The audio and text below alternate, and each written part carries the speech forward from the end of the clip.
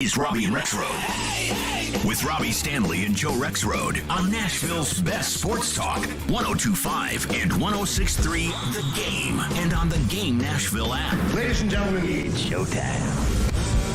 And welcome into the Wednesday edition of Robby and Rexrode, 102.5, 106.3 The Game. Robby Stanley, Joe Rexrode, Michelle Knezovic here with you on this Wednesday morning. Joseph, good morning. How are we doing? Just super. How are you? I am super as well. Super tired. Michelle, good morning. How are you? Super tired as well. And you know how we talked about holiday shopping yesterday? Well, I got on it, and now the gift needs to be returned. So it's just a great start to holiday season. Well, at least you did it early. You got some time. Yep. It was a great gift, though. Yeah, that just has to do with me never knowing what dates. Long story short, bought tickets to a show. Can't go to the show because we have a wedding. Fun. There's that. Fun. Love it. That one minor inconvenience. Just that one minor inconvenience of something on that exact day. Well, I'll give you a real quick story. Actually, this brought it to mind because I always have some story from being an old person and stuff like this. One time, Katie and I and our friends planned a trip to Los Angeles. And so it was like a long time ago before we were married and stuff. And then like a couple days before the trip, we realized that we had gone the weekend before, like the tickets that we bought, which were still like paper tickets that you give to the airplane, were a week before theirs. So, yeah. It's a toughie. That's a toughie. You still go, though, right? So, like, we both went separately, yeah. But it was just like, I hope you guys had fun. Hope you guys have a great time. We'll see you guys on the way out. So keeping track of dates is hard, but especially think about before, everything was electronic. Yeah. MapQuest. Great story. Yes. I even have a Great paper story calendar, and That's I right. can't, so. Print out the MapQuest, That's yes. right. Yeah, we've talked about that. We got a big show today. We'll be joined by Paul Koharski from paulkoharski.com at 8 o'clock. Get his thoughts on all things Tennessee Titans. Matthias Ekholm, Predators defenseman, joining us at 9 o'clock, so looking forward to that. Bruce Feldman from The Athletic at 9:30 to get his thoughts on the passing of Mike Leach and the legacy of Mike Leach as well. Looking forward to all that. It's also a big day on the show because somebody other than me is going to talk about Marcus Mariota and maybe not a positive light. Looking forward to that. I mean, it's got to be done, man. It's got to be done. We'll get to that a little bit later in the 7 o'clock hour. But we begin with the Nashville Predators and another tough one last night in this matchup for the Predators against the Edmonton Oilers. Joe, that is a matchup that has not gone very well for the Predators over the course of the past few years, and it did not go well again last night. Edmonton wins 6-3 on the road against the Predators. Leon Draisaitl, who going into the game had 30 points in 21 games against the Predators in his career, including 20 goals, added 5 points to the total last night with 2 goals and 3 assists. Connor McDavid had 4 points last night with 1 goal and 3 assists. And, Joe, it was basically the same old story for the Predators against the Oilers, at least what it's been as of late, which is they have absolutely zero answer for Leon Draisaitl and Connor McDavid out there. It's incredible. And, these guys, anybody who watches hockey, knows they're amazing players. But if they played the Preds every game, they would be far and away the best 2 players in the history of the NHL. Yes, they would take down every one of Gretzky's records. Yeah, they'd just blow everyone away. It's amazing. Like, again, it's like nothing they're doing, like the stuff they do that stuff. They do that stuff a lot, but it's just guaranteed now against the Preds. Well, the good news is you absurd. got them again coming up next Monday. Yeah. And look, last night's game, if you want to, apart from just their dominance, it comes down to the Preds had how many power plays? 5, 6? I believe 5. Certainly 5. Yeah. You put the Oilers on the power play, you're It's just automatic. Toast. And the Preds have reconfigured their power play and all kinds of different stuff going on there. And there were a couple last night that were a couple of the worst power plays I've seen this year from the Preds. Yeah, it's bad. It's bad. We talked about it yesterday. 29th in the league in offense, in goals per game, 29th in the league in the power play heading into the game yesterday. And you reconfigured some things around. They basically, at the start of it, said, you know what, Roman Josi's going to play every last second on the power play out there, which not necessarily a bad strategy. I see what you're trying to do there, but there's just nothing they're doing could work on the power play. Look, I wasn't an extended 5-on-3. It was only 43 seconds of a 5-on-3 power play chance last night. But when you got 5-on-3 power play, like you need to score, especially against that team. And like you said, the Predators, I thought for the most part, did a decent job of staying out of the box last night. Although a couple that they took, I mean, the Roland McEwen one, it's a trip, it happens. The Jeannot one was stupid. Like you can't just give the official a reason to call a penalty and put Edmonton on the power play. But really, I thought for the most part they did a good job of staying out of the box. But when they didn't stay out of the box, I mean, it was automatic. McDavid and Draisaitl both getting it done on the power play. Yeah. I mean, that's the thing. It's like when you have that many more opportunities, I mean, that's realistically what you can ask for. I mean, you're not going to completely stay out of the box in a game, right? Right. So, but ultimately, that was the difference, right? Is the special teams and just, I mean, those guys are. That's the thing is when I watch them play the Preds, I'm like, are we sure that Draisaitl isn't the actual best player in the NHL? I mean, he is. He looks really good. He's ridiculous. Obviously, there's nothing like what McDavid can do, but Draisaitl is. He's crazy, unbelievable, man. Yeah, I mean, those two together. That's the thing, and I realize a lot of it is also because they're paying those two guys an absurd amount of money, which, by the way, they deserve. But when you're paying two guys that much money, like it's hard to put a whole lot else around them at forward, and that's what their offense is. Like, Zach Hyman is a good pickup. He played nice, well he's last a nice night. compliment to them. Absolutely, though. and Yeah. he got the hat trick last night, and man, I'd love to be playing with Leon Draisaitl and Connor McDavid. I think I could go play with those two and pick up 15 points in a year, just them banking it in off my butt. But, like, they're just unbelievable. And you know that I saw a lot of people last night, like, well, why is the Predators' third pair defense out there against McDavid and Draisaitl? Well, they play those guys 26 minutes a game. Like, you can't – that's why you can get matchup problems like that on the road, is because unless you're willing to play your defenseman – 35 minutes and run them into the ground out there, they're going to eventually find some matchup problems that they take advantage of, and that's what they do really well, and they do it very well against the Predators. But, I mean, even like the McDavid goal, Fabro was in position. Yeah, what are you going to do? Fabro did what you're supposed to do there. It's just, okay, there goes Connor McDavid. Well, I've said it before. He's the best hockey player I've ever seen. Yeah. And I've seen a lot of really good ones. Crosby, Datsuk, Lidstrom. We can go up and down the list. I didn't see Gretzky in his prime. I'm not that old. But he's the best hockey player I've ever seen. And my God, do they look like it when they play the Predators. Thank you for naming two of my Red Wings. You're very welcome. No, he's absurd. And by the way, Fabro, there's if you want to look for a bright spot, I like great shot from him last night. Great shot. He's out there throwing himself on the ice. I thought there's a guy who is fighting right now. I mean, it's not like it's all just this team that's. Everybody's quit. No effort. Everybody's quit. It's not all that bad. It's just, they're just, you go one game and you just cannot score, and then you go the next game and you give up 6, which actually didn't I predict 6 yesterday? I think I did. I think you did. Sorry. Everything I'm predicting is coming. It's going really well right now. Just shut up, I guess. Although you did not get Preds pick to collect last night. I did not. Nobody did. So. Yeah, how about that? 3 goals and not one correct answer. That is correct. So. Competition remains the same. Well, I said this yesterday. I mean, we talked about the crossroads conversation with the Predators. I mean, obviously, this week that we've highlighted, it's not off to a great start. You lose in St. Louis in overtime. You can't score a goal in that game. At least you get the point. But then last night at home against Edmonton, you lose that one. So now you've got to go on the road to Winnipeg and on the road to Colorado to close out this week before, oh, by the way, Edmonton comes right back next Monday, and then you've got Chicago and Colorado next week. I mean, really the one game that I feel good about right now in terms of them winning is Chicago next week on the road. Winnipeg's going to be a tough game. Colorado's banged up right now, but, I mean, Cale Makar's still out there, and they've still got some guys. Like, this is a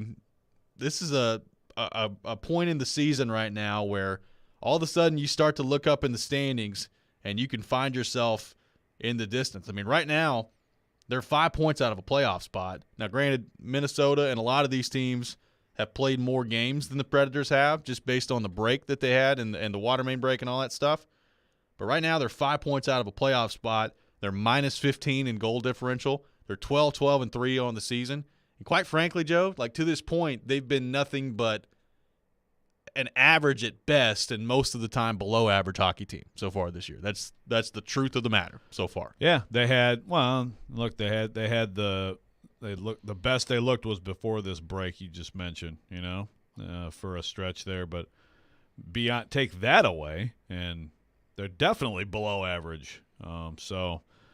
We actually, I got a shout out to Will from Bellevue who put a text up at 5:22 in the morning. Yeah, way to go, Will. Would you discuss the reasons for the losing streaks the Preds are mired in? Is it Hines, the system, the players, Poyle not sending the right players? Obviously something's wrong on Lower Broadway. They're better than this, worried about the season unraveling. Should there be any changes? Yeah, I mean, what are the changes right now? I mean, unless you're talking the changes that everybody talks about, fire Poyle, fire Hines, fire whoever, fire everybody. But if you're talking about, personnel changes, I would say put Philip Tomasino in the lineup at some point. But yeah, I don't know. I would say that too. I mean, it's getting to the point where it's a little bit ridiculous. Like, I disagree with the decision out of training camp, but I at least understood their thought process there. But I mean, we're 26 games in. It's time to get guys that can help you offensively out there. So I don't know what they're going to do on that front. I have no idea what their plan is with Philip Tomasino for the rest of this year. As far as changes are concerned, I mean, look, I said it heading into this year. I am going to view this team through a different lens, just personally, this year than I have the last couple of years, because I think the roster that they've put together should be good enough to be a playoff team, and quite frankly, it should be good enough to be competing for, second, third in the division. And I said that before the season, and right now they're just not. So if it continues this way, I'm leaving my mind open for everything. Any kind of change you want to talk about, I'm leaving my mind open for it if it continues this way. Yeah, no, look, I mean, I think that's fair. I think you talk about that roster, and I agree with like what Willie said yesterday. I mean, ultimately, again, I watched Forsberg closely last night. Like, you got to have more there. Duchesne, I don't know if did Duchesne get hurt, or did Duchesne just get sat down for a lot of the third period? Let me tell you this: if it was the latter and he got sat down, we got to move past that crap. Like, if you're a coach, like, you can't stop. You can't keep doing that. And I know he hadn't done it in a while, but when you need your best players on the ice to try to dig your way out of this, we're past the point of benching people to send a message. If that's the case, then we probably just need to find a new coach, because you can't just be benching your best players. So I have no idea whether or not he benched him or not. I tend to think no, because he got back in the game with 9 minutes left. He played in the so second half. It's of the probably third. as simple as something happened on the ice, he got banged up, and then he was back out there. But I don't have much time for the benching star players to send a message anymore. You're 5 points out of a playoff spot. Get your players on the ice. Yeah, I mean, which is kind of goes along with the Tomasino thing. It's like, I understand you want to play a certain way, and there's a standard of all the different things you need to do on the ice. I mean, look, I get that. Also, like, when you're scrounging this much for offense, like, at some point your most talented players have to be on the ice, right? You would think. 615-737-1025, 615-737-1025. We'll take your thoughts on the Predators, who are reeling right now in the standings and at a point in the season where this week and the next couple weeks are massive for their future this season. We'll get you your thoughts on that coming up next. But first, Michelle Knezovic has a word from Superbook Sportsbook. Yes, I do. Thank you, Robby. Listen, holiday season, you got to get all your gifts in. Who doesn't want to get a little extra money to help you buy those gifts this holiday season? And Superbook is going to help you do that. And they want to know if you can make your parlays pop this holiday season. Win some money from Vegas with the weekly parlay bonus from Superbook Sports. So listen, all you have to do is place a 3-team football parlay, and Superbook will give you a $10 bonus voucher. It's your holiday bonus, courtesy of Superbook Sports. So let's take a look at the NFL slate. Coming up tomorrow on Thursday Night Football, we got the 49ers and the Seattle Seahawks. I think Purdy gets it done with the 49ers. I think they cover that 3-point spread. So give me the 49ers minus the 3. And then if we want to take a look at some of the games coming up this Sunday, we've got the Indianapolis Colts and the Minnesota Vikings. The Vikings can secure the division with this win. Listen, I am going to take the Vikings minus the 4. And then also, we've got the Baltimore Ravens and the Cleveland Browns. They don't have Lamar Jackson playing, but listen, I'm still taking the Ravens plus the 3. So listen, I'll be giving picks all week. So Make sure you get that 3-team football parlay in, and you'll get that $10 bonus voucher from Superbook Sports. So rack up the wins and earn some holiday cash by betting parlays with Superbook. Download the Superbook Tennessee app and place your parlays today. Visit superbook.com for terms and conditions. Gambling problem? Call 1-800-889-9789.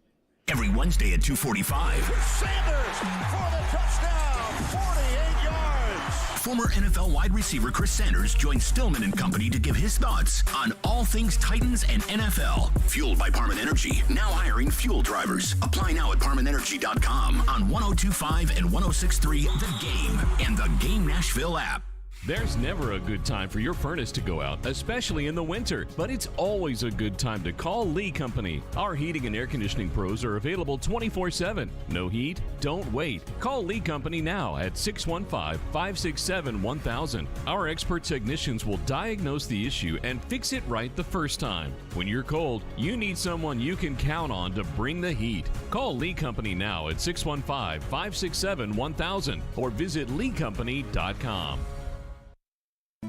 When it comes to procuring my adult beverages for the big games, I saddle up and head to Red Spirits and Wine. Red's titanic selection of beer, wine, distilled spirits, and cigars is second to none. And Red's Cracker Jack crew always delivers a winning combination of service and value. There's no two ways about it. Red is top of the range. Open 7 days a week at Highway 70 South in Bellevue. And check us out at redspirits.com. Busch Live 2023 Tour, February 20th, Ryman Auditorium. Busch, all night, all Busch. The hits and music from the new album, The Art of Survival, out now. Tickets on sale Friday at 10 a.m. at Ryman.com. Busch, sponsored by PNC Bank and Access, proud partners of Ryman Auditorium.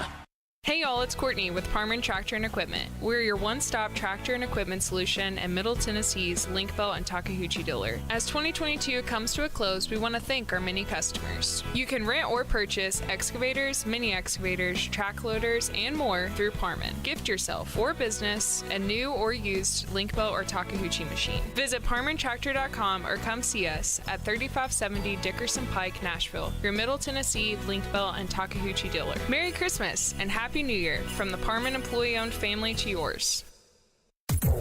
Well, you've got the whole world listening. What do you got to say? Never miss a moment of the show. Subscribe to the Robby and Rexrode podcast on iTunes, Spotify, and wherever you get your podcasts.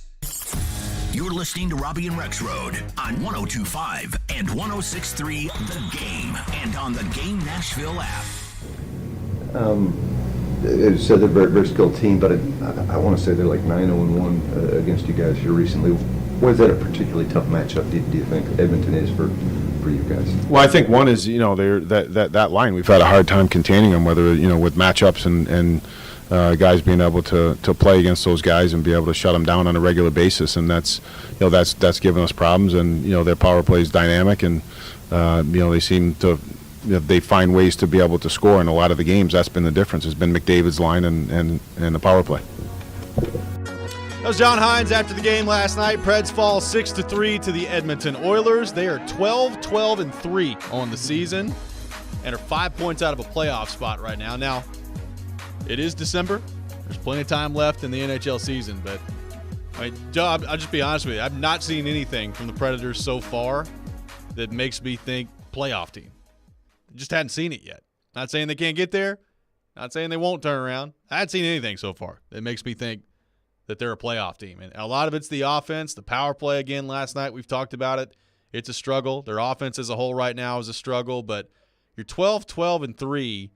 And the most concerning part, and like I said, Adam Vingan and I talked about this a couple weeks ago, it just kind of feels like they're getting the results that, for the most part, they deserve out there. And it's not like they're shelling teams offensively and they're running into hot goaltending. I mean, look, quite frankly, I thought Jack Campbell was terrible last night in goal for Edmonton. I mean, the first goal he gave up to Cody Glass may have been the worst sequence of goaltending I've seen in the history of me watching hockey. Like, it was awful last night. That's the thing. You get like a freebie, basically, right from the jump, and then get outscored 6-2 the rest of the way. Yeah. So my question is, can they fix it moving forward? And I don't know.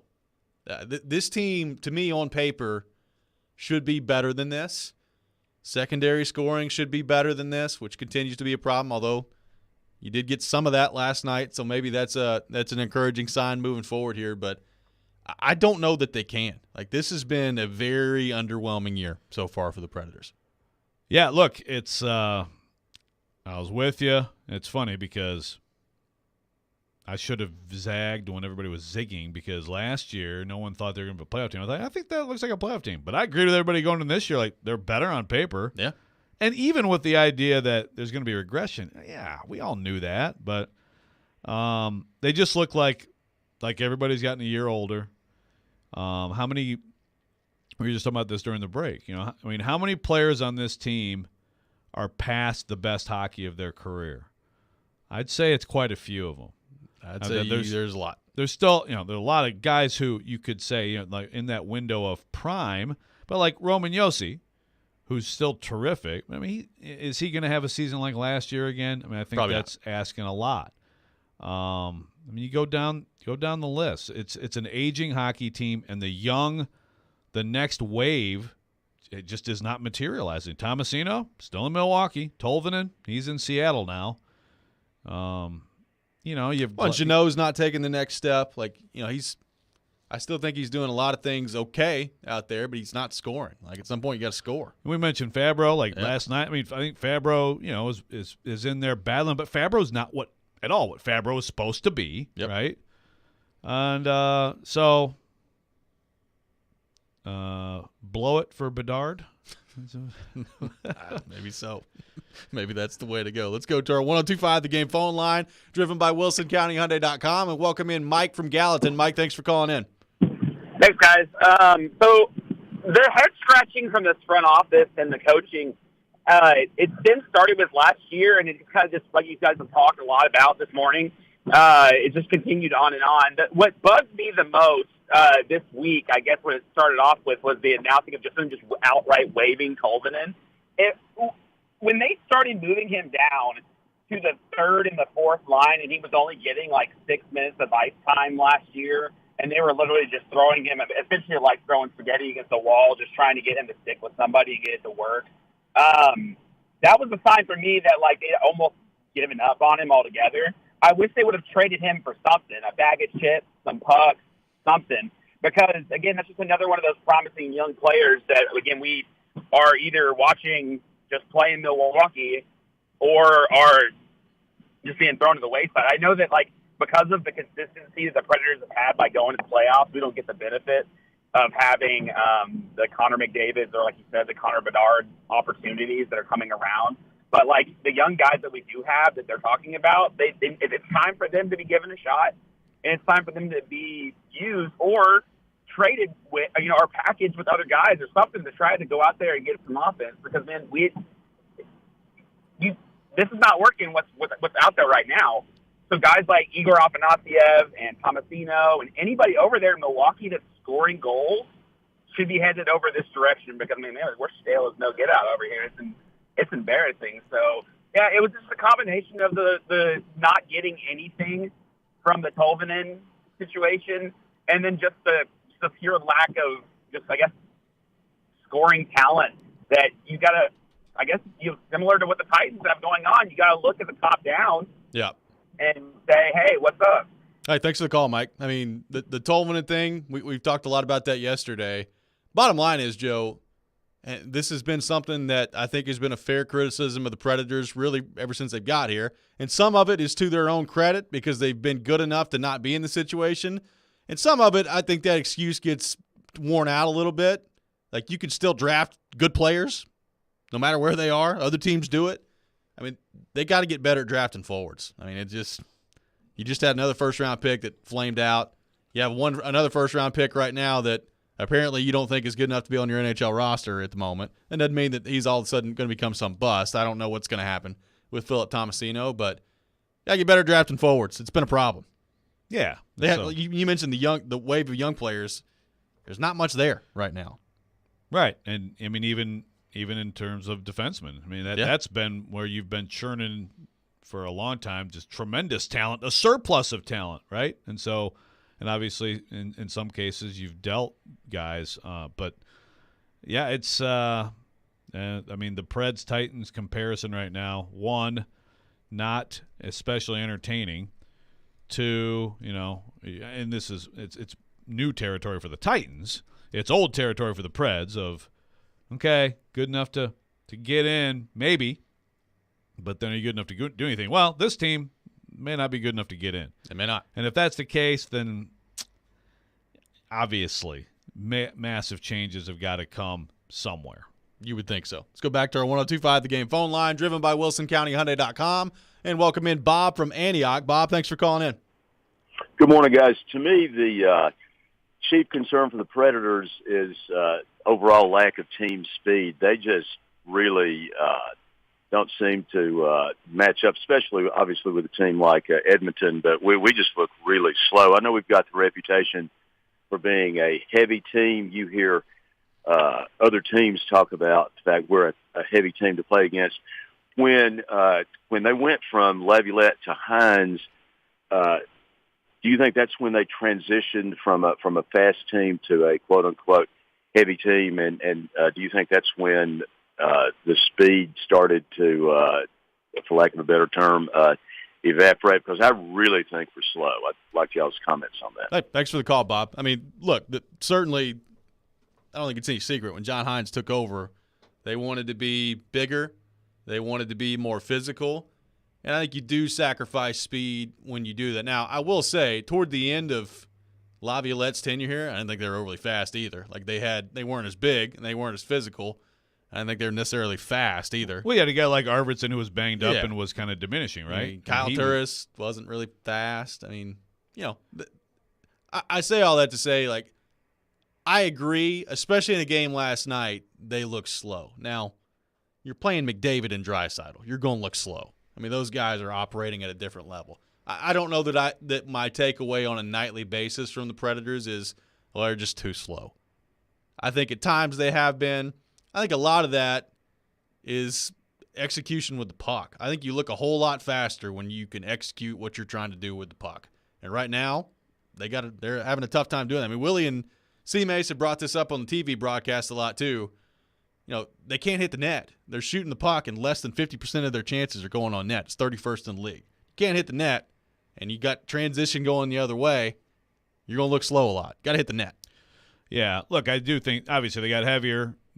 John Hines wants them to be heavier, things like that, so that's their style more. And I think some of this also is, and first of all, I think you're totally right.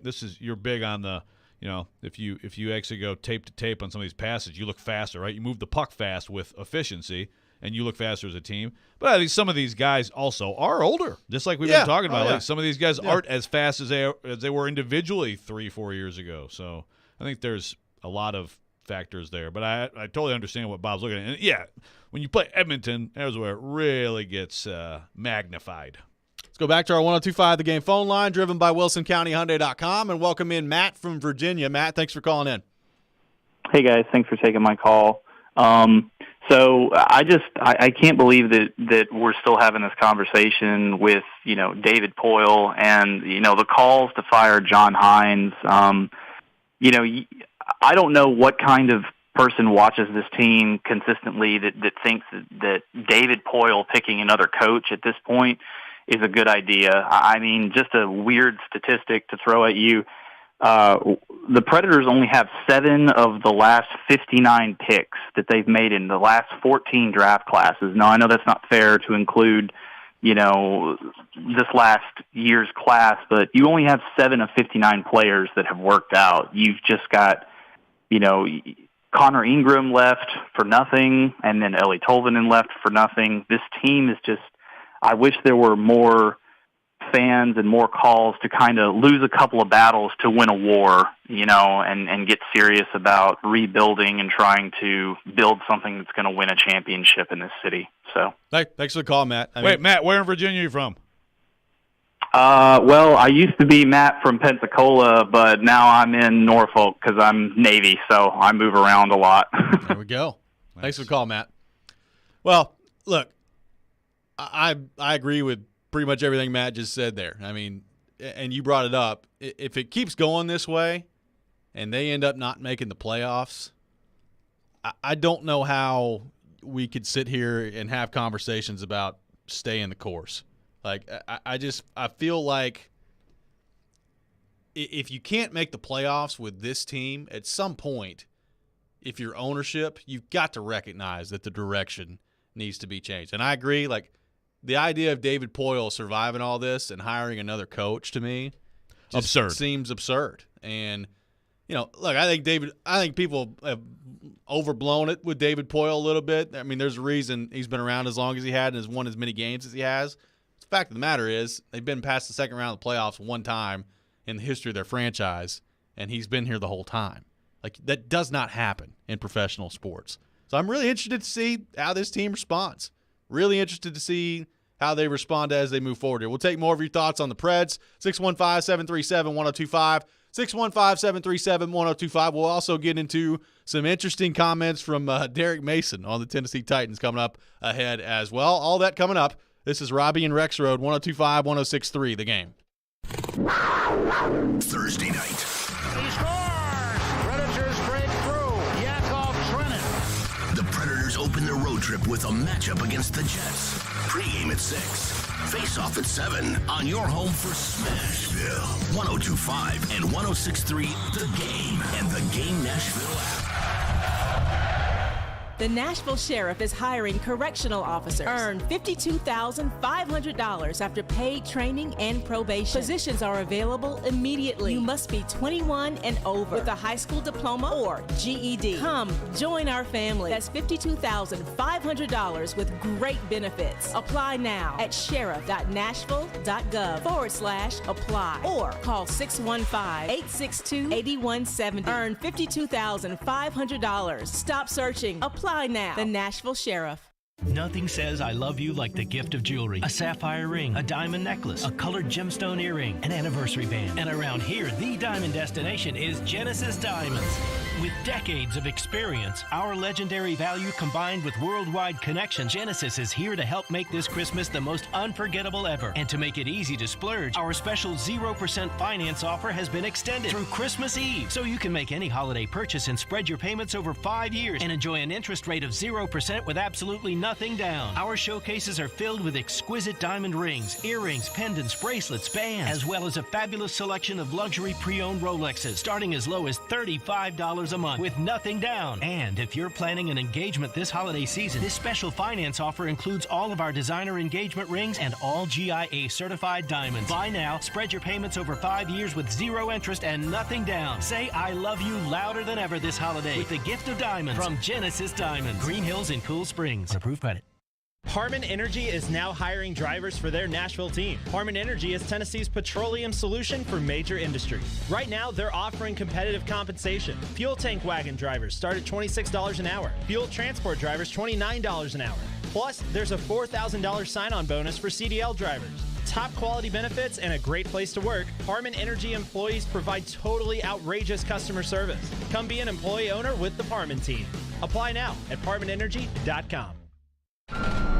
You're the one who protects the flock, and that requires an eye for detail. Because when safety and well-being are on the line, it's the details that can save lives. Even when no one else is watching, you see everything. Grainger gets you, and we're here for you, and all the ones who get it done with a wide range of safety products and solutions, plus board-certified safety consultants here to answer your questions. Call, click Grainger.com, or just stop by. Grainger, for the ones who get it done. Meet Joe A, Hi. Joe B, Hello. and Joe C. What's up? 3 everyday Joes perfecting their banking with Chase. Joe A is locking his lost debit card with the Chase mobile app. Joe B is cruising toward his new ride with Autosave. And Joe C's Chase banker is helping him budget to go back to school. Tools that help protect, support for what's next. One bank that puts you in control. Visit chase.com/checking. Chase, make more of what's yours. Chase mobile app is available for select mobile devices. Messaging and data rates may apply. JP Morgan Chase Bank, N.A. member FDIC. Can't get enough Vanderbilt basketball? Intercepted right all by himself for a one-hand flush. Your home for the Commodores is 93.3 Classic Hits. Put it up. It's good. Count it. Join Coach Jerry Stackhouse and his team on their journey through the SEC. Pulls a trigger. Yes, from 3. Check out Vandy Hoops on 93.3 Classic Hits and the Classic Hits app. Hey, this is Roman Yossi. You're listening to Nashville's best sports talk, ESPN 102.5 The Game.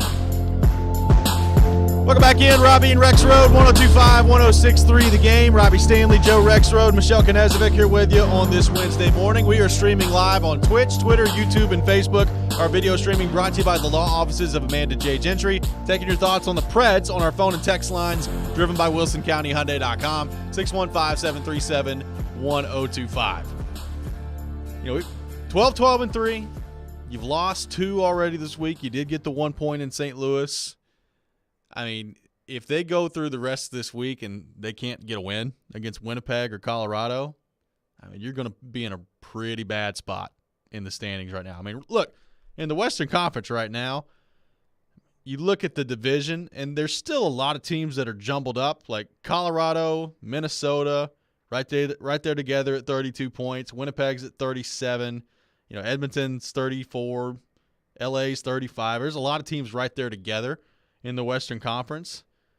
But right now, the Predators, in terms of the standings, they're closer to being at the bottom, or closer to the bottom with like Arizona than they are with Dallas at the top right now. Like, they're 12 points back at the division lead right now, and it's December. It's a pretty sizable gap at the moment. Biff it for Bedard. Now, nobody's as bad as Anaheim. Man, do they suck.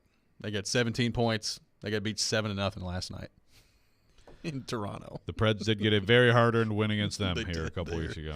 They're bad, and the Chicago Blackhawks are cheeks as well. So those two teams have figured things out that they're bad after a terrific start by Chicago. Yeah. They have actually they are living up to preseason expectations. The Preds are not. They're not. I mean, so the Preds right now, clearly out of the playoff picture. Like you said, there's plenty of time. I mean, you go through like a 2-week hot streak, and you can be right back in there. Sure. If that's what you want, Preds fans. But how many other teams are out there that are as off expectations as they are? Because, again, I don't know, we were talking, well, don't be in that wild card realm. Be in the 2-3 of the Central, maybe even the 2. I mean, they're not close. Far off from that right now. And look, St. Louis is bad this year. They're 13-15-1. That was my other 2-3 team, so that shows you what I know. Yeah, I mean, St. Louis isn't good, and they've been a weird team where they were, I think, 3-0, and then they were 3-8, and then they were 9-8, and now they're 13-15-1, and they're not a good team. I mean, Minnesota has been a little bit better than I thought they'd be so far this year. I mean, Vegas is kicking butt, and Seattle's kicking butt, and I'm interested to see, particularly with Seattle, like, does that continue to take place? But bottom line is, like, I agree, it takes basically a 2-week hot streak, and you can still be right back in this if you're the Predators. Conversely, like, this is a huge 2 weeks, and it's not going well so far, and you could find yourself at the end of this with maybe too big of a hill to climb out of when you're done with this. I mean, there's plenty of time, but if you get through this stretch, I mean, this is a really tough stretch. Winnipeg's good. Colorado's good, and you got them twice coming up. Edmonton's back here on Monday. Like, you could very well end up in a stretch here where you're losing a lot of hockey games, and all of a sudden you look up at the standings and you find yourself 11 points out of a playoff spot by the time the new year comes around. That's not a great place to be. Well, depending on your point of view. Counter Bedard. Yeah, no, it's and you look, I understand, like, if you are absolutely relentlessly persistent about finding optimism for this team, as some are, you could say, well, McDonough's out right now. Look at the injuries of the defense core, and Yossi was looking really good before he got hurt. You give all that together, and I mean, honestly, that is true. But like their offensive issues have been consistent throughout. 100%. Different lineups, different power play configurations. Yep. They can't score. No. So are there guys on this roster who should allow them to score more? Yes, but I'm not seeing it. No, I mean it's not a total body of work, but we're at a pretty good sample size right now where they can't score and they can't score on the power play. And, we can play the 4 of their top 7 defensemen are out excuse if we want. They also played what Willie Donnet called, and what I agree with, was their best defensive performance of the season on Monday against St. Louis, and you didn't score. And that was the problem in that game. Now, last night you gave up 6. You can point to the defense on that if you want. My counter argument to that would be like, well, no matter what your defense score looks like, last few times you played the Oilers, you're giving up 6, 7, 8, no matter what. So it's clear that that's a matchup problem for them right now, and they have no answer from David and Draisaitl. And like I said, you got them again coming up on Monday. You got Colorado on the road Saturday. You got Winnipeg on the road tomorrow. You got Colorado at home next week. That's a heck of a stretch. And by the way, after that, you got Dallas coming in here, who is the best team in the Central Division so far. If it goes real bad, because, I mean, you just laid it out. I mean, you could be, but I mean, if it goes like almost worst case here in this next stretch, first of all the discussion, we've had a lot. We've had calls, we've had people on the text line. People are upset, totally understandably so. But also, like, is there actually? I mean, I had a mailbag. I got a mailbag this week. Got to ask a question. David Poile selling at the deadline? I'm like, David Poile selling at the deadline is going to require, like, absolute, like cheeks situation for the team, But, I mean, do you have to start really thinking about different things at that point, or is it too early? I think you got to start thinking about different things at that point. I mean, at some point, you kind of have to read the room and realize you are what you are. And, I say that knowing full well that 2 years ago they were just about as bad as it gets for the first half of that COVID-shortened season. And then in the second half, Saros got hot, guys started to play a little bit better, and all of a sudden they found themselves in the playoffs. So I'm not totally shutting the door on the Predators getting hot, because sometimes that's just what they do. I mean, they got hot for the first half of the year last year. They're the best team in the Western Conference at one point, and then things started to go a little bit more downhill. But what you said yesterday, I think, is really something that people need to think about, and that is think about the way they played in the second half of last season, then in the playoffs against Colorado, and now so far for the first half of this season. They've not been a very good hockey team in a long time. That's a pretty big sample size of them not being very good, and that's a problem. Like, when you're going on almost a full calendar year, and I would take it until probably about mid-January, early February is when things started to turn a little bit last year for the Predators going the wrong way. I mean, we're getting close to that. I mean, we're close to a calendar year where they've not been very good, and you have to pay attention to that at some point. Yeah, I mean, I looked back yesterday actually, and it was December 16th of last year was that win over Colorado that was like, whoa, and they were number 1 in the West, and that was the peak. And yeah, it's been a long time, and I just think the way this has started makes it harder to just look at last year and say, well, injuries, fatigue, young players who weren't ready for the grind. It looks like it was more than that. It's been a long time since they've looked like a very good hockey team. Coming up next, we'll get into the Titans. We'll get into some very interesting comments from Derek Mason yesterday, throwing out the question, has Mike Vrabel reached his ceiling as the Titans head coach? We'll get Joe's thoughts on that coming up next. This is Robby and Rexrode, 102.5, 106.3, The Game.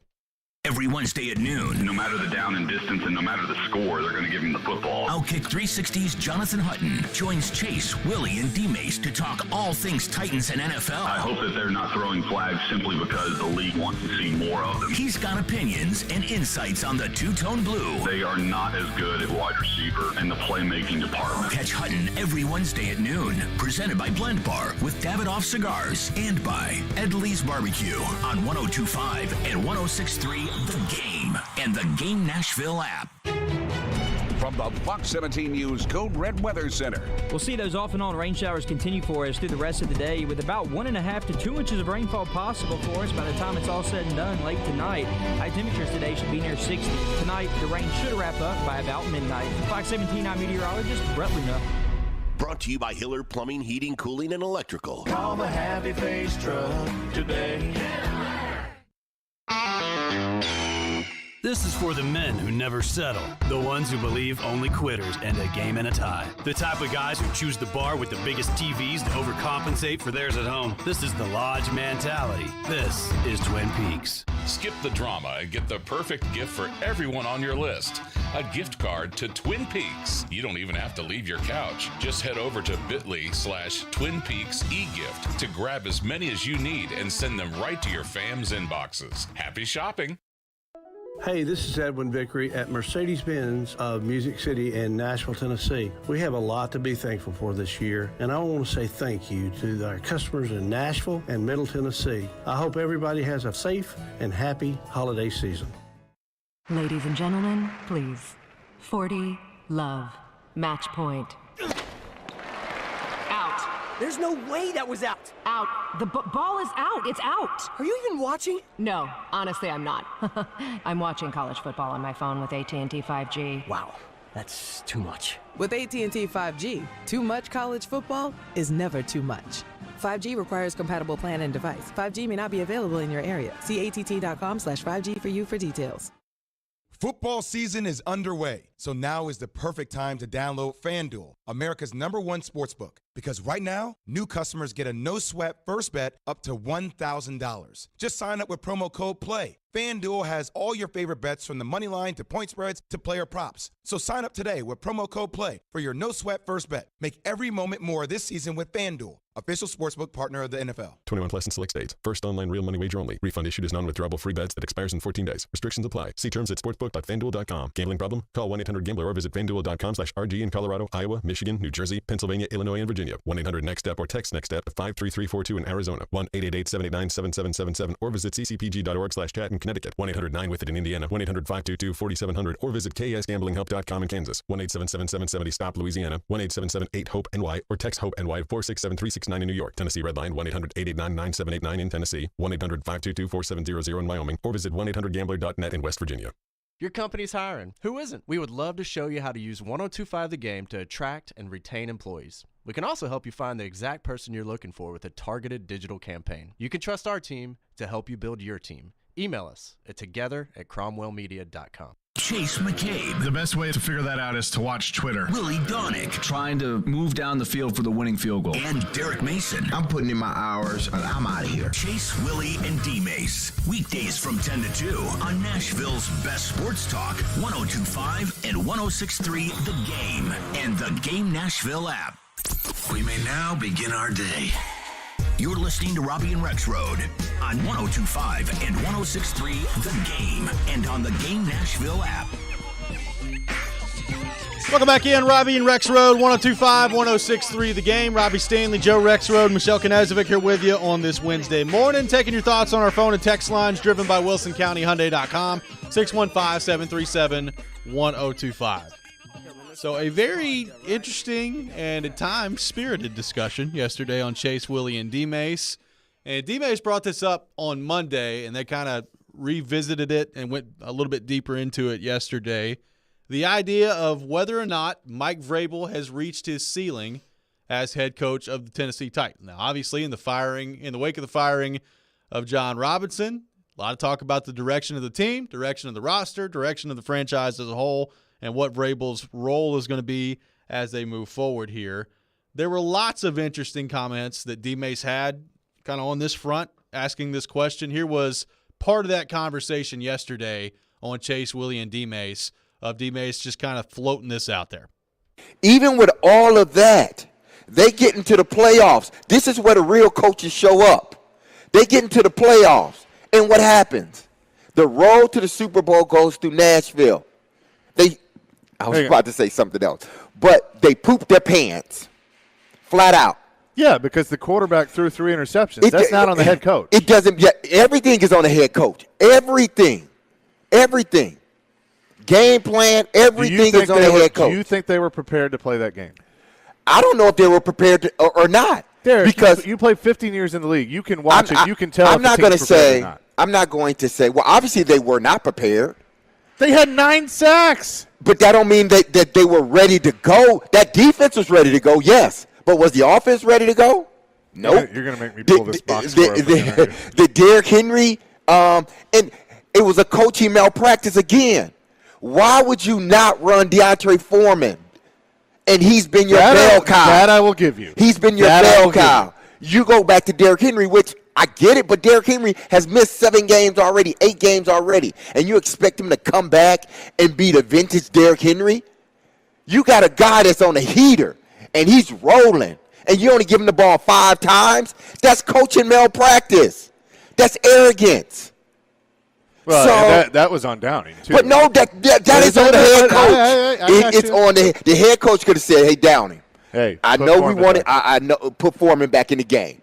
Let's roll with him, and let's go. 4 carries, 66 yards. Exactly. Including a 45-yarder. So that was part of the discussion from yesterday on the idea of whether or not Mike Vrabel has reached his ceiling as a head coach. They also went through, D-Mace basically was asking Chase, like, who would you take? Sean McDermott, Mike Vrabel. Zach Taylor, Mike Vrabel. Sean McVay, Mike Vrabel. Kyle Shanahan, Mike Vrabel. Like up and down the list. What do you make of this idea that D-Mace has thrown out there of whether or not Mike Vrabel has reached his ceiling as the head coach of the Tennessee Titans, and specifically the idea of coaches kind of rising to the top, rising to the occasion in the playoffs, with Vrabel failing to do that past couple of years? I mean, we never do this. We never go after someone other than Jared. This is so exciting. We go after D-Mace now. Well, first of all, just boil it down to what he was saying right there. I understand Deontay Foreman had the one long run, great run, which, by the way, right after that, Tannehill threw a pick, his second pick. But I just, first of all, just that point right there, if you're Mike Vrabel and Derrick Henry has been cleared medically and he's running well in practice and he's absolutely your best football player, yeah, you damn well better be giving him the ball and not Deontay Foreman. So I understand Foreman had a big run. He played well last year. Foreman's good. I mean, Foreman not being in the league is weird still. It was weird. In retrospect, but I flat out disagree with that, okay? You have to give Derrick Henry opportunities to play if he's going to play. I will say this, again, just boiling it down to last year's playoff game. First of all, the last 2 playoff games, Ravens, Bengals, it was not their best. Now, I'm with Chase. I mean, we all agreed. I mean, we only talked about it for like months and months and months on end. And Tannehill blew that game. But I would also, again, number 2 on the list is Downing, and Downing is Vrabel's OC. Yep. And we talked about all that too. Some of the 2 of these plays that were picks. The last one was just Tannehill forcing one in where you at that point in the game, you cannot do that. The first 2 were, to me, were 1, bad play design, 2, completely telegraphing something you do all the time, and it was an absolute easy read for them. So that's on Downing as well as Tannehill. And so does that go to Vrabel? Yeah, I mean, look, again, the last 2 playoff games, they have not had their best effort. How does that not go on the head coach? It does. So I think it's fair to say, like, Vrabel, like, if we're, it's fair to not put Vrabel in Canton right now as a head coach, and he's not Vince Lombardi, and there's still much to prove. But, yeah, I think D-Mace might be going a little overboard here. A little bit overboard here. Well, I agree.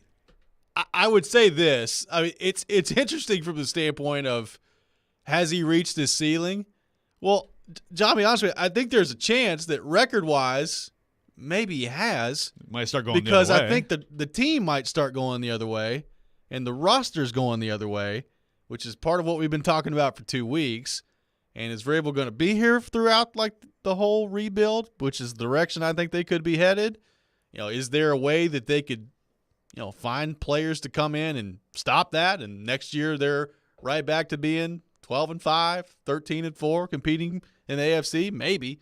I don't know, but it's hard to see that right now based on the roster that they have. So I think, there is a chance that one day we could look back on it and that this was the ceiling with Mike Vrabel. That doesn't necessarily mean that I think that he's physically incapable of getting this team past where they've been. Like, I think Mike Vrabel, no question about it in my mind, is a good enough coach to win a Super Bowl with. I don't know that the roster is ever going to allow him to do that here. Okay, so wait, I want to make sure we're clear here. So Mike Vrabel has reached his ceiling as a coach, or Mike Vrabel has reached his ceiling as a coach with the Titans? He just said it as a coach. Yeah, I don't know how you can. I mean, how do you know that? I mean, the evidence of everything he's done as a coach is really good. All right, come on. I mean, it's really good. It's not perfect, and again, I think the Downing thing right now is a real test. And Chase, I did hear. I don't know if it was exactly during this discussion, but I definitely heard Chase say, and we've talked about it, like the loyalty thing, the willingness to make staff changes just to get better at a certain place, not just because you're loyal to this person or that person. Those are things that are going to come up in his career, and then they're going to be tough tests, for sure. But I'm with you. I think Mike Vrabel absolutely could win a Super Bowl with the right team. And a lot of the coaches mentioned there's one big difference between them and Vrabel, right? Which is at the quarterback position. Yes. So, I don't think that's. I think his ceiling as a coach. I mean, put him with some of these other rosters. The ceiling is multiple Super Bowls. So he hasn't done that yet. So I don't think he's reached it. But I don't know that he can do that. I mean, he has to still prove it. Of course. Let's go back to our 102.5 The Game phone line, driven by WilsonCountyHyundai.com, and welcome in Jason from Hendersonville. Jason, thanks for calling in. Yeah, at that time, I thought O.D. Mace could have used a paper bag and taken a few breaths there for a minute, because if they'd have lost that game and not played Derrick Henry, could you imagine? Oh, exactly. Yeah. Could you imagine the uproar that would be going on? And look, what has Bill Belichick done without Brady? Look, a coach can only take the talent that he has so far. Now, I think we have a great coach, but he played defense a lot, obviously, as his career.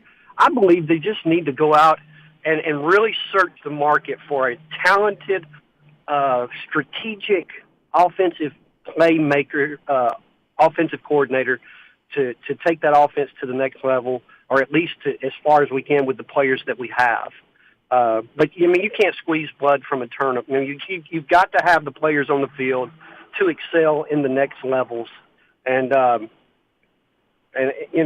I agree. I think we have a good coach, and I think we can win the Super Bowl with him, but we have to give him something to work with. Thanks, guys. Hey, thanks for the call, Jason. Yeah. Look, Vrabel would be the first, I think, to sign up for this. I mean, I don't know if Vrabel's going to be like, yeah, have you guys noticed Belichick without Brady? Huh?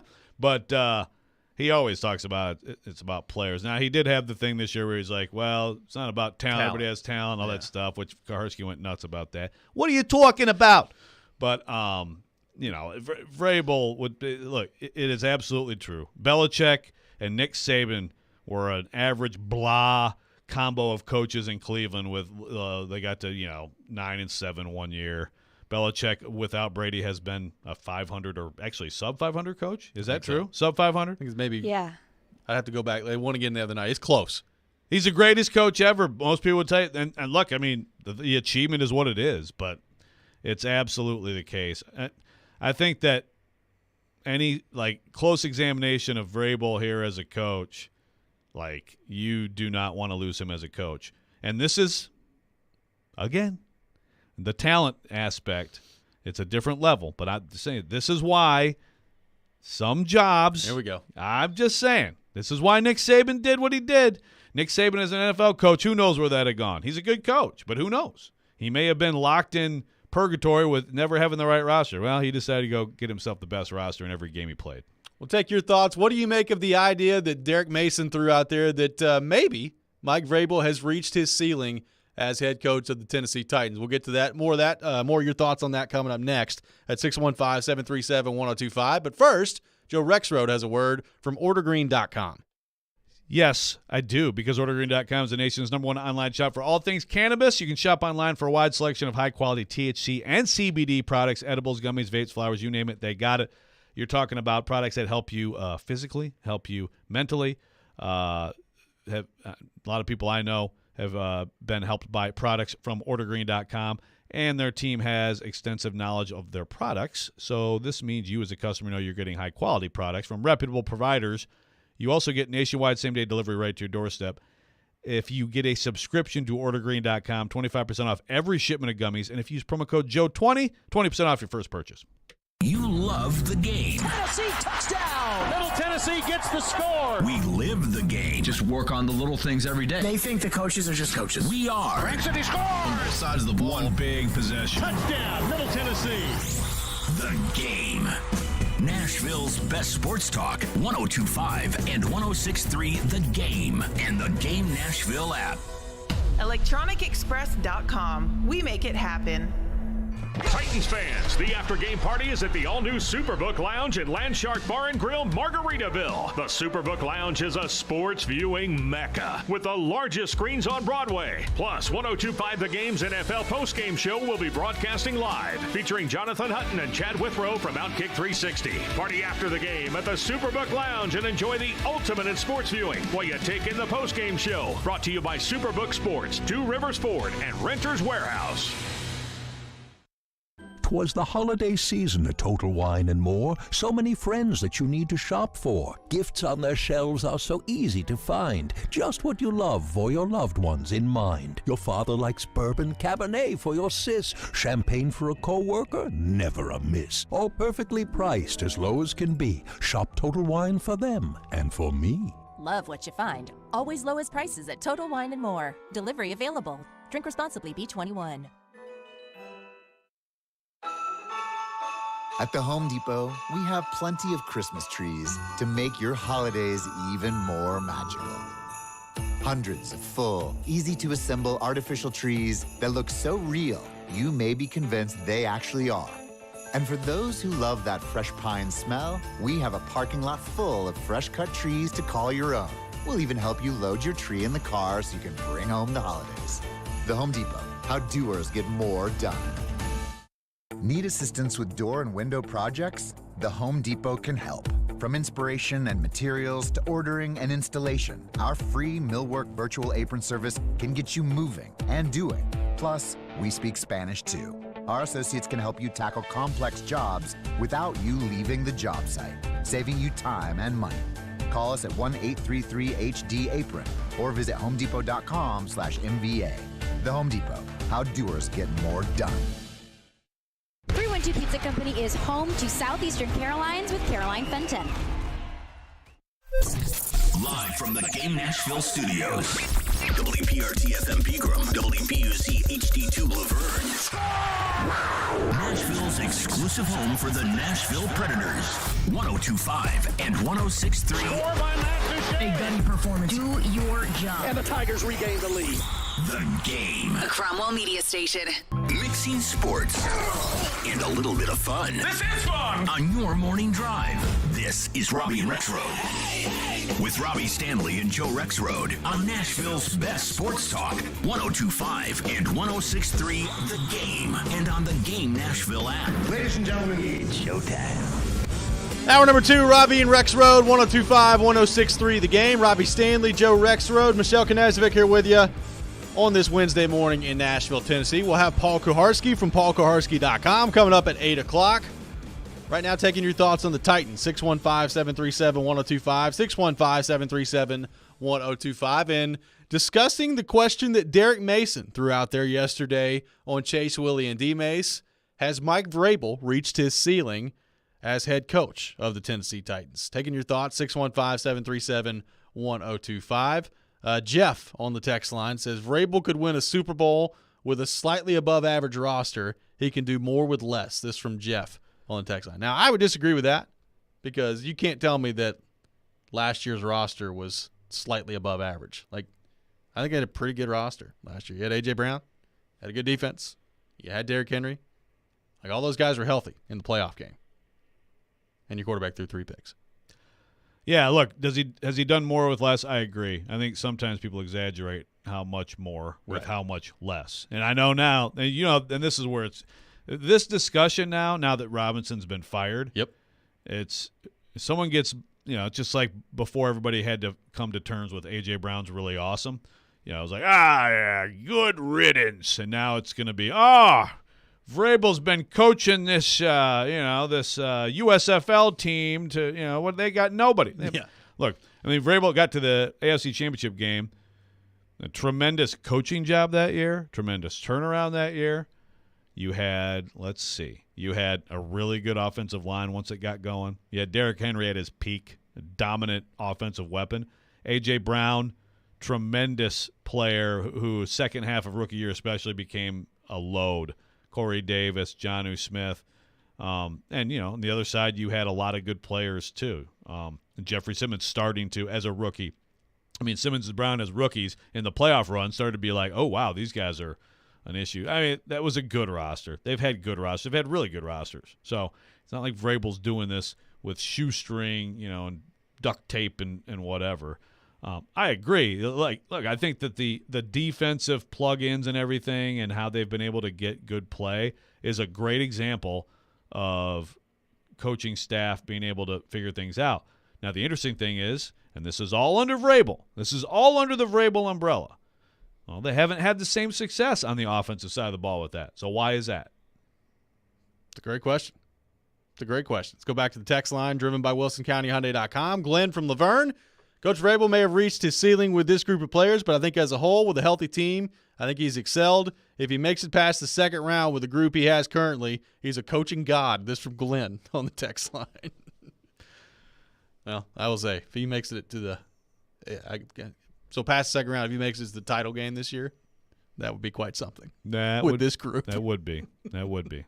Look, I don't anticipate that. I don't anticipate that either. They have just the protection of Tannehill is an issue, and the receivers are an issue. They can still be a defensive team before this year's over that can give them a chance in a lot of different matchups. The season's not over. But on the discussion, the bottom line is you want Vrabel as your coach, and a lot of teams would take him right now. I think D Mace, again, like if you're just going to ignore, like he said, I don't care about the quarterback. How can you say that? You don't care about, because I would like to see Mike Vrabel. Now I will say this too, and this is a little bit more of a college football thing. There are some coaches who just seem to prefer do more with less. And, don't do as well. And, of course, I think of Dan Mullen in particular. Like, I still am shocked that Dan Mullen at Florida didn't work out beautifully. He did a tremendous job at Mississippi State. Ask Jeff Simmons. And he goes to Florida where everything should have been in place for him to do big things. It didn't work out. I mean, Mike Leach, we've talked about him. Of course, we're going to talk about him more today. It's almost like he preferred to kind of be at places where, like you have to try to make up the gap with your coaching, which is what he did. He made up the talent gap his entire career with scheming. But I think Vrabel would go ahead and take a franchise quarterback and be okay with it. That's what I was going to say, because we've talked so much this year about the roster. And look, Ryan Tannehill, to his credit, I think has played pretty well this year, especially given the circumstances. Now, only thing we talked about last offseason was, how do you win a Super Bowl? Like, what's the next step of getting the team to the Super Bowl, and what quarterback is that going to be? Because it's not going to be Ryan Tannehill. I mean, we talked about that all offseason. And I don't know. Let me ask you, if you had to identify right now today the three favorites in the AFC to reach the Super Bowl, who would they be? The three favorites in the AFC, I still definitely am going, Buffalo and Kansas City, are the two. I think I'm just gonna stick with Kansas City because of that guy, right? Because ultimately, I think he finds a way to make plays. So I'm with Buffalo, and I'm probably at this point, I'm probably going Bengals. I probably would go Bengals third. The way they're playing, the way Burrow's playing, their defense getting better. But yeah, so there you go. So Allen, Burrow, Mahomes. Those are exactly my three. Yeah. Allen, Burrow, Mahomes. And that's what so much of this conversation comes down to. Like, let me ask you. Like, I'll throw the same thing at you that D-Mace threw yesterday. Who would you rather have? Zach Taylor or Mike Vrabel? I'm going Vrabel. Yeah, me too. Now, Andy Reid, we can have a conversation. I think I'd probably go Andy Reid. Sure. But, Sean McDermott, who'd you rather have, him or Vrabel? I'm probably going Vrabel. Difference is Vrabel doesn't have one of those guys at the quarterback position. And, I don't know if he'll ever get one of those guys at the quarterback position. And so much of this league is about that, getting that guy at quarterback, and it's a very difficult thing to do.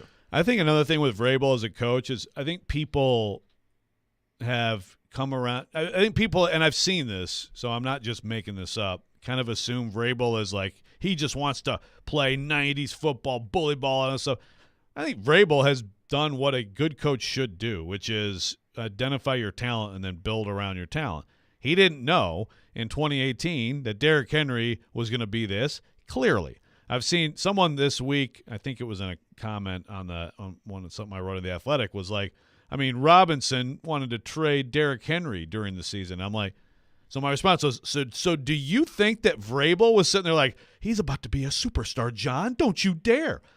He had him third on the depth chart when they played the Patriots. Yeah. In 2018, and David Fluellen tore his knee up. And so they had to put Derrick Henry in the game, and then he played well in that game, and we know what happened. He didn't know. So, but then when it emerged that Derrick Henry is this just like you got to build around it. When Vrabel came in here, all the talk was, okay, you and your OC, how are you going to maximize Marcus Mariota? And they had an offense that attempted to do that. It's the same newfangled West Coast offense that a lot of these teams run. It's the same offense they run now. They had Deion Lewis in here to be the pass-catching back. So, Vrabel will adjust to his talent. It's just that they have been built around Derrick Henry, and I would build around Derrick Henry too based on how he was playing, right? Yeah. But I think people get hung up on, that's what he wants to do. His entire if Vrabel, Sean McDermott's a defensive guy like Vrabel too, and I think he's very good. I think that's actually a debate. I don't think it's clear cut Vrabel over McDermott, but I would go Vrabel, but it's close. I would go Andy Reid. You know why? Because Andy Reid, first of all, I just think he has a great demeanor as a coach. He has gotten over the hump in the playoffs now. He's had that's over. That was a narrative with him forever. He screws up the clock or whatever in the playoffs, but his creativity and what they do to take advantage of their weapons is fantastic. Yep. And that's where Vrabel, moving forward, first of all, if you gave Vrabel a Mahomes or an Allen, do you think that they'd be like, I don't care, I'm handing the ball off to who the heck, Pacheco, you get 25 handoffs? No. They're going to run that. They're going to maximize what they have, and their talent. So I do think that the question is, and someone said it earlier, and I agree, you got to go out there and you got to find the people who can do the job the best. Coordinators are so huge in this league, and I think that his last hire, more and more it appears, just wasn't good enough. Well, and speaking of that, they still have games to play this season. The offensive line is what it is, and Vrabel has made it clear this week that he's not making any changes right now on the coaching staff, at least until the season is over. So what do they do as they move forward here? We'll get to that coming up next. You're listening to Robby and Rexrode, 102.5, 106.3, The Game. Silly Underdog Picks is back. Get your friends and sign up today at thegamenashville.com. Pick the 3 football underdog teams each week you think will win for a chance to win weekly prizes, like a pair of tickets to a sporting event or to a concert in Nashville. Go to thegamenashville.com or the Game Nashville app and sign up and play now. Then tune in every Thursday at noon for our expert picks. Silly Underdogs is presented by Volunteer Hose and Gasket and Superbook Sports. The choice is yours. Wednesdays at 8:45. Brought to you by Jarrett Companies. Now hiring experienced sprinkler experts. Go to jarrettfire.com. JARRETT fire.com. Jarrett Companies, a company above and beyond industry standards. Christmas shopping is in full swing at Electronic Express. Come into our convenient locations for great deals on all of your favorite brands like Samsung, Microsoft, LG, Sony, Apple, and more. Electronic Express has huge savings in every department. 4K TVs, computers, appliances, smart home, headphones, gaming, and more. Save up to 40% with up to 48 months free financing. Shop in-store or online at electronicexpress.com and get free express delivery on most items. Electronic Express, we make Christmas happen. This holiday season, tee it up at Edwin Watts Golf Shops for the hottest gifts from TaylorMade and Bushnell. Featuring the TaylorMade Stealth Carbon Woods with 60 layers of carbon for faster ball speeds. And while you're there, grab a dozen TP5 golf balls. And from Bushnell, save up to $75 on the Tour V5 and Tour V5 Shift rangefinders. There's also gift cards for those favorite golfers on your list. Don't miss these holiday gifts and more happening now at Edwin Watts Golf Shops, home of the 90-day satisfaction guarantee. Need cash for the holidays or to pay off credit cards right now? Loan Pronto's all-new Express Equity Line of Credit program is just what you need. This is great. You can keep your low mortgage rate and still get cash out. That's right. You don't have to do a full home refi. You can tap a small portion of the equity you have and enjoy a super low rate. With Loan Pronto's Express Equity Credit Line, you can close in 7 to 10 days, and a $50,000 loan will come your way, and it only costs you around $300 a month. Use that money to pay off whatever bills you have, credit cards, consolidate other debt, or start a home improvement project. With Loan Pronto, you can access up to 95% of your home's equity, and 9 out of 10 homeowners won't even need the appraisal. Even if you did a total refi recently or just bought your home, you can tap the equity with this fast, easy program. Do it now before the holidays. Call Loan Pronto, 615-499-5780. That's 615-499-5780, or go to loanpronto.com. Equal housing lender, NMLS 1661781, subject to lender approval. Finding great candidates to hire can be like, well, trying to find a needle in a haystack. Sure, you can post your job to some job board, but then all you can do is hope the right person comes along, which is why you should try ZipRecruiter for free at ZipRecruiter.com/radio. ZipRecruiter doesn't depend on candidates finding you. It finds them for you. Its powerful technology identifies people with the right experience and actively invites them to apply to your job. You get qualified candidates fast. So while other companies might deliver a lot of hay, ZipRecruiter finds you what you're looking for. The needle in the haystack. See why 4 out of 5 employers who post a job on ZipRecruiter get a quality candidate within the first day. ZipRecruiter, the smartest way to hire. And right now, you can try ZipRecruiter for free. That's right, free at ZipRecruiter.com/radio. That's ZipRecruiter.com/radio. ZipRecruiter.com/radio. It's on. It's happening.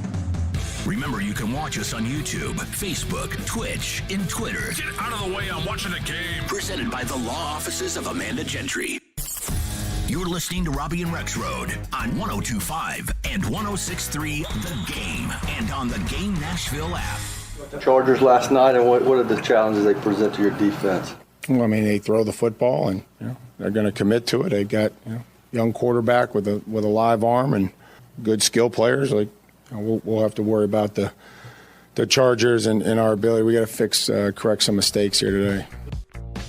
That's Mike Vrabel on Monday at his press conference. Welcome back in, Robby and Rexrode, 102.5, 106.3 The Game. We are streaming live on Twitch, Twitter, YouTube, and Facebook. Our video streaming brought to you by the law offices of Amanda J. Gentry. I got some tickets to give away to see the Preds take on the Montreal Canadiens at Bridgestone Arena coming up on Tuesday, January the 3rd.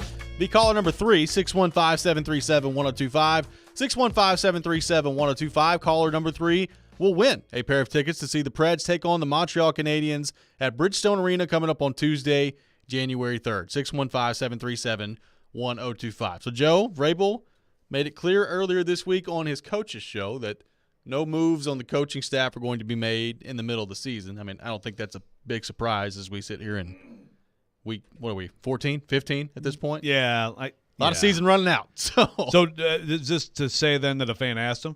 Yeah. It was a fan question in there? Yeah. So that was good of them to conclude that particular question.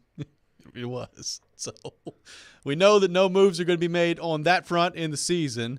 So this is going to be what they have. Obviously, Todd Downing's going to be the OC. The coaching staff's going to be what it is so far as they move ahead. And right now we know the roster. We can talk about the offensive line. We've talked about it for 15 weeks to this point. Dennis Daly's going to be starting left tackle for the Tennessee Titans. And I thought you had breaking news on starting left guard. Jeez. I don't know if would that be better? I don't know. I don't know if it would either. I don't know, man. I don't know either. So what should they do? How do you maximize this, I guess, is the best question as you move forward. Well, look, without knowing the ins and outs of how often does Vrabel pipe in and all these things. They're all they're all talking on the headsets. But I think giving Tim Kelly a look as a play caller, which again would never be announced to any of us, but is worth a shot. I mean, the thing is, I don't know where it's going to go after the season. I certainly think there's a chance that Todd Downing would be fired. And I think, I agree with people who say ultimately, as a head coach in this league, you got to have talent. Hopefully you have a great quarterback. You got to have great coordinators. Shane Bowen, and Shane Bowen is anybody who looks at the Shane Bowen path could look at that and say, see, everybody was sure he was bad. Shane Bowen, I think, is going to get a head coaching job. I think he should be a real candidate for that. But I think that Tim Kelly is it would be almost my odds-on favorite to be the OC next year, except I still think I would make Downing the favorite because I still have my doubts that Vrabel is going to listen to what anybody else says and make a move on a coach that he clearly trusts and believes in as an overall coach.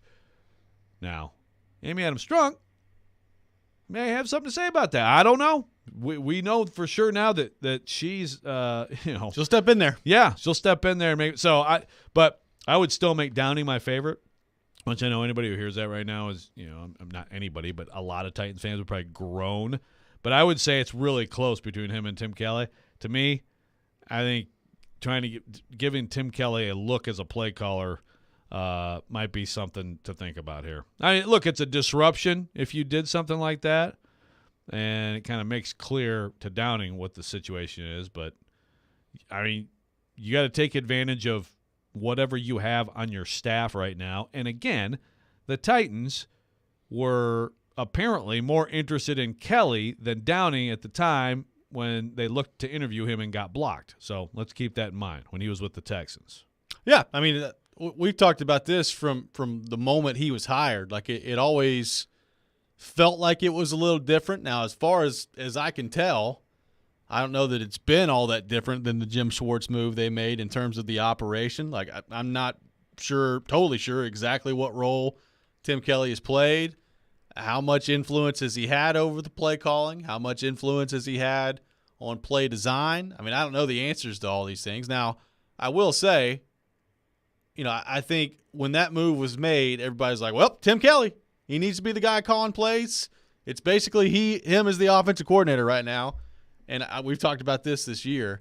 Like, with the offense looking the way that it's looked, if you're going to blame Todd Downing and you're going to blame Mike Vrabel, like, he's part of that. Tim Kelly's here. No, he's a part agree. of that. No, you're exactly right. That's right. Like, if the overall design, the overall product is something you think is bad in the passing game, well, then he's the passing game coordinator. And look, again, now we go back around to the guy who got fired and the fact that you can't protect quarterback at left tackle and the fact that you struggle to get open downfield. So tell me what offense – and that's the argument in support of Downing, which some people don't want to hear, but Todd Downing has not had the advantages that some offensive coordinators have. So it's all – that's the thing. And that's where it's all tied together.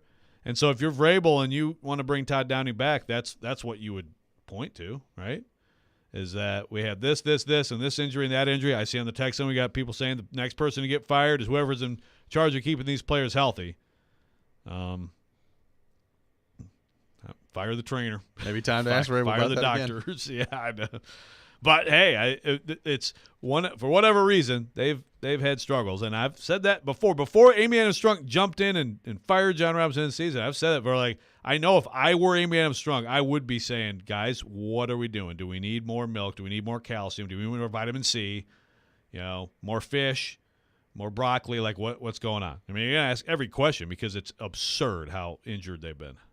It is. I mean, it's worth turning over every stone to try to see if you can figure out what the answer to that is.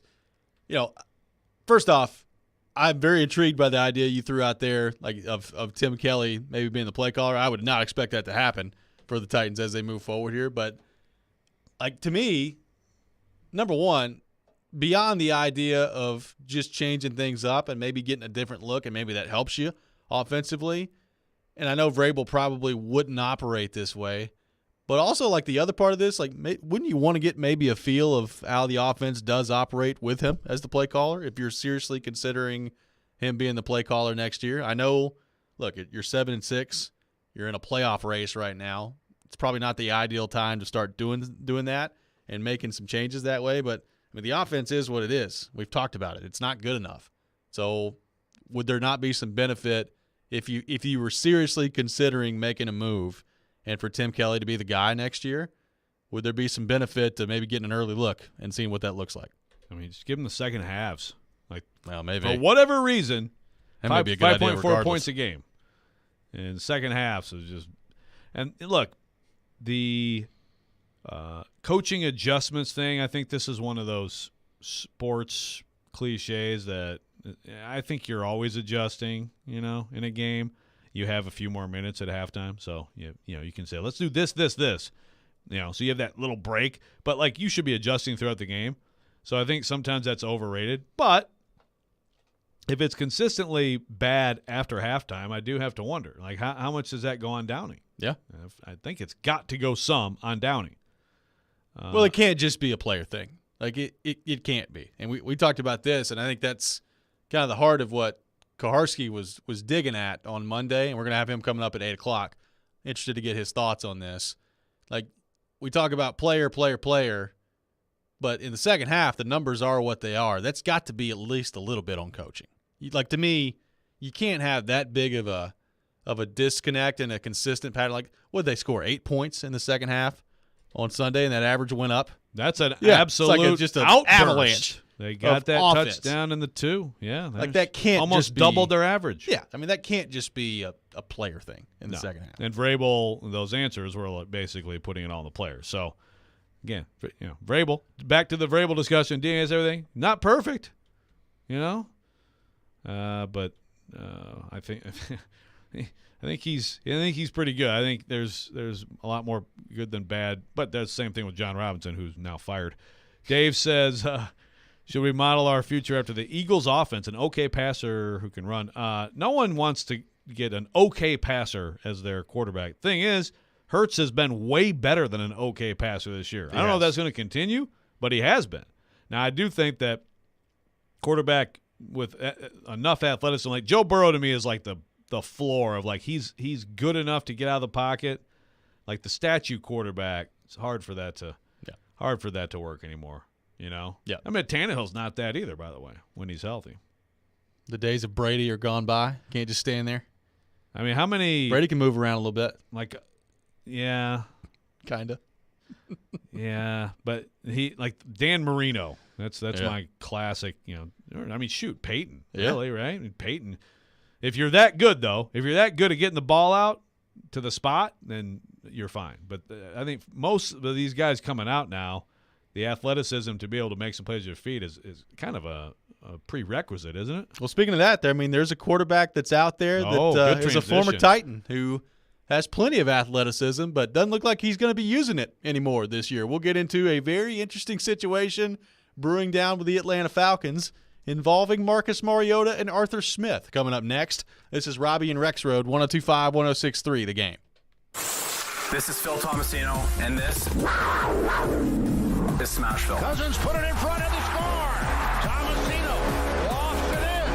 2-0 Nashville. This is the flagship of the Nashville Predators Radio Network, ESPN 102.5, The Game. They say a good craftsman never blames their tools, and the best always choose the right one for the job. For the builders and makers of this world, nothing beats knowing you've got what you need to get the project done. Northern Tool is a problem solver's paradise.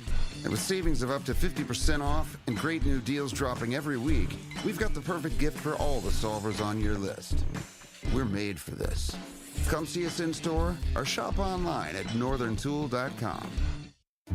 Response to Genesis Diamond's remarkable free financing offer has been so incredible that we're extending it through Christmas Eve. Last-minute shoppers, we've got you covered with 5 years zero-interest financing on any purchase with $0 down. So you can splurge on that handcrafted diamond ring and spread it over 60 whole months. Studs, bracelets, necklaces, bands, every color and every shape, starting at only $35 a month with $0 down. You can use this amazing offer on anything. Designer engagement rings, classics like diamond pendants and bracelets. All our hand-selected GIA certified diamonds are included, and so are our luxury pre-owned Rolexes. At Genesis, we've got our best collection ever, with case after case of stunning gifts that are romantic and timeless. And with Genesis guaranteed best value price and 5 years zero interest, zero down financing offer, you can make this the best Christmas ever and still stay in budget. Merry Christmas from Genesis Diamonds, Green Hills and Cool Springs, on approved credit. The Nashville Jam Company is already a super popular weekend breakfast and brunch destination. But with summer over, it's time to put the beach body away for a while. So for fall, they've expanded their offerings and added what they call the Meat and Three menu. Yeah, cool weather and Southern comfort food go hand in hand. And the stars of this show are the hefty meatloaf, Southern fried catfish, slow-cooked pot roast, fried chicken, Salisbury steak, and a slew of other rib, stick, and delicacies. And they have salads, too, if you're into that kind of thing. Come see the new menu Monday through Friday from 10:30 till 2. Hi guys, it's Mark. Are you struggling with erectile dysfunction? Did you know that a major medical breakthrough is now available and it isn't a pill? Today, Wednesday, December 14th, we're running a one-day special you won't want to miss out on. Hillside Medical Clinic uses the most powerful form of wave therapy. This is a technology clinically shown to repair blood vessels and improve blood flow. It's backed by 60 clinical studies, including from Cambridge. If you're ready to regain the spark in your bedroom, today is your day. Call us now and you'll qualify for the assessment and ultrasound totally free. You'll also get a gift that can produce rapid and powerful results in the bedroom in minutes. You're going to love that one, guys. Trust me. And today only, we're offering 6 tune-up treatments to our patients free. This is an unprecedented offer worth hundreds of dollars, but call today and qualify totally free. Call 615-576-5000. That's 615-576-5000. Guys, put a stop to your erectile dysfunction and get your life back. Call Hillside Medical Clinic now to qualify. This offer ends today, Wednesday, 615-576-5000. Dell Technologies' Days of Deals for Business start now with fresh, limited quantity deals on tech to drive productivity. Save on select performance laptops and desktops powered by 12th Gen Intel Core processors. Don't forget special pricing on the latest monitors, docks, and accessories, plus free shipping on everything and special financing with Dell Business Credit. Call a Dell Technologies advisor at 877-ASK-DELL. That's 877-ASK-DELL. 877-ASK-DELL. Jonathan Hutton. You have to put the ball in his hands in that moment. And Chad Withrow. My kicker's making no decisions on a football team. Are in the game. Join them for NFL postgame after every Titans home game. Live from Landshark Bar and Grill in Margaritaville on Broadway. They'll break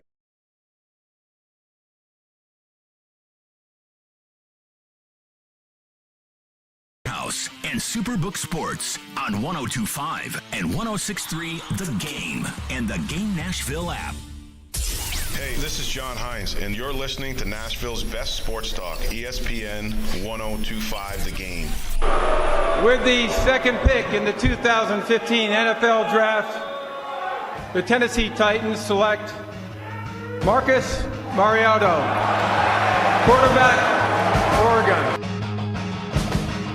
Oh, what a day that was in the history of the Titans organization. By the way, I never get tired of hearing that clip.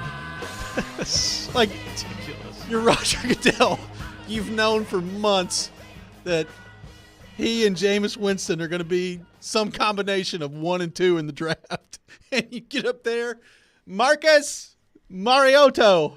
You nailed it, Roger. Way to go, buddy. And the crazy thing, that's not the traditional butchering. No. The butchering continues with Mariota, but he had everything but the last vowel right, and then he totally blows it. I know there's an A there, Roger, but yep, roll with it. Yeah, seriously. He only won the Heisman, was talked about all year. I don't understand how people have so much trouble with it. I will say that, actually that year he won the Heisman, I'm pretty sure, because I know I said I think most of the country thought it was Mariota. Oh, yeah. The Falcons still do. Remember when I was there a couple weeks ago and I said The PA guy was saying? yeah. That's right. Then again, Mariota! I shouldn't comment on pronunciations because we all know I have trouble with our local team here. You call him Marcus Mariota. Well, good news for him is doesn't look like the Falcons PA guy's gonna have to worry about it anymore because apparently Marcus Mariota not with the team down there in Atlanta. It was announced. We talked about this last week. So the Falcons had their bye week last week, and it was announced I think a week and a half ago that they were making the transition to Desmond Ridder as the starting quarterback. And then I saw the other day there was a report that Marcus Mariota was going on IR with a knee injury. And I was like, oh, well, okay, so they're not really making a switch. He's hurt. And then Arthur Smith gets up and talks to the media and basically makes it sound like Marcus Mariota's just left the team. What he said, the quote was, quote, there's a knee injury that he's dealing with. A chronic knee injury. And the quote from Arthur Smith was, quote, it's nothing that's been an issue this season, but that's their prerogative. So, of course, you want all your guys to be here, but guys have to make decisions. It's part of professional sports. You have to have contingency plans. That makes it sound like, to me, Joe, Marcus Mariota got the starting job taken away from him and basically said, you know what? Got this knee issue I need to get taken a look at. We'll see you guys later. Yeah, I got to say, it's very unimpressive. It is weak, and I know you're just relishing this because you hate him so much, but as I've said many times, I love Marcus Mariota here on the show. This is a take my ball and go home move from Marcus. Like it really is. It's a Kyler Murray move. And the thing is, like they're in the race still, and I'm sure he's upset and disappointed, but it's not like he's been setting the world on fire. Now I guess if you're him, you're like, yeah, we're in the race. So you're going to go the rookie, but who knows what might happen? I mean, if you're Arthur Smith, this has got to be infuriating to you. Yeah, because you need that depth. I mean, they went out and got freaking Logan Woodside. He's their backup now. Yeah. What would Arthur Smith do without his AAA team here in Nashville? I got to say, I was really surprised by this. Like, in all seriousness, I know that we joke about Mariota a lot, but, I mean, I am serious when I say he's a pretty good guy. Obviously a good teammate, at least has been, because teammates love him. Like, people here in Nashville in that locker room love the guy. Absolutely love the guy. I mean, we talked about A.J. Brown and calling him the best leader he's ever been around, all that stuff. Which wasn't a shot at Tannehill. Right. It was because that's what he thought. Well, Taylor Lewan on, Busting with the Boys has talked about, just loving Mariota, like almost to a man. People talked about how much they love Mariota. Now, we've heard comments from Eric Decker and DeMarco Murray about leadership style. Yeah, and not being vocal enough. A little bit more vocal, but never really a bad word about Marcus Mariota. It's a pretty tough look for Marcus down there in Atlanta. Like, this is essentially, like you said, taking your ball, going home, and quitting on the team. It is. And they need the depth, and you never know when – I mean, honestly, if I were Arthur Smith, even making this switch, I'm still doing like some of what the Raiders did with Mariota last year, right? Yeah. Like, it's really disappointing, honestly. And I'm sure it's disappointing for him to lose. He had his opportunity. He did okay with it. He had some good weeks. He had some big plays. He had some bad weeks. He had some bad plays. I mean, he's a fringe bottom-of-the-league starter right now. And I don't know. Does this hurt him? I guess it's like you could make the discussion about like opt-outs in bowl games too. And like, what do GMs think? Do they look at this and say, ooh, I don't want that on my team? I still think overall Mariota, like you said, I mean, he's such a respected and liked and quality human, that I don't know that this sabotages him, but it can't help him. I mean, it's just a bad look. Well, I guess my question for him would be like, well, what exactly did you think was going to happen here? I mean, honestly, he's made it farther than I thought he would in terms of games played this year. Now, some of that is because they play in an absolute cheeks division, and they've been alive. And look, he's had some moments this year where he's played well and looked good, but the numbers are what they are, and they took Desmond Ridder in the draft. Like, did you think that you're just going to be the starting quarterback in Atlanta for the next 5 years? Like, that would be my question. Like, what exactly did you think was going to happen when they took Desmond Ridder as their quarterback? He was going to play at some point. Quite frankly, I think most people would have expected him to be in there prior to this. So I don't understand this reaction from Mariota. Like, I understand. Look, it's got to be frustrating. I'm not saying it's not frustrating. Also, there's a little bit of reality that I think you got to come to terms with. Your numbers are what they are. Quite frankly, you're not very good. So I don't know. I don't really know why this is a reaction that comes to mind for Mariota. Yeah, I never would have guessed it. Because, look, even here, you're talking about, the number 2 pick. And from everything I saw, I mean, gosh, even go back to the AFC title game. And I know at that point it had been plenty of time to come to terms with, of course. But, AFC title game, Tannehill, it's clear at the end of the game the Titans are not going to beat the Chiefs. They're not going to go to the Super Bowl.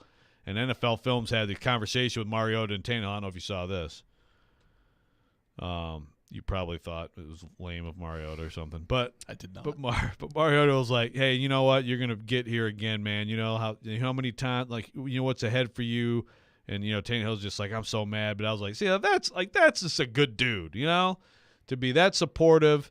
Even though he lost his job, and Mariota that day, I shook everybody's hand, and he's like, "Yeah, well, we'll see what's in the future." And then I was like, "Hey, man, it's been good to know you, Marcus. Take care."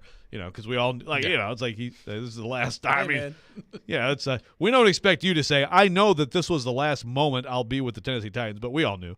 And it's just everything about him.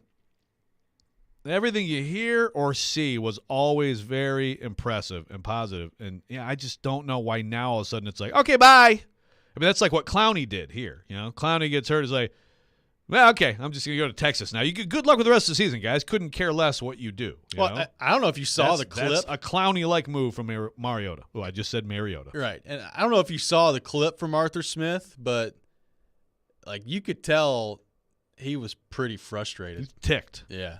He was pretty mad. I don't blame him at all. Yeah.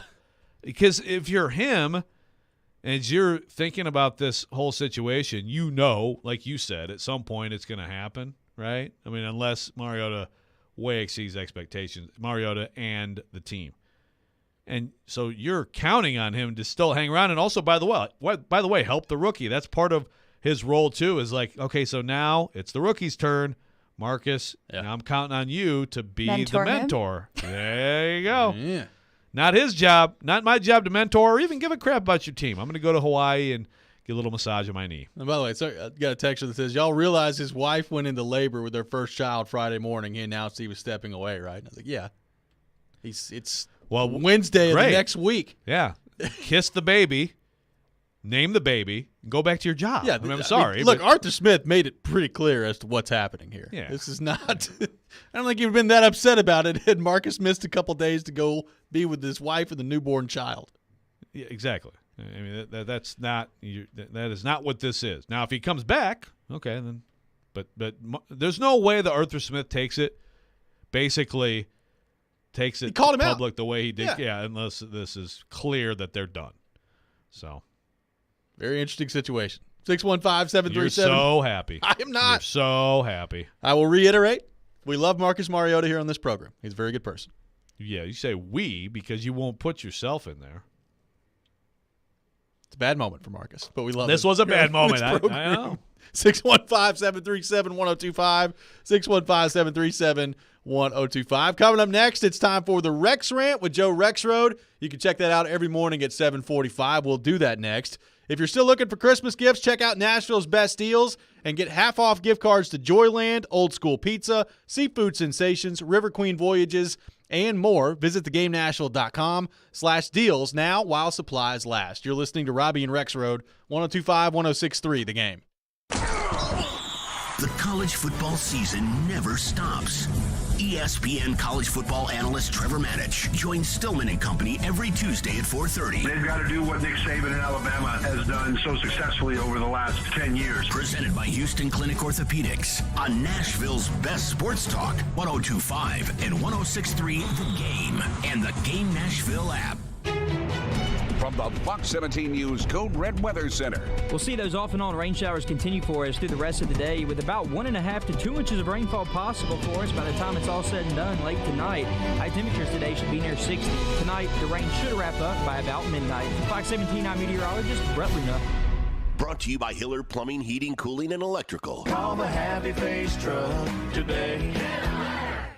Over the years, more men have started to seek help for hormonal deficiencies and imbalances, and Dr. Jeffrey Lodge and wife Daphne, along with their experienced staff, give men the treatment required to improve your quality of life, improve your immune system, energy level, cognitive function, and more. There's no better time to achieve a healthy lifestyle. What are you waiting for? Give Cool Springs MD a call today for an appointment at 615-486-3458 or visit our website at coolspringsmd.com.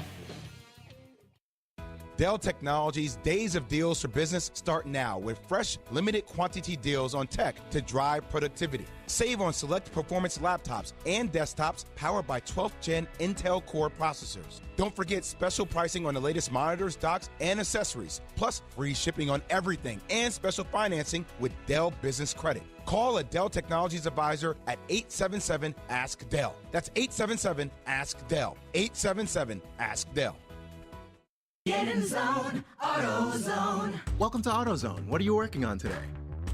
Starting trouble. No one likes that.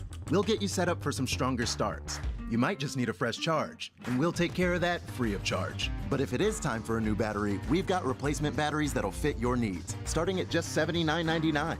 You can learn more about our battery selection at AutoZone.com. That's what makes us America's #1 battery destination. Get in the zone, AutoZone. Claim based on data from the NPD Group 2021. When Smashville wants to rock.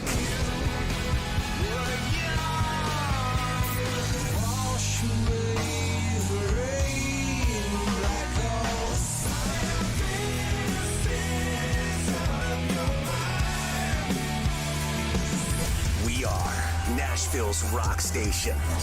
102.9 The Buzz. Finding great candidates to hire can be like, well, trying to find a needle in a haystack. Sure, you can post your job to some job board, but then all you can do is hope the right person comes along, which is why you should try ZipRecruiter for free at ZipRecruiter.com/free. ZipRecruiter doesn't depend on candidates finding you. Its powerful technology identifies people with the right experience and actively invites them to apply to your job. You get qualified candidates fast. So while other companies might deliver a lot of hay, ZipRecruiter finds you what you're looking for. The needle in the haystack. 4 out of 5 employers who post a job on ZipRecruiter get a quality candidate through the site within the first day. ZipRecruiter, the smartest way to hire. And right now, you can try ZipRecruiter for free. That's right, free. Just go to this exclusive web address, ZipRecruiter.com/free. That's ZipRecruiter.com/free. ZipRecruiter.com/free. Finding the right person for the job isn't easy. Just ask someone who hired a lounge singer to be their office receptionist. Hello, this is Mickey Marquis, and you've reached the office of Doug & Associates. Thank you very much. Catch me Tuesday nights at the Hotel Johnson. Hello? But if you've got an insurance question, you can always count on your local Geico agent. They can bundle your policies, which could save you hundreds. Doug & Associates, this is Mickey Marquis. Hello? For expert help with all your insurance needs, visit geico.com/local today. Chase McCabe. Competition in all positions. Willie Donick. You know what? I went on the radio and I tried. And Derek Mason. The man that sleeps on the floor never falls out to bed. Chase, Willie, and D-Mace. Weekdays from 10 to 2 on Nashville's best sports talk, 102.5 and 106.3 The Game and the Game Nashville app. We may now begin our day. You're listening to Robby and Rexrode on 102.5 and 106.3 The Game and on the Game Nashville app. Sometimes he wakes up on the wrong side of the bed. And sometimes he's just, well, Joe. Awkward moment, let's do it. This is the Rex Rant, now on Robby and Rexrode. Gonna get to you, girl. Step by step.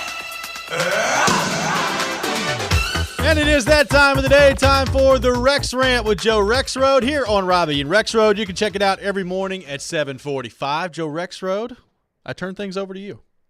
Thank you. By the way, Kyle, text line, who was like, you guys aren't reading my text. Kyle made the point that Trevor Lawrence is a franchise quarterback. I agree. I think that he's trending in that direction, right? Way to go, Kyle. Like if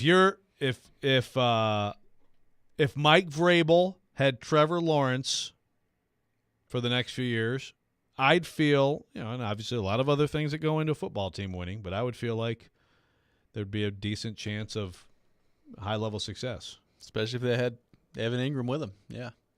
Based on Wow. what we saw the other day. Yeah, Evan Ingram against Vrabel's current defense, Yes. as constructed. Yes. Which doesn't have a lot of its, I think, they have five starters. Correct. On the field Sunday. Okay, so today,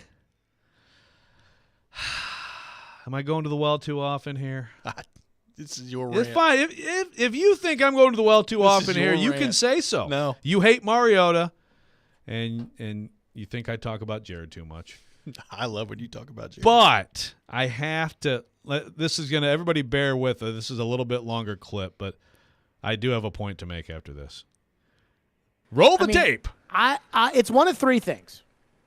4 if you count the Green Bay plane, which I'm going to be honest, Joe Rexrode take-shamed me on the Green Bay plane thing, and the more, this Green Bay plane thing does not, people who have coached in football or have been general managers in football or who have infinitely more experience than Joe are not ruling out the Green Bay plane. I'm not ruling out the Green Bay plane. So when Joe shames us about the Green Bay plane, just remember that. Even Lombardi. Ian, can we get that Lombardi where he was on Mad Dog on Friday? And this is Mike Lombardi, who worked with Belichick in Cleveland, and he was the general manager with the Raiders, and he went back to the Patriots, and he worked for Belichick there. He's a longtime football guy. Now, Floyd, was not a Lombardi fan. But this is what Lombardi said on Mad Dog on Friday about this. I think for Tennessee, look, they're not a talented team. They fired their general manager this week. If you go through why'd the draft, they do that? Why'd they do that? I would think, to me, this is more about the plane ride home from Green Bay after they won that game. There's a rule that you're not allowed to have alcoholic beverages on the plane, okay? And what happened, I think, ultimately, Todd Dowling got a DUI on his way home. That's fact. So something happened on that airplane. And the guy who's in charge of controlling those things, who's put in charge by the ownership group, is the general manager. So why did you wait 2 weeks and not fire right on the spot, if that's the case? Well, I think they did investigation. I think the league's been investigating it too. I think the league went into it. Now, we'll hear something. It's the same thing like when we had this conversation about Dan Snyder, and I said that Goodell's working behind the scenes to get this sold because we know it's going to be bad. We find out yesterday how bad it is. And so we know he's going to sell the team now. So there's things that happen behind the scenes that don't always necessarily come right out. If he was going to get fired for bad drafts, which he's had a lot of bad drafts, he would have been fired. He would have been fired in the offseason. But they gave him a contract extension in the offseason. So something triggered the firing. So, that's what so Joe can sit there and be like, you guys don't know anything, but clearly football people are talking about the Green Bay plane. So it's either power struggle, Green Bay plane, the owner got mad about Philadelphia, or the owner just decided right then and there that was that. The only scenario, and I'm not rooting for this, the only scenario with which I don't think the Titans are poorly run is the Green Bay plane. The misconduct element of, hey, he did it, or he did something he wasn't supposed to do, or he lied about something, or an investigation turned up something. If that's the case, fine, then you got to go. But if it's just as simple as the owner got mad during the Philadelphia game because the Philly fans were turning around and flipping her the bird during the game, well, I don't want that person in charge of making major decisions for the franchise going forward. And there's no way to veto that person out of office. She's in there. And that's the scary part about all this is whatever it may have been, the end result is 99% of the time bad for what's next for the football team.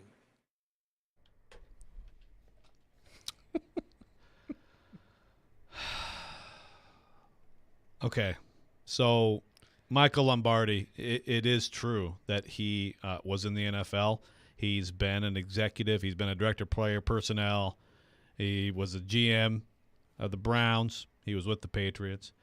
If you listen to that clip, he has no – if you have someone who has tried to find out what happened or who has some knowledge, all right, I'm listening. If you have someone who – because they used to be in the league, there's some credibility. And sure, there is credibility on NFL Matters with someone who's been in the league. He is not presenting any information he says he's found out or he's heard. He has no idea what he's talking about. He's purely speculating like everybody else did. And again, say this again, because Fitz also said this. The first thing I thought, that's the first thing most people thought, right? Whoa, what happened? Dude, you can't still be doing the freaking Green Bay plane thing this week. But I have to think, okay? I have to think that this is just Jared. This is not just Jared. Caroline's right there with him. Well, that's fair. You're right, and that's the thing. But I think it's Stockholm syndrome again. Like again, it's just like you're imprisoned by Jared's takes, and like I can't get out. Help! This has to be Jared being the fan who does not want to face, that this. This has all been pretty clearly explained now. You can disagree with it, which I do. You can disagree with the timing, which I do terribly. But whatever you think about it, again, if there was something that happened, and then you're having all these comments about why you fired him and everything, like think about that. That makes no sense. You would have no comment about it. You would say this matter is now closed. There's an NDA. This matter is closed. We will not discuss it any further. You would not make up, which is what you're saying she's doing. Not only are you saying all the issues with her firing, but she is now making up a complete fantasy scenario of she was mad about John Robinson's job performance because actually something happened on the plane from Green Bay. Meanwhile, Todd Downing still got the job. That's always the other part of this to me. It's like, yeah, right. Fired. This idea that you get fired because of what happened on the Green Bay plane home, and Todd Downing's still here calling plays. Yeah, in an NFL where alcohol flows freely on these planes, which is very easy to detect, it flows freely, folks. There's plenty of video and picture evidence of that. Now, I think this probably changes now. How about Taylor Heineke with his Busch beer the other day? Yeah. Well, exactly. I would not be surprised if there's a small fine for the Titans. And if John Robinson still had his job, which he doesn't have because the owner decided he isn't good at his job, he'd probably get a light reprimand. That's about it. Can we please freaking stop this? I cannot handle this anymore. Oh, man. Let's go to the text line, driven by WilsonCountyHyundai.com, 615-737-1025, 615-737-1025. Matt, Joe is an idiot. It is the booze on the plane. Idiot. Told you Downing is going to sue the Titans. Idiot. This from Matt. Really well thought out text message there. Why is Downing going to sue them? Wow. That's yeah. Joe, your response. I'm trying to it's bad punctuation in that text too. It's like told you Downing is going to sue Titans idiot. Wait, are the Titans idiot? Wait. I'm the idiot. Is the booze on the plane? You got to do comma. You do comma, then I'm the idiot. You have no commas here, so I don't know who you're calling an idiot. Is the plane the idiot? I don't know. But thank you, Matt, for weighing in. Also, that's a nice one. Todd Downing gets the DUI but sues the team. Yeah, no, that makes sense. No, it's all come together. 615-737-1025. This has been the Rex Rant with Joe Rexrode. You can check it out every morning at 7:45 here on the program. Coming up next, we'll be joined by Paul Koharski from paulkoharski.com. We'll get his thoughts on all things Tennessee Titans. This is Robby and Rexrode, 102.5, 106.3 The Game. You love the game. The Doors on the board. Touchdown at TSU. We live the game. Going up against that defense, he can make some plays and take that next step. We are a gunny performance. Do your job. And the Tigers regain the lead. The Game. Nashville's best sports talk, 102.5 and 106.3 The Game, and the Game Nashville app. ElectronicExpress.com. We make it happen. So, you think you know whiskey? Oil Fire, a dangerously seductive spirit, is finally here. You will like it. She will love it. Oil Fire 70 proof whiskey. There is nothing like it. Looking for a career with purpose or have that passion for youth development? Boys and Girls Clubs of Middle Tennessee provides a safe place where youth gain the tools to learn, lead, and reach their full potential. And that starts with you, offering competitive pay and free after-school care for employees. Learn more at bgcmt.org.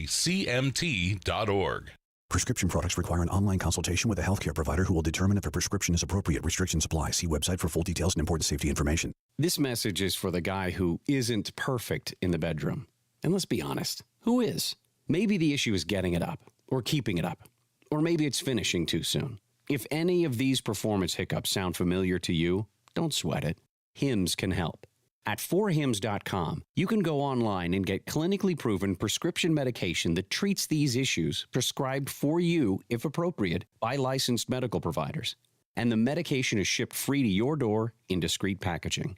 Plus, Hims gives you unlimited follow-up visits with medical providers. No one's perfect in the bedroom every time, but with Hims, you can get a lot closer than before. And chances are, your partner will agree. To get started today, go to 4hims.com/perfect. That's 4hims.com/perfect for your free visit. FORHIMS.com/PERFECT. Dell Technologies' Days of Deals for Business start now with fresh, limited quantity deals on tech to drive productivity. Save on select performance laptops and desktops powered by 12th Gen Intel Core processors. Don't forget special pricing on the latest monitors, docks, and accessories, plus free shipping on everything and special financing with Dell Business Credit. Call a Dell Technologies advisor at 877-ASK-DELL. That's 877-ASK-DELL. 877-ASK-DELL. Is your job recession-proof? Now might be the perfect time to switch careers and become an IT professional with My Computer Career. IT is listed as one of the top recession-proof professions. You could have your dream job in just months, not years. No experience needed. Take classes online or on campus. And financial aid is available to those who qualify, including the GI Bill. Go to mycomputercareer.edu and take the free career evaluation. It's not rocket science. It's mycomputercareer.edu. Ad paid for by the Sentinel Group. Attention Marines, military personnel, families, and contractors who were stationed at Camp Lejeune. Were you present at Camp Lejeune between August 1953 and December of 1987? You may be entitled to significant compensation. For nearly 34 years, those in the Marine Corps' base Camp Lejeune were exposed to contaminated drinking water, resulting in devastating injuries, including several forms of cancer, adverse birth outcomes, Parkinson's disease, and more. North Carolina's procedural laws have prevented victims from getting the justice they deserve, but passage of the Camp Lejeune Justice Act of 2022 would allow you or a loved one to file lawsuit seeking compensation for illnesses and injuries linked to the toxic water. Call today for your free consultation. 800-917-1181. Let our experienced attorneys fight to get you the compensation you deserve, and you pay nothing unless there's a recovery in your favor. Call 800-917-1181. That's 800-917-1181. Again, 800-917-1181. Live from the Game Nashville studios. WPRT-FM Pegram, WPUC HD2 Laverne. Robby and Rexrode, Chase, Willie, and D-Mace. Still in company. Nashville's best sports talk, 102.5 and 106.3. Ranks City score! On both sides of the ball. One big possession. Touchdown, Middle Tennessee. The Game. A Cromwell media station.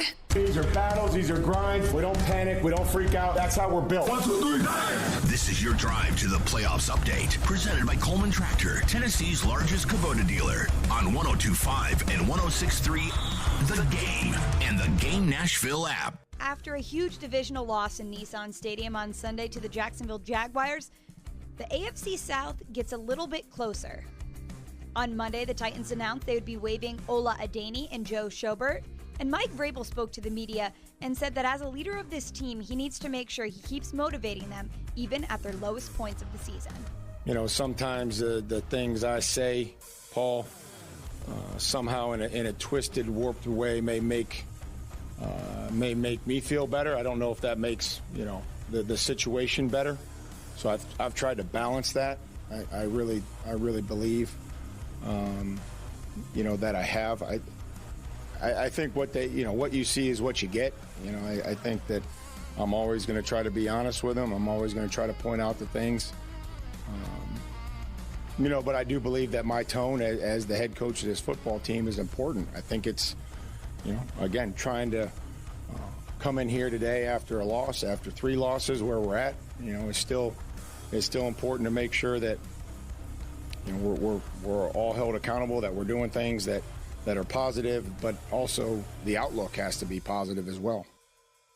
The Titans are off today, but will be back in action tomorrow. This report is presented by Coleman Tractor. I'm Michelle Knezovic for 102.5, 106.3 The Game. Mix talking sports and a little bit of fun. This is fun! On your morning drive. This is Robby and Rexrode. With Robby Stanley and Joe Rexrode on Nashville's best sports talk, 102.5 and 106.3 The Game, and on the Game Nashville app. Ladies and gentlemen, it's showtime. Hour number 3, Robby and Rexrode, 102.5, 106.3 The Game. Robby Stanley, Joe Rexrode, Michelle Knezovic here with you on this Wednesday morning. And as we do every Wednesday morning at 8 o'clock, we go to our 102.5 The Game phone line, driven by WilsonCountyHyundai.com, and welcome in our good friend Paul Kuharsky from PaulKuharsky.com. PK, good morning. How we doing?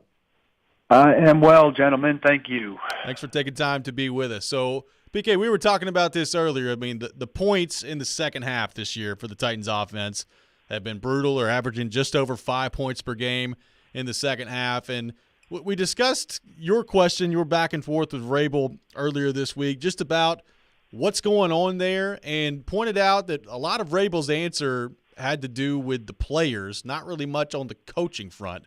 What do you make of the second half struggles for the Titans offensively, and how much of that is on Todd Downing and this offensive staff? Well, I mean, look, I think we've established that they think there's a personnel problem. And that's part of what lets Todd Downing off the hook. Similar, but not exactly equal to 2020 with Shane Bowen. But you got to come out of the locker room with a little bit of something different. They've gone 3 and out 10 times in 14 chances on offense. That's not just a sputtering drive. That's a nothing drive. You know, I understand the Jaguars came out and they had the ball first in this most recent game. But when he was rattling off things that didn't go well, he talked about, in the list of things that he mentioned, he said, and the defense at the beginning of the second half. He didn't even mention the offense at the beginning of the second half. So maybe I'm reading too much into that, but I thought that was curious that he pointed out that the defense was bad at the beginning of the second half, but didn't point out the offense was bad in the beginning of the second half. And I think they went back 27 or 30 yards.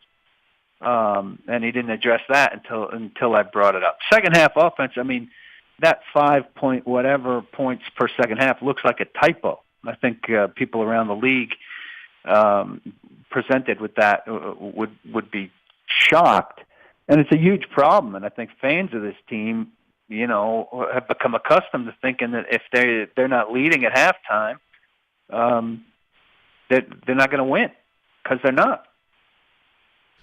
So, first of all, I actually still think, Paul, that this team could be – I mean, they get past all this ridiculousness, the John Robinson and everything, and whatever the effect was last week, arguably the worst performance of Rabel's tenure. I still think that if they get healthy, especially on defense, they could still be a competitive team that could do something. But they have put themselves in this position now where they had a month of football of, like, work on some stuff and get healthy, and now they may be taking it all the way to the end. What's in your mind is the potential cumulative effect of not being able to rest some guys you would probably rest otherwise, and having to strain yourself possibly till the finale to win the AFC South? Well, I think, I mean, on the health front, I understand the rest thing, but they had the ultimate rest last year with the bye week, and it didn't do them any good. So I think rest is somewhat overrated. And I expected a downturn when they started to face better teams. But when they were rolling, what did they win, 6 out of 7 or 7 out of 8? I was saying the same thing. I think they're going to get to the playoffs, face teams that are better than them, probably lose the opener at home. If not, you know, it will be one and done. I mean, they're just not the talent comp of the other teams they're going to face, even though those, it's a shame, really, because those teams outside of probably Kansas City are not all they were cut out to be, at least at this stage. But while the scenario you're talking about pops into my head for Buffalo figuring out life without Von Miller, Tua getting things right again, though maybe Miami's not what we thought, but they could be replaced by the Chargers, who seem to be doing so. and Cincinnati certainly getting on a terrific roll. So, and I think that Baltimore is going to end up being the team that comes here. And I think any Titans fan hearing about Baltimore coming to Nashville in the playoffs gets the heebie-jeebies, and understandably so. Of course, they'll be underdogs by a touchdown at least this time. They so will. yeah. There is that. So that's a good match. That's probably the best matchup for them, because Baltimore is a limited team like the Titans are a limited team. But all those other teams have, and I'm saying that because Lamar Jackson's banged up, but I think Lamar Jackson, as good as he is a limited quarterback. This list of the other quarterbacks, several of them that they just lost to, are not limited. So, Paul, what were your thoughts on Trevor Lawrence, not only on Sunday and the way that he played, but just his year as a whole and what it could mean for the Titans and this division as they move forward here? Well, it's kind of a shame. But he's 3 quarters through his second year, and my immediate feeling is it's about time. That's the accelerated clock of the NFL these days. But it looked awfully good. That now, throw some pressure on him and let's see what he's doing. But I've believed in the Jaguars far too many times along the way to think that they're on their way. But, and I think maybe Joe touched on this, young team with some young pieces and some promise for the future and a lot of cap room. That sounds the opposite of a team we're pretty familiar with. So actually it was Blake Bedingfield that wrote a lot about that. I like the thought, though. Thanks for giving me credit for Blake's work. I appreciate that. At paulkaharski.com. Check it out. Yes. So, things tend to not go right for Jacksonville even when they're positioned for things to go right. But if you're doing arrows up and arrows down on what the future could look like, Jacksonville's arrow should be pointing up, and the Titans' arrow, with or without these 3 losses, with or without a playoff exit, on aging and cap-related matters, is not pointing up. So, Paul, you figure at some point here we'll find out that the firing of John Robinson, there was something that happened on the plane back from Green Bay? Thank you. I don't know about. Look, I don't want to. You're supposed to start screaming right now. Huh? You're supposed to start screaming right now like I just did. It's the dumbest thing I've ever heard. At this point? Yes. You don't give it any air of life until there's an actual indication of something happening. I think there's more to the timing than we know. And I think there are a ton of people who are around, so we'll find out eventually. But were they brawling on the plane? No. It's nonsense. Well, okay, so more to the fire. Let's get into that then. So first of all, obviously Teresa talked to Amy Adam Strunk. Teresa Walker talked to Amy Adam Strunk Friday. There was, I thought there was a little. The one thing about that the biggest thing I took away from that was, it sounds like she's looking to get a legit GM in here, which I think is probably should be encouraging to Titans fans. See, let me interrupt. You're asking it with a question mark. I know you're being very delicate with Teresa. She did a poor job. There wasn't much new that came out of that. I listed off 10 questions up the top of my thing. She didn't make clear what she asked and didn't get answered, or if there were conditions or whatever. I know they weren't picking me for that, but there could have been many more better questions asked that would have resulted in much more. That story included very little new. Okay. Well, I did not ask that so you could start ripping Teresa, but you did, so I shouldn't be surprised at that. All right. The question I have for you, you just said there's more to the story. Do you think more to the story as in something beyond there's football stuff, or you're saying more to the story like Vrabel inserted himself? Like what do you mean by that? I don't think that Vrabel inserted himself because for this simple reason, and I think you'll agree with me, Vrabel hasn't lied. Vrabel hasn't stood at that podium and told anything that we could track back and say he was not truthful with us. And because of that, I give Rabel the benefit of the doubt on being honest with us. So I think Amy Adams Strunk walked into his office and told him she was doing it. I don't think he was necessarily displeased. He might have been displeased by the timing. But I agree with you, and it's also we both talk to people. I mean, I think there'd be more indication of that at this point, don't you? I mean, I find it hard to believe that she didn't say, "Hey, are you cool with Ryan Cowden being the personnel guy as opposed to Monty Ossenfort?" Or I mean, they just go to the next guy on the list.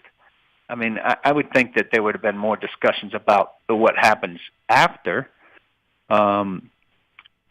I don't know what the more is. It just seems like there's not enough. I talked to Warren Moon for a little while yesterday. He was in town for an event, and he too, and I know somebody else had said this, I don't remember who, said, he thinks she's doing a great job and all of that, but in this instance, she seemed a little bit like her dad, who, made snap decisions sometimes at odd times, and we all know he came to say it was his greatest regret to fire Bum Phillips after, the second consecutive AFC Championship game failure in Pittsburgh.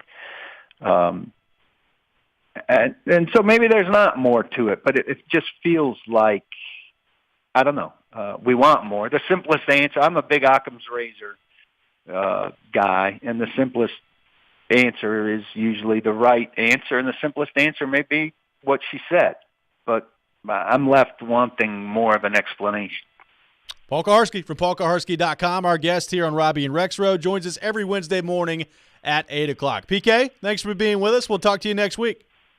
Thanks, boys. Absolutely. Paul Kaharski, our guest here on Robby and Rexrode. We'll take your thoughts on the Titans, 615-737-1025, 615-737-1025.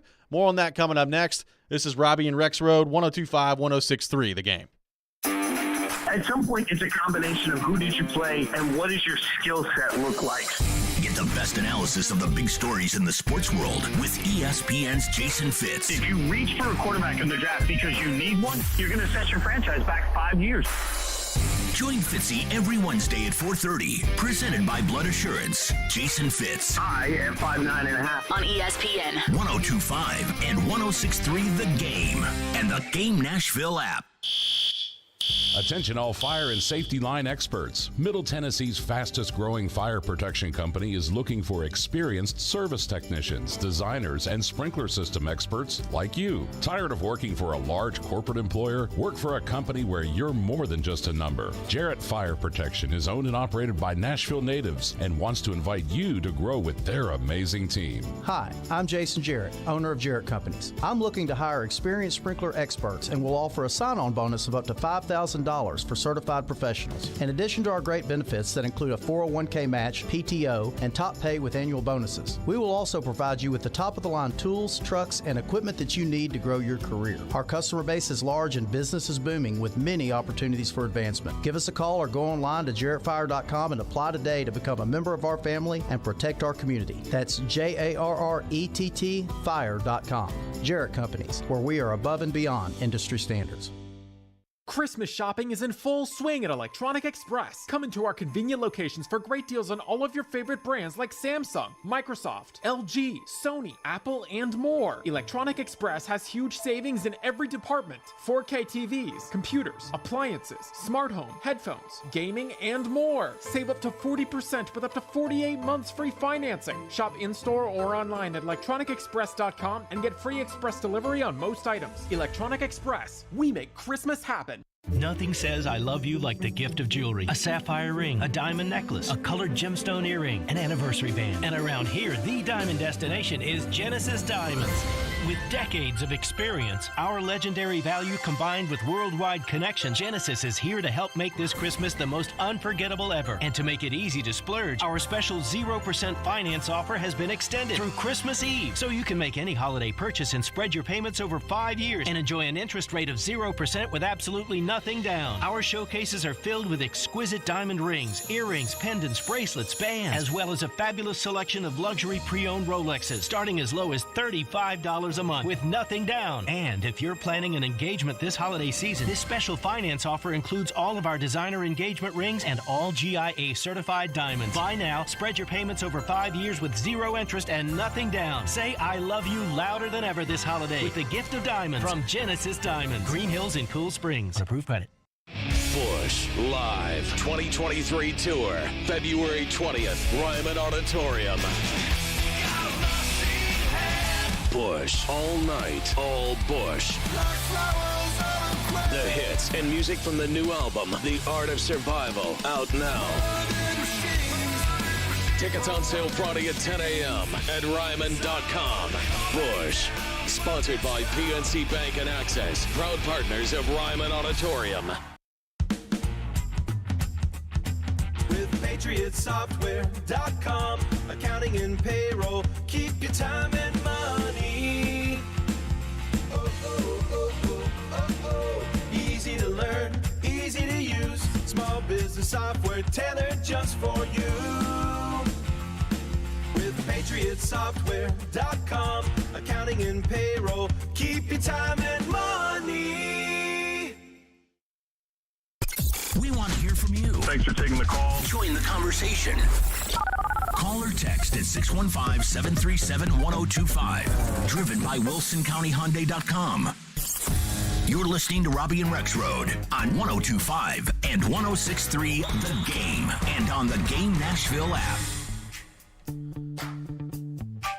Tomorrow, it's your chance to participate in Preds Pick to Click, brought to you by TJ Anderson Homes of Benchmark Realty and Superbook Sports. If you correctly guess a Preds player that scores a goal in the game tomorrow night, you win a pair of tickets to an upcoming Preds home game. Your next chance to participate is tomorrow morning at 8:45. We'll have Matthias Ekholm coming up at 9 o'clock, get his thoughts on the game last night against Edmonton, and 2 big ones coming up this week on the road at Winnipeg and on the road against Colorado as well. Thanks to Paul Koharski for joining us in the last segment, taking your thoughts on the Titans on our phone and text lines driven by WilsonCountyHyundai.com, 615-737-1025. Joe, it is interesting, and Jared Stillman has pointed this out on Twitter. The last two quarterbacks that the Titans have faced have both been named Offensive Players of the Week. That's not good. When Jalen Hurts was the Offensive Player of the Week after the Titans game a couple of weeks ago, and now Trevor Lawrence has been named the Offensive Player of the Week. So things not going well, and also not great timing on the defensive front for the Titans, Joe. From this standpoint, Justin Herbert looked pretty darn good on Sunday night. And he's got some receivers back in the lineup, and it's been pretty clear that a lot of teams look at the Titans' defense, even with Autry out, and they say, not really all that concerned about running the ball. We'll throw it, and you can bet that Justin Herbert and the Chargers are going to sling that thing all over the yard on Sunday, or at least try to. Yeah, what they do doesn't fit in well with what the Titans do well, So, of course, we thought what the Eagles do well did fit with what the Titans do well, and they just didn't do that. They just did the other thing, and it worked out great. Turns out they can do a lot of things well. Yeah, exactly. That's the thing about the Eagles. When you just said, Jared mentioned this on Twitter, I thought you were going to pointed out that, the plane from Green Bay landed 3 minutes later than scheduled or something, or. Haven't seen that yet. There's so much still to find out about this plane from Green Bay. Yeah. The plane from Green Bay hashtag is going to be a hashtag along with hashtag Jared's Film Room, hashtag the plane from Green Bay. It will be with him the rest of his career. Start making shirts. Stilly and Pauly, and they should have the plane from Green Bay segment weekly, okay? Anyway, real quick, I do want to address Garris real quick with the Teresa Walker stuff. I mean, this idea that she did a poor job, I disagree. I mean, look, I think that did I want more from the interview? Sure. I mean, I would like to see, first of all, I'd like Amy Adams-Strunk to speak to the media at large and take all the various questions from different people. Yes. That'd be ideal. Beyond that, I'd like a longer interview with the Q&A fully detailed on that stuff. AP doesn't do the Q&A format much. It's one thing she wrote a story off it. She had some quotes off it. The way I read that interview is that it was very restricted. And if it wasn't explicitly restricted, don't ask about this or that, that's not what I'm saying, but certainly there was a time restriction, right? Would be my presumption there. So I have no idea, but yeah, it seems I that don't way. either. Yeah. I don't know either. I did ask Teresa the other day, like, is there anything more coming out of it? She said no. She did say with us yesterday, she mentioned another thing that anybody knows. I mean, look, when you do interviews like this, let's make sure this is clear, because I think sometimes people don't know this. This is a good inside baseball thing. I mean, a lot of times I've had interviews with people where it's like off the record, off the record, off the record, off the record. And if someone says off the record, it's off the record. So I'm suspecting that was probably a part of this too, right? As Amy's like, I don't want this out there, but let me say this. Teresa said the one thing about Vrabel and the hours of coaching. So there was probably more conversation that isn't going to see the light of day. If the subject you're interviewing says off the record, it's off the record. Anyway, Paul, I know, very out of character for him, went overboard saying she did a poor job. I disagree. So there you go. Thank you. Look, I don't know how much new that we actually learned in the interview. I don't know what the restrictions were or weren't for Teresa in the interview. I think it was pretty clear that this was a response to the criticism that the Titans got of not making her available to speak, and this was their answer for that. And it was, I think, always going to be as limited of an answer as they could possibly give that could come off as satisfactory, and I think that's what they did. Yeah. And look, I mean, there may have been an entire thing there where she's like, Teresa, listen, this is actually about the plane from Green Bay, but I don't want that out there yet. So let me tell you what actually happened on the plane from Green Bay, okay? But this is off the record. And then I'll just pretend that I fired him because of job performance. That was a joke, by the way. Think that came up? Yeah, make sure you say that. People could run with that, Joe. Yeah, exactly. Yeah, you're right. Yeah. Sarcasm. Need the sarcasm button. No, look, you're right. It was a reaction to – it's not like she fired John Robinson Tuesday. First of all, like the whole organization. Let me tell you something. One thing that I got back from last week from talking to a lot of different people. I mean, people in that building were stunned by this. Okay. Yeah. I think that the stun factor was very high when A.J. Brown got traded, and the stun factor was very high when John Robinson got fired. I mean, this is Amy's decision, and I agree with Paul on the Vrabel aspect of this. I think you do give the benefit of the doubt. We can rip Vrabel for being prickly at times and not saying anything, not being willing to say this or that, and whatever else. But I agree. Dishonesty is not something that I think we've seen. Now, does anybody in those situations at times as a public figure who have press conferences, are they dishonest at times? Yeah. But the idea of this et tu brute stab in the back thing, I think it's good TV. It would be a good bad football movie. But I forgot the point I was making earlier. The interview, clearly it was she fired him, and then there was a lot of criticism, which was absolutely warranted, about not taking questions, and she still should have, and the criticism stands. But their sort of compromise, I think, was, okay, pick one person. And, I think Teresa was a logical choice. I disagree she did a poor job. I absolutely wanted more out of it, but that's on the Titans. That's on Amy. JC in Goodlettsville on the text line says, can we get a Jared's film room while on the Green Bay plane, maybe breaking down Joe Milton's throwing mechanics? Oh, my JC in Goodlettsville God. on the text line. All right, that's text of the.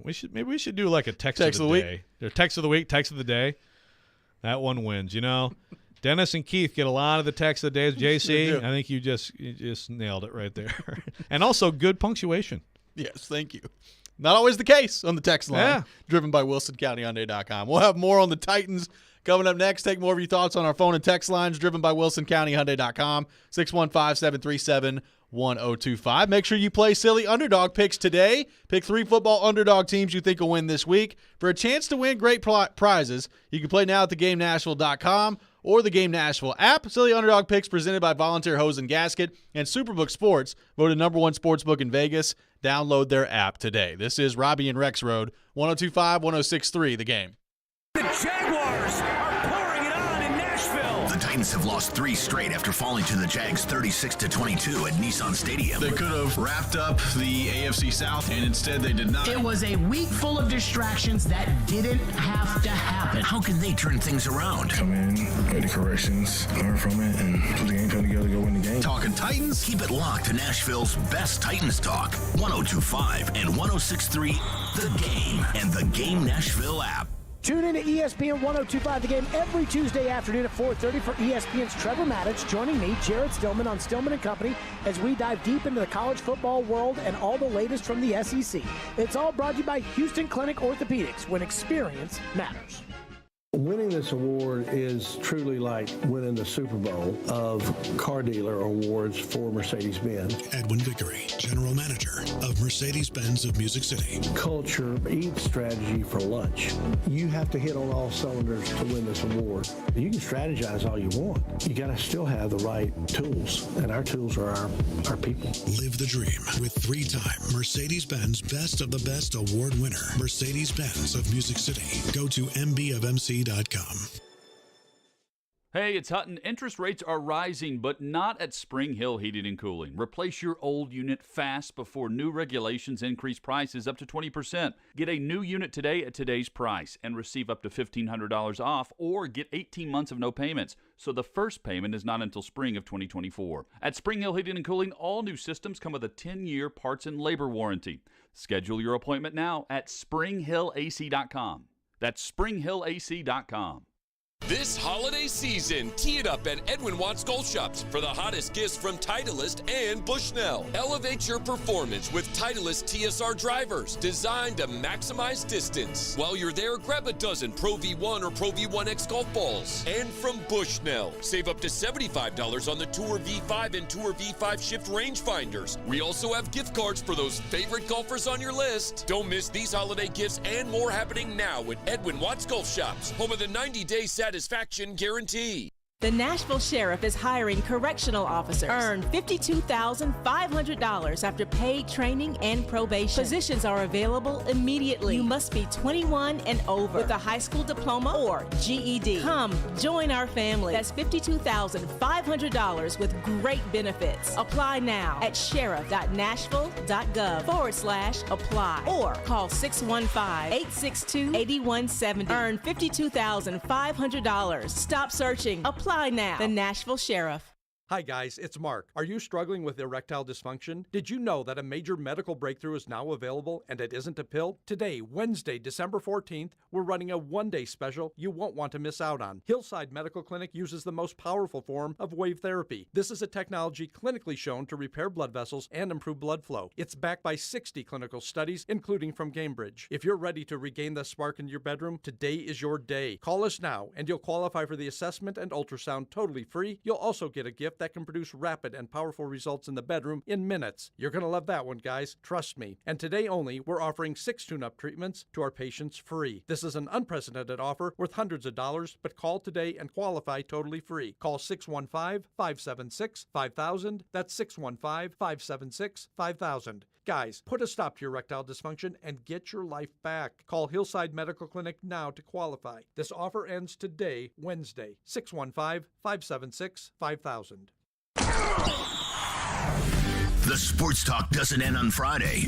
Join Michelle Knezovic and Junie Riddle for Michelle and Junie. Have they truly been tested yet? I really want this to be a good game. Michelle and Junie, every Saturday morning at 9. Presented by Superbook Sports and the Nashville Jam Company. I think Junie and I are going to go hit breakfast/brunch there after the show. On 102.5 and 106.3 The Game and the Game Nashville app.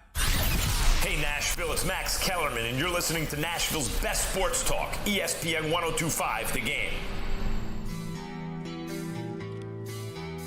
Tune in for the NFL pregame this Sunday, live from Twin Peaks in Cool Springs, located at 1634 Galleria Boulevard. Join Jared Stillman and former Titans wide receivers Chris Sanders and Derek Mason from 1 to 3 prior to the Titans taking on the LA Chargers. NFL pregame brought to you by TriStar Moving, Harmon Tractor and Equipment, Screwball Peanut Butter Whiskey, Superbook Sports, and Ounce of Hope Cannabis Company. Welcome back in, Robby and Rexrode, taking your thoughts on the Titans, 615-737-1025. Let's go to our 1025 The Game phone line, driven by WilsonCountyHyundai.com, and welcome in Todd from Nashville. Todd, thanks for calling in.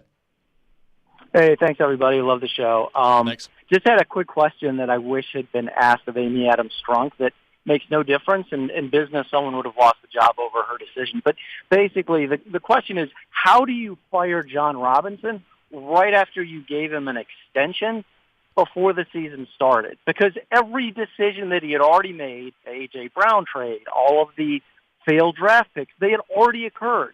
So apparently she thought enough of those that it was worth giving him an extension, then fired him a few months later. I think he should have been fired, but my question is, what did he do during the season over the last few months only, which is how you should evaluate it, to say he should be fired because you just gave him a contract extension based on everything else that he had done to that point? So I'll hang up and hear you guys answer. Hey, thanks for the call, Todd. I mean, look, I think that's an absolutely fair question to bring up if you're Todd. Now, the one thing I will say, the contract extension was given before A.J. Brown was traded. So keep that in mind. The contract extension to John Robinson, I believe, was given before A.J. Brown was traded. Oh, yeah. No, it was given in February of the trade. So that is a different development. So 4 things, and we've talked about this. I've written it, but I'll bring them all back. Okay, 4 things changed dramatically in that time. 1, the A.J. Brown trade, which, yes, she knew about it, everybody. There's another doozy that we had during this, some really, really good conversation.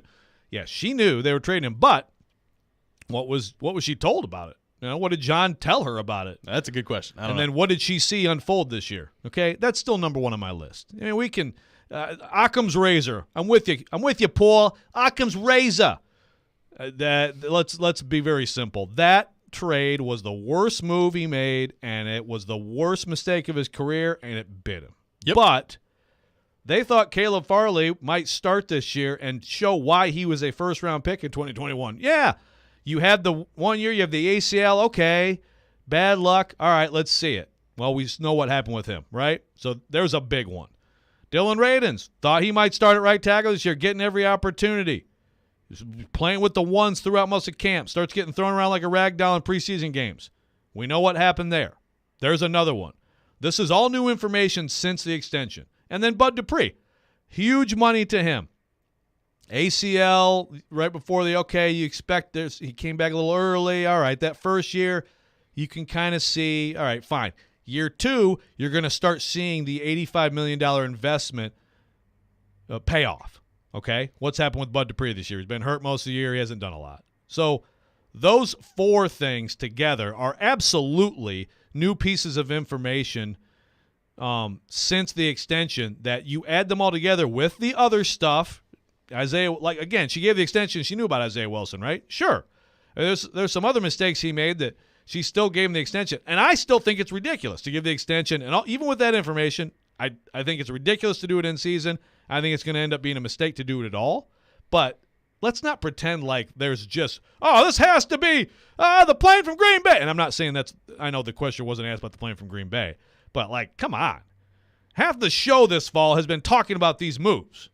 Well, let's not sit here and pretend like we've been, everything's been, whoa, John Robinson? Job performance? Whoever brought that up? I mean, come on. Well, look, I'd add one more to it that I don't think is as big of a deal as the 4 that you brought up. But I would be interested to know, if you're Amy Adams Strunk, you spent a 3rd-round pick on a quarterback this year that doesn't look like he's anywhere close to being ready to play on the field. What are her thoughts on that? Could you have spent that 3rd-round pick on something that has a more immediate impact on your football team? Again, I don't think that part of it is as big a deal as the 4 that you just laid out. But I would be interested to know, from Amy Adams Strunk, how you view that because, it's not a 1st-round pick, but a 3rd-round pick is a pretty high investment on a quarterback that doesn't look like he's ready to play for you. It looks like he may not be ready to play next year for you, depending on how things go. And you've got all these issues on your roster, and that's another pick that you're not really getting much out of right now. Yeah. No, that's a good one to bring up too. Yeah, and it's looked, it just hasn't looked great with him on the field. That's another thing too. And I thought this at the time, and I'm trying to think. I'm sure we talked about it. I probably wrote about it. But the draft that not just AJ, but that part of it too, that was the draft of a GM who's very secure in his job. who thinks exactly the way Vrabel said after that draft, we're going to be here a long time. Which he should have. He got an extension. He should have thought that way. He got the extension. I can't blame him for thinking that way. But, hey, we just didn't know what was going to happen on #the flight from Green Bay. Yes. Do we need the Twitter account that's the flight from Green Bay or the plane from Green Bay? The plane. The plane. # Sounds better. the plane from the plane. Hervé Villachez. Someone else validate me. Thank Listen, you. and then Let's go, all Boomers. these cryptic tweets, and then just #the flight. The account will be the plane from Green Bay, and then all these cryptic tweets. I mean, someone did on the text line say that we need to start a Twitter account, and I am here for that. Someone please do that. Maybe so. I got a text that says, everything you just said was showing its head last year. None of that was new. You could see it all coming. No. It's not true. No. Caleb Farley tore his ACL early in the season. At that point, the Titans are like, well, we still believe in him. First-round pick. He's going to be great. Go through the ACL repair. He started out camp. On the first day of camp, I thought he looked really good. In fact, on quite a few days of camp, he looked fast. He looked physical. He looked like a guy who could help this team. You're wrong. That's not true. He was slated to start for this team. We talked about it all offseason. Caleb Farley, boy, they could really take a step if that first-round pick becomes a first-round pick. We all want to do this revisionist history thing where now we have all the information. It's like, oh, we knew that at the time. No, that's not true. Well, beyond the Caleb Farley stuff, A.J. Brown was a part of the football team when he got the extension. And we did not know that the A.J. Brown trade was coming. Yes, that remains number one. And just because he did it and she approved it, she also probably thought, well, we'll be fine. We've got Treylon Burks, and we got this and that, and he's banged up, and he's not going to be that good. And, gosh, that social media, those Twitter fingers. I mean, all this information is new. Information on that changed because at the time, Deebo Samuel was asking for a trade, and DK Metcalf was wondering whether or not he was going to get traded. And every one of those guys ended up back with their teams, and A.J. Brown did not. That information has changed since the draft. So, I mean, if I'm an owner, I'm looking at that and I'm saying, all right, well, maybe what you told me at the time of the A.J. Brown stuff I could get behind, but how is it that every one of these guys ended up back with their team except us, and now he's out there kicking our butt on Sunday, which, again, goes back to the timing of the firing. It's not a coincidence it happened the Tuesday after the A.J. Brown game. Yeah. I mean, look, I think it's going to end up being a mistake. I think John Robinson, his body of work, suggested that, in my opinion, that he had a good chance of navigating them out of this. It's tough. It's going to be tough in the next couple years for whoever is doing this to figure this out, rebuild, whatever. What are you doing? Who's your next QB? All that stuff. I think his body of work says that, again, 20 and 21, those drafts, I think they're going to stand apart. But regardless, this idea that, like, because it's shocking, and again, the in-season thing is the shocking part of it, that there was no reason for this. I mean, now you're going way too far on that edge of the conversation. I mean, there were plenty of things that were new information for Amy Adams-Strunk since she gave the extension that would put her that would make her be down on John Robinson. I mean, come on. I just don't think she made the right decision, and we'll see. But now, I can't believe that still at this point here, more than a week later, right? Yeah, 8 days later, like she's not going to say the stuff she said. The press release, what she said, if there's a different reason that absolutely will come out if there is, NDAs do not erase that from the earth, buddy, okay? If there's something else, she's not going to come out and they're not going to say anything. They're not going to confirm that either. But they're not going to say what they said. Coming up next, it's time for The Choice is Yours. We'll take your thoughts on our phone and text lines driven by WilsonCountyHyundai.com, 615-737-1025. You can start NFL Week 15 off the right way with an NFL same-game parlay insurance from FanDuel, America's #1 sportsbook, and it doesn't matter if you're new to FanDuel or already have an account. You'll get free bets back if your 4+ leg Thursday night same-game parlay falls one leg short. NFL same-game parlays are the perfect way to combine your bets for a chance at a bigger payday. The 49ers taking on the Seahawks in an NFC West battle on Thursday night. I'll go with Brock Purdy and the 49ers. Give me Christian McCaffrey as an anytime touchdown scorer. I'll go George Kittle over on passing yards or reception yards as well. But you can take it any way you want to take it. Build your own or choose from one of the popular same-game parlays pre-built for you in FanDuel's top-rated sportsbook app. However you want to play, you can bet the NFL on Thursday night with the same-game parlay. Just sign up with promo code ROB if you don't already have an account. If you do already have FanDuel, you're all set to go. Just sign in to see what you've got. Must be 21 or older and present in Tennessee. Refund issued as non-withdrawable free bets that expire 7 days after receipt. A max free bet of $25. Restrictions apply. See terms at sportsbook.fanduel.com. Got a gambling problem? Call the Tennessee Red Line at 1-800-889-9789. The Sports Talk doesn't end on Friday. Join Michelle Knezovic and Junie Riddle for Michelle and Junie. Have they truly been tested yet? I really want this to be a good game. Michelle and Junie, every Saturday morning at 9. Presented by Superbook Sports and the Nashville Gem Company. I think Junie and I are going to go hit breakfast/brunch there after the show. On 102.5 and 106.3, The Game and the Game Nashville app. From the Fox 17 News Code Red Weather Center. We'll see those off and on rain showers continue for us through the rest of the day, with about 1.5 to 2 inches of rainfall possible for us by the time it's all said and done late tonight. High temperatures today should be near 60. Tonight, the rain should wrap up by about midnight. Fox 17, I'm meteorologist Brett Luna. Brought to you by Hiller Plumbing, Heating, Cooling, and Electrical. Call the Happy Face Truck today. The Game text line is driven by Wilson County Hyundai. Online at wilsoncountyhyundai.com. Be a part of the conversation. Call or text the Game at 615-737-1025. The bigger your 401k, the better your retirement, right? Wrong. The fact is, with proposed new taxes, another market crash, inflation, and rising healthcare costs, you could be forced to downsize your retirement. Discover the secret savvy investors are turning to for retirement security. A new 401k law that unlocks an ingenious retirement protection plan that could protect your savings from inflation and a stock market downturn while boosting your retirement income as much as 40%. It's all laid out in simple language in a new book from Josh Melberg. His insightful guide is your roadmap to retiring with confidence, and it's yours free with one call. Don't risk a lifetime of work building your retirement. This little-known retirement protection plan could safeguard your wealth and boost your retirement up to 40%. For your free copy of Guarantee Your Retirement by Josh Melberg, call now. Call 800-820-2779. That's 800-820-2779. 800-820-2779. Get in zone, AutoZone. Welcome to AutoZone. Thinking about gas mileage? If your check engine light is on, it may be affecting your MPGs, but the free AutoZone Fix Finder service can help.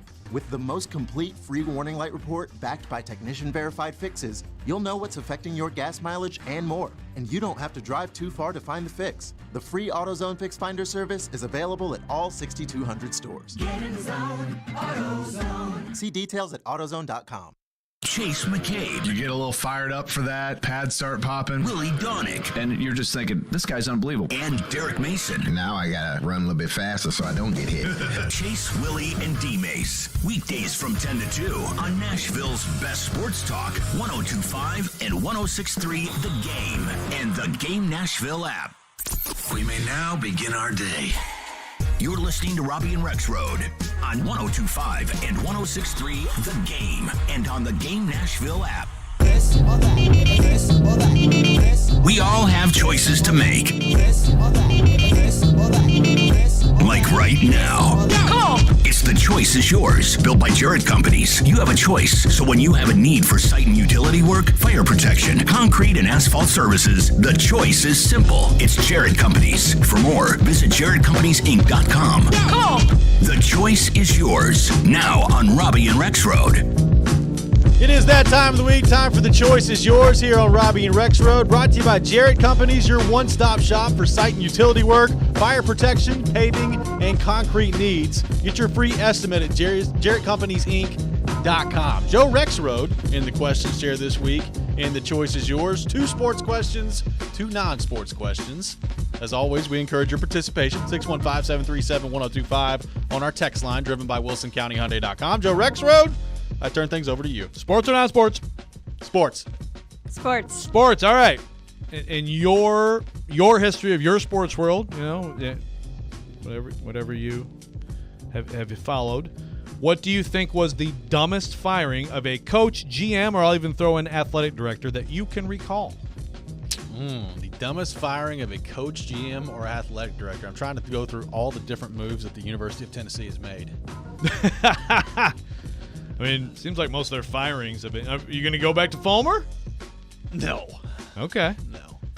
It was the right move at the time. Here, let me think about this. Okay. You go ahead. Yeah, you go first for this one. Yep. I need a minute. Well, I went through, and there's a lot. Like, you can do a lot of revisionist stuff with this, too. Like, oh, nice job, Browns, with Belichick. He turned out to be, like, okay, but, like, I don't buy that. The one that really comes up, and, of course, it is fitting this week, Mike Leach at Texas Tech. Yeah. If you go back and all the stuff that happened with Adam James and everything, you know, obviously that had to do with, I'm not even going to rehash it all, but he laid everything out in his book, actually, with Bruce Feldman, we're going to have on later. That was to me, it was a bad firing, and he completely changed their football program. And actually, I mean, still at a certain level, I think, because of him, but he should not have been fired. I'll go this route, and it's the Titans' history, but it's a little bit different. The power struggle, the choosing of Jeff Fisher over Floyd Reese, I think was really bad from the Titans. And I think Jeff Fisher is a good coach.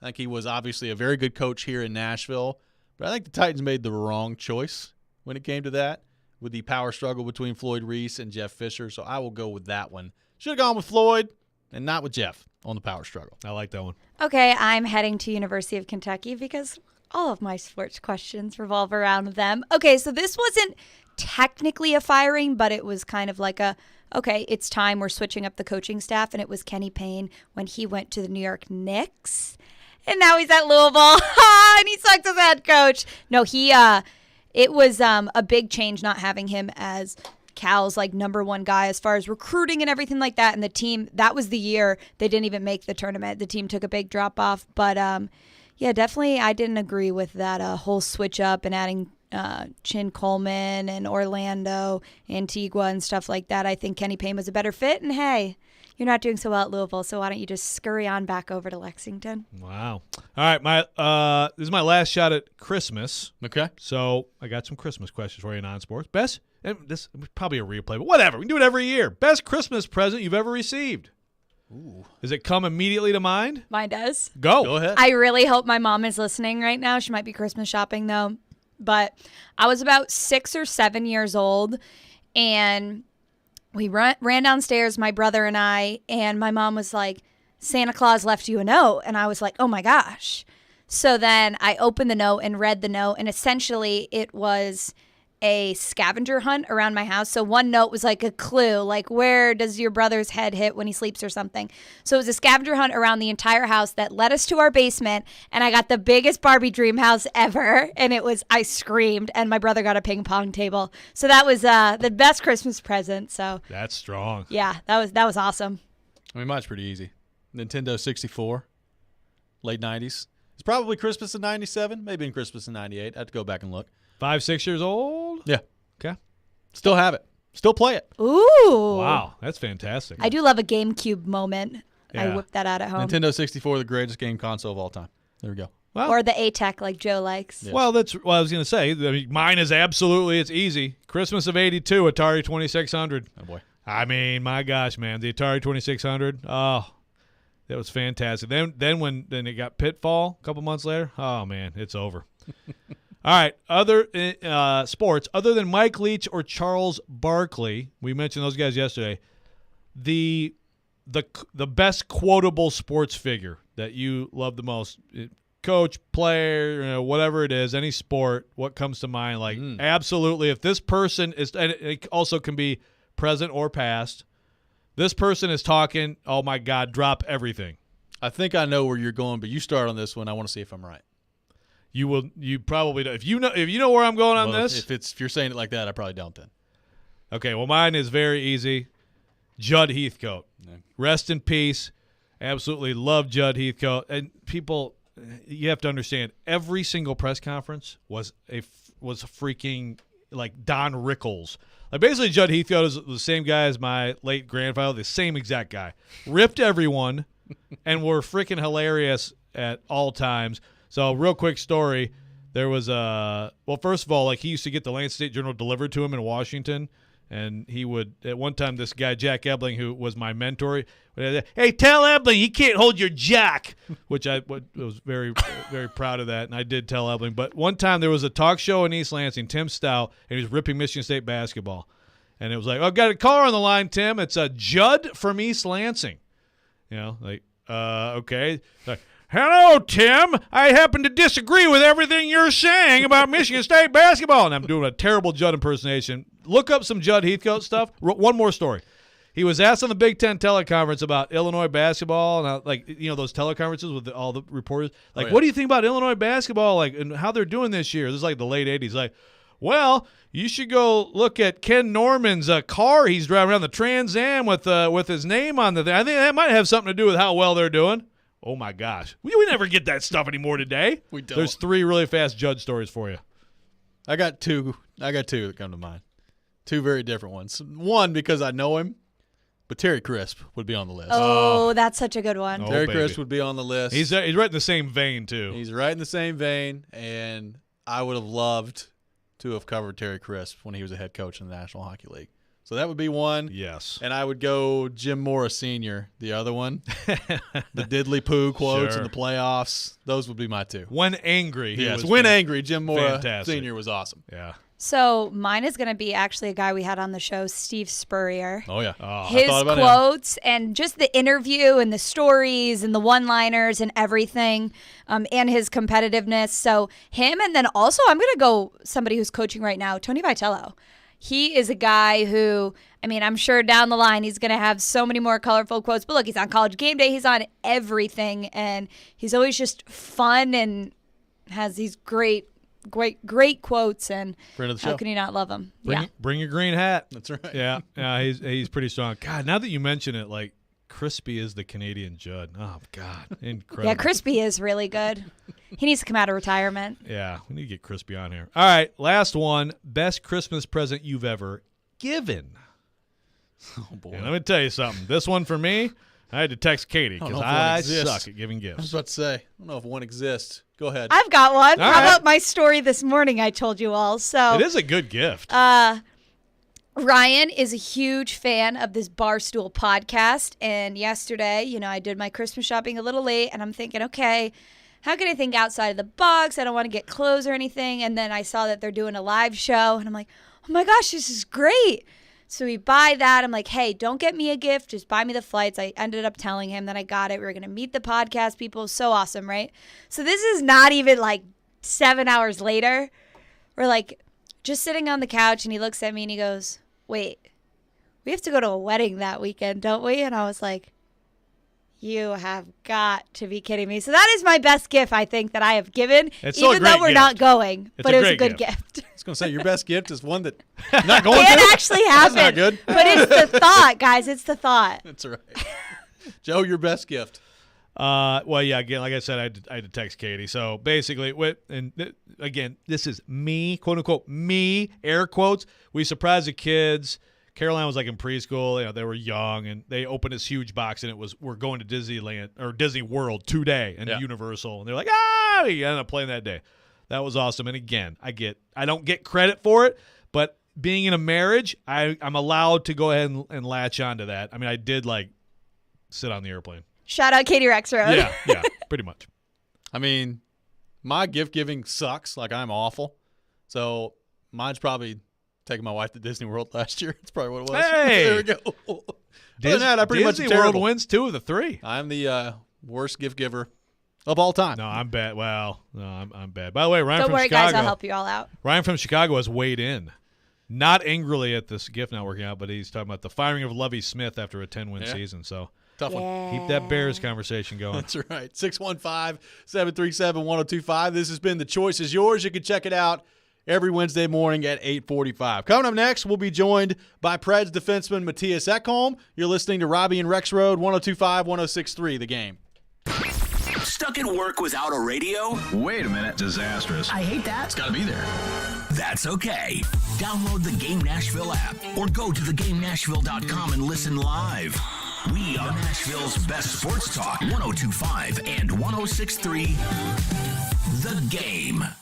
ElectronicExpress.com. We make it happen. Working hard during a break from games. This is the Commodore Report. I'm Kevin Ingram. With exams going on, no games until the weekend for Vanderbilt's basketball teams. The men's squad heads to Chicago to take on NC State Saturday night, and the women's team will be at home for Lipscomb on Sunday. Shea Route's Commodores are 7-5 after a much-needed overtime win at Louisiana Tech last Thursday, with leading scorer Kaija Harbison back on the floor for a squad that's been shorthanded all season. Coach Ralph says Harbison has made a big impact in a short time. Having her on the floor elevates everyone else's competitive spirit. She demands that from the rest of our players, just with how hard she plays, how much she wants to win each possession. That's from Monday's Commodore Hour. The grad transfers have been the team's top scorers this season. Harbison at 17 per game and Marnell Gerard averaging 13 per contest, including a career-high 31 at Louisiana Tech. Among those honored at this weekend's football banquet, senior defensive lineman Davion Davis, who received the Courage Award. Davis spent most of the season rehabbing from a knee injury from 2021. He did get in for a few snaps in that win over Florida. It was a long road back. Anybody that's had an injury and has to sit out probably knows. I mean, it's the toughest thing in the world to have a heart full of passion for a game and your brothers that are out there and not be able to participate. But it's definitely helped me step back and see a new way to grow myself as a leader. Davis is a multi-year team captain from Madison, Alabama. He's appeared in 30 career games in the black and gold. Be sure to catch Vanderbilt's Reed Davenport in the PXG College Golf Showcase. It premieres tonight at 6 Central Time on Golf Channel. That is the Commodore Report on 102.5 The Game and 94.9 The Fan. When joint pains cause you to sit out on everyday activities, it's time to make an appointment with Dr. Matthew Beal at Houston Clinic Orthopedics. Dr. Beal can diagnose your problem and treat the joint pain for both surgical and non-surgical matters. Board certified and fellowship trained, Dr. Beal specializes in hip, knee, joint replacement, and adult joint reconstruction. Visit tn.houston.com to learn more about Dr. Beal and to book an appointment online. Houston Clinic Orthopedics, when experience matters. Attention all fire and safety line experts. Middle Tennessee's fastest growing fire protection company is looking for experienced service technicians, designers, and sprinkler system experts like you. Tired of working for a large corporate employer? Work for a company where you're more than just a number. Jarrett Fire Protection is owned and operated by Nashville natives and wants to invite you to grow with their amazing team. Hi, I'm Jason Jarrett, owner of Jarrett Companies. I'm looking to hire experienced sprinkler experts and will offer a sign-on bonus of up to $5,000 for certified professionals. In addition to our great benefits that include a 401k match, PTO, and top pay with annual bonuses, we will also provide you with the top-of-the-line tools, trucks, and equipment that you need to grow your career. Our customer base is large and business is booming with many opportunities for advancement. Give us a call or go online to jarrettfire.com and apply today to become a member of our family and protect our community. That's JARRETT fire.com. Jarrett Companies, where we are above and beyond industry standards. Live from the Game Nashville studios. WPRT FM Pegram, WPUC HD2 Laverne. Broadcasting on Alexa. I appreciate that. And other smart speakers. 102.5 and 106.3. 1, 2, 3. I think it was a good game. Had a couple of big plays. The Game. A Cromwell Media Station.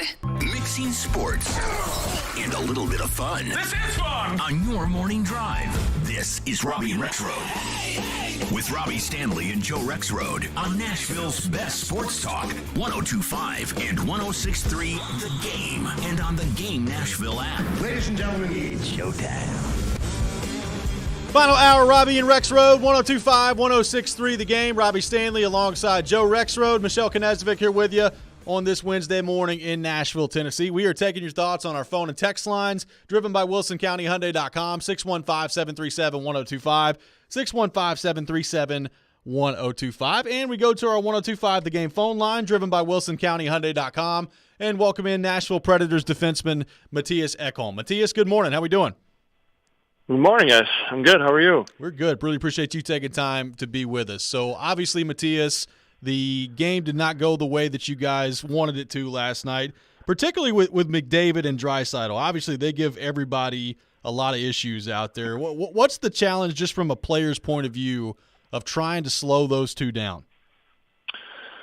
Yeah, it's a good question. It's something that we haven't figured out here in the last 7 or 8 games against them. So they're the two best players in the world, and McDavid. I think they're different too. I think with McDavid, it's pretty obvious. It's the speed that's it's just really hard to contain. And he has mixed that with his skill of his hands and his brain. So I mean, he is the best player in the world, and you kind of got to try to keep him to the outside and really be cautious with the puck when you're playing against them. And Draisaitl, elite passer, probably one of the, if not the best passer in the game, and trying to stay on him too. There's no really secret recipes to these guys. You kind of gotta play them pretty hard and take away their time and space, which is the challenge when they have those skill sets.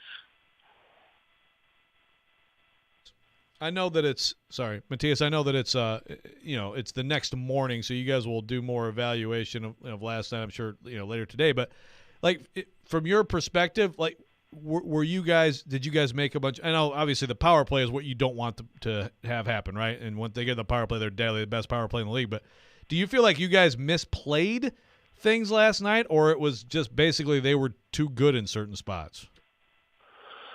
Well, I think 5-on-5 we were fine. I actually kind of liked our 5-on-5 game. I didn't necessarily dislike it. I think that special teams was the big factor last night. I mean, they had 2 opportunities on the power play. They scored 2, and we had a lot of opportunities, and we didn't score. And then, it's a 2-goal difference in the game. So at the end of the night, I think that's where we have to be better, and I'm a part of both of them. So I take big honors in that, and that's something we have to figure out. But other than that, 5-on-5, I thought, it wasn't.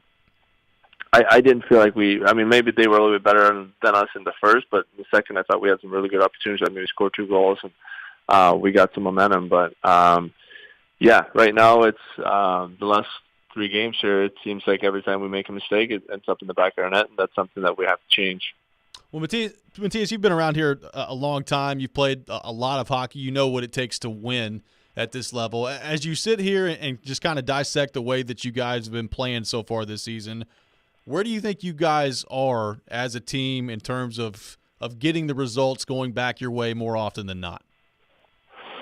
Yeah, obviously it hasn't. So we have to be better in that regard. There's obviously hockey is a funny game that way. Sometimes I think you play well enough to deserve 2 points, and I certainly think we played like that in St. Louis a couple nights ago. And then there's going to be nights where you maybe get away with a win, maybe didn't deserve it. So at where we're at right now, it's a matter of us finding. I think goal scoring is a big part of why we haven't been winning games lately. I think defensively we've been pretty good. So it's again hockey. We have a lot of games left, and there's we have to evaluate what we're not doing right at the moment. But at the same time, there's a lot of games. There's big games coming up this week, and we know we're not that far off the playoff spot. So it's a matter of hanging in there right now and making sure you don't let it slip too much, and just keep getting. You got to build momentum somehow and string some wins together, and then the results and the playoff spot will take care of itself. How much, Matthias, is the power play a part of that? How much of a part of that, I guess, is the power play in terms of confidence? Because it was so good, obviously, for you guys. And I know last night was a little bit different look there. You guys have tried different things. It just has been so different last year to this year. Two questions on that. How big is that if you can get it going? And how surprised are you that it has been the struggle it's been this season?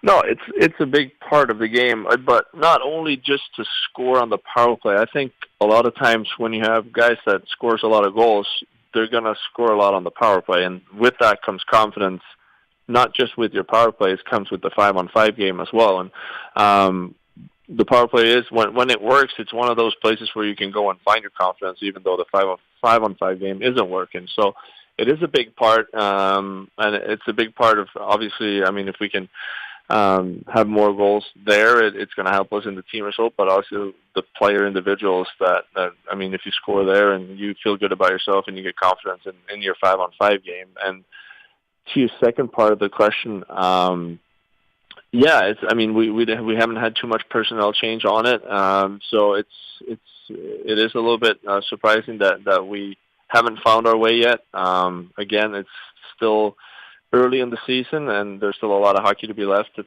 played, and everyone is aware of that we need to be better on it. So hopefully we can turn it around. It's a long season, so that's what we're working for. Preds defenseman Matthias Ekholm with us here on Robby and Rexrode. Matthias, obviously, 4 of your top 7 defensemen from opening night are out of the lineup right now. What's the challenge of dealing with that, and what do you make of the guys that have stepped in their place so far? Yeah, I think both Q and Graves has been awesome these 2 games. I think they play a really simple, sound, solid game, and they've really stepped in there. I mean, it's not easy for them to come in like that. And, travel, they didn't get heads up much than just get in and play. So they really have played well, and it's a bit of an adjustment, obviously, when you usually maybe play. That adds a bit of extra minutes for us. The ones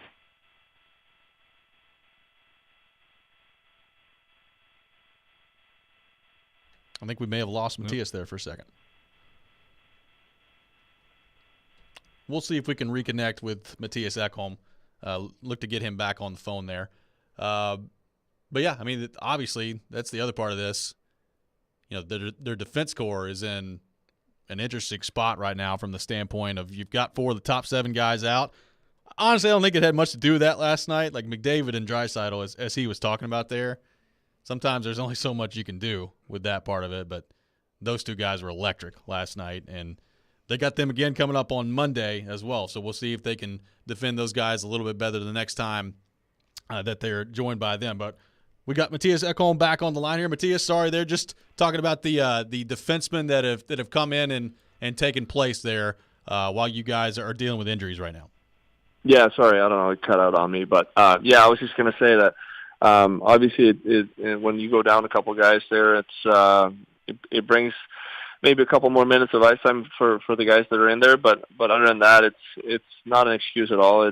Injuries happen throughout the year and something you have to deal with. And usually I think it was Brian that came up to said to me, I think it was 2 days ago. He said, well, when it happened, that this was the first time since me and Roman came to Nashville that they've had 4 injuries on the blue line at the same time. So obviously, it's a bit of a challenge and something that you maybe don't want to, but at the same time, injuries happen and you have to deal with it. Do you feel like, and like you said, different people, revolving doors, so that's not easy, but do you feel like, I guess, just sort of the defensive structure, communication, responsibility, all that stuff, do you think that's been progressing in the last couple of weeks, Matthias? I think defensively, if you look at the games we've played in the last weeks, I would say it's not been we haven't lost games because we're conceding 5, 6, 7 goals. So I think the defensive part has been pretty good, and obviously our goaltenders are a huge part of that, and they both played really well. So I think defensively we've been fine. I think it's a matter of finding we need to score some goals to win games, and St. Louis was that prime example of it. Where it's a 0-0 game all the way to the end. All we needed was 1, but it didn't happen for us. So it's obviously a confidence thing. It's obviously a thing that we're working on, and if we can get back to that, obviously, as you mentioned last year, it was quite the opposite. So, but that's hockey also sometimes. It comes and goes, and it's a long season, so hopefully we can find it here real soon. Matthias, last thing for you here. You got Winnipeg coming up tomorrow, Colorado on Saturday. Just the importance of these 2 games in the division on the road, and in particular with Winnipeg, what stands out to you about them as you guys prepare for them for tomorrow?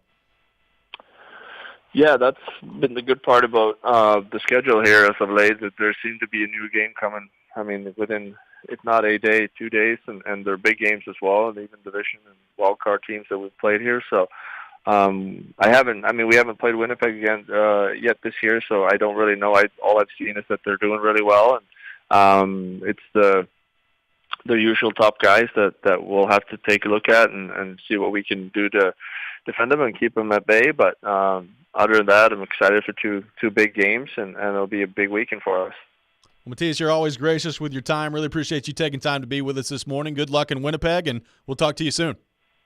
Awesome. Have a good day, guys. Absolutely. You as well. Preds defenseman Matthias Ekholm, our guest here on Robby and Rexrode. We'll take your thoughts on the Preds, 615-737-1025. We'll get into the game against Edmonton last night and take a little bit of a look at the big picture of the Preds. 12-12-3 on the season. out of a playoff spot at the moment. Where is this team headed? Is there a way that they can fix the offensive issues as they move forward here? We'll get into all that coming up next. This is Robby and Rexrode, 102.5, 106.3, The Game. Your home for the MTSU Blue Raiders is 102.5 and 106.3 The Game. Every touchdown. Yes, touchdown. Every three. Free ball, yes, sir. It all lives here.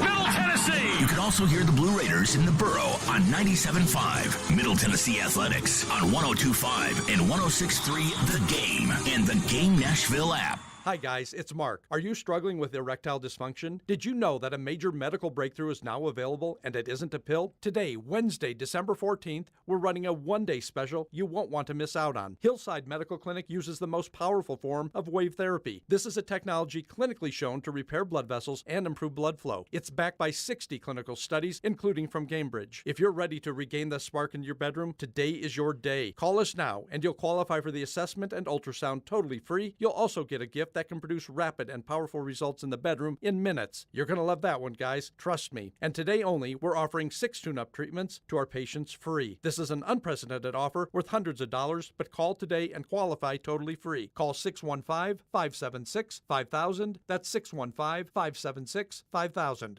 Guys, put a stop to your erectile dysfunction and get your life back. Call Hillside Medical Clinic now to qualify. This offer ends today, Wednesday, 615-576-5000.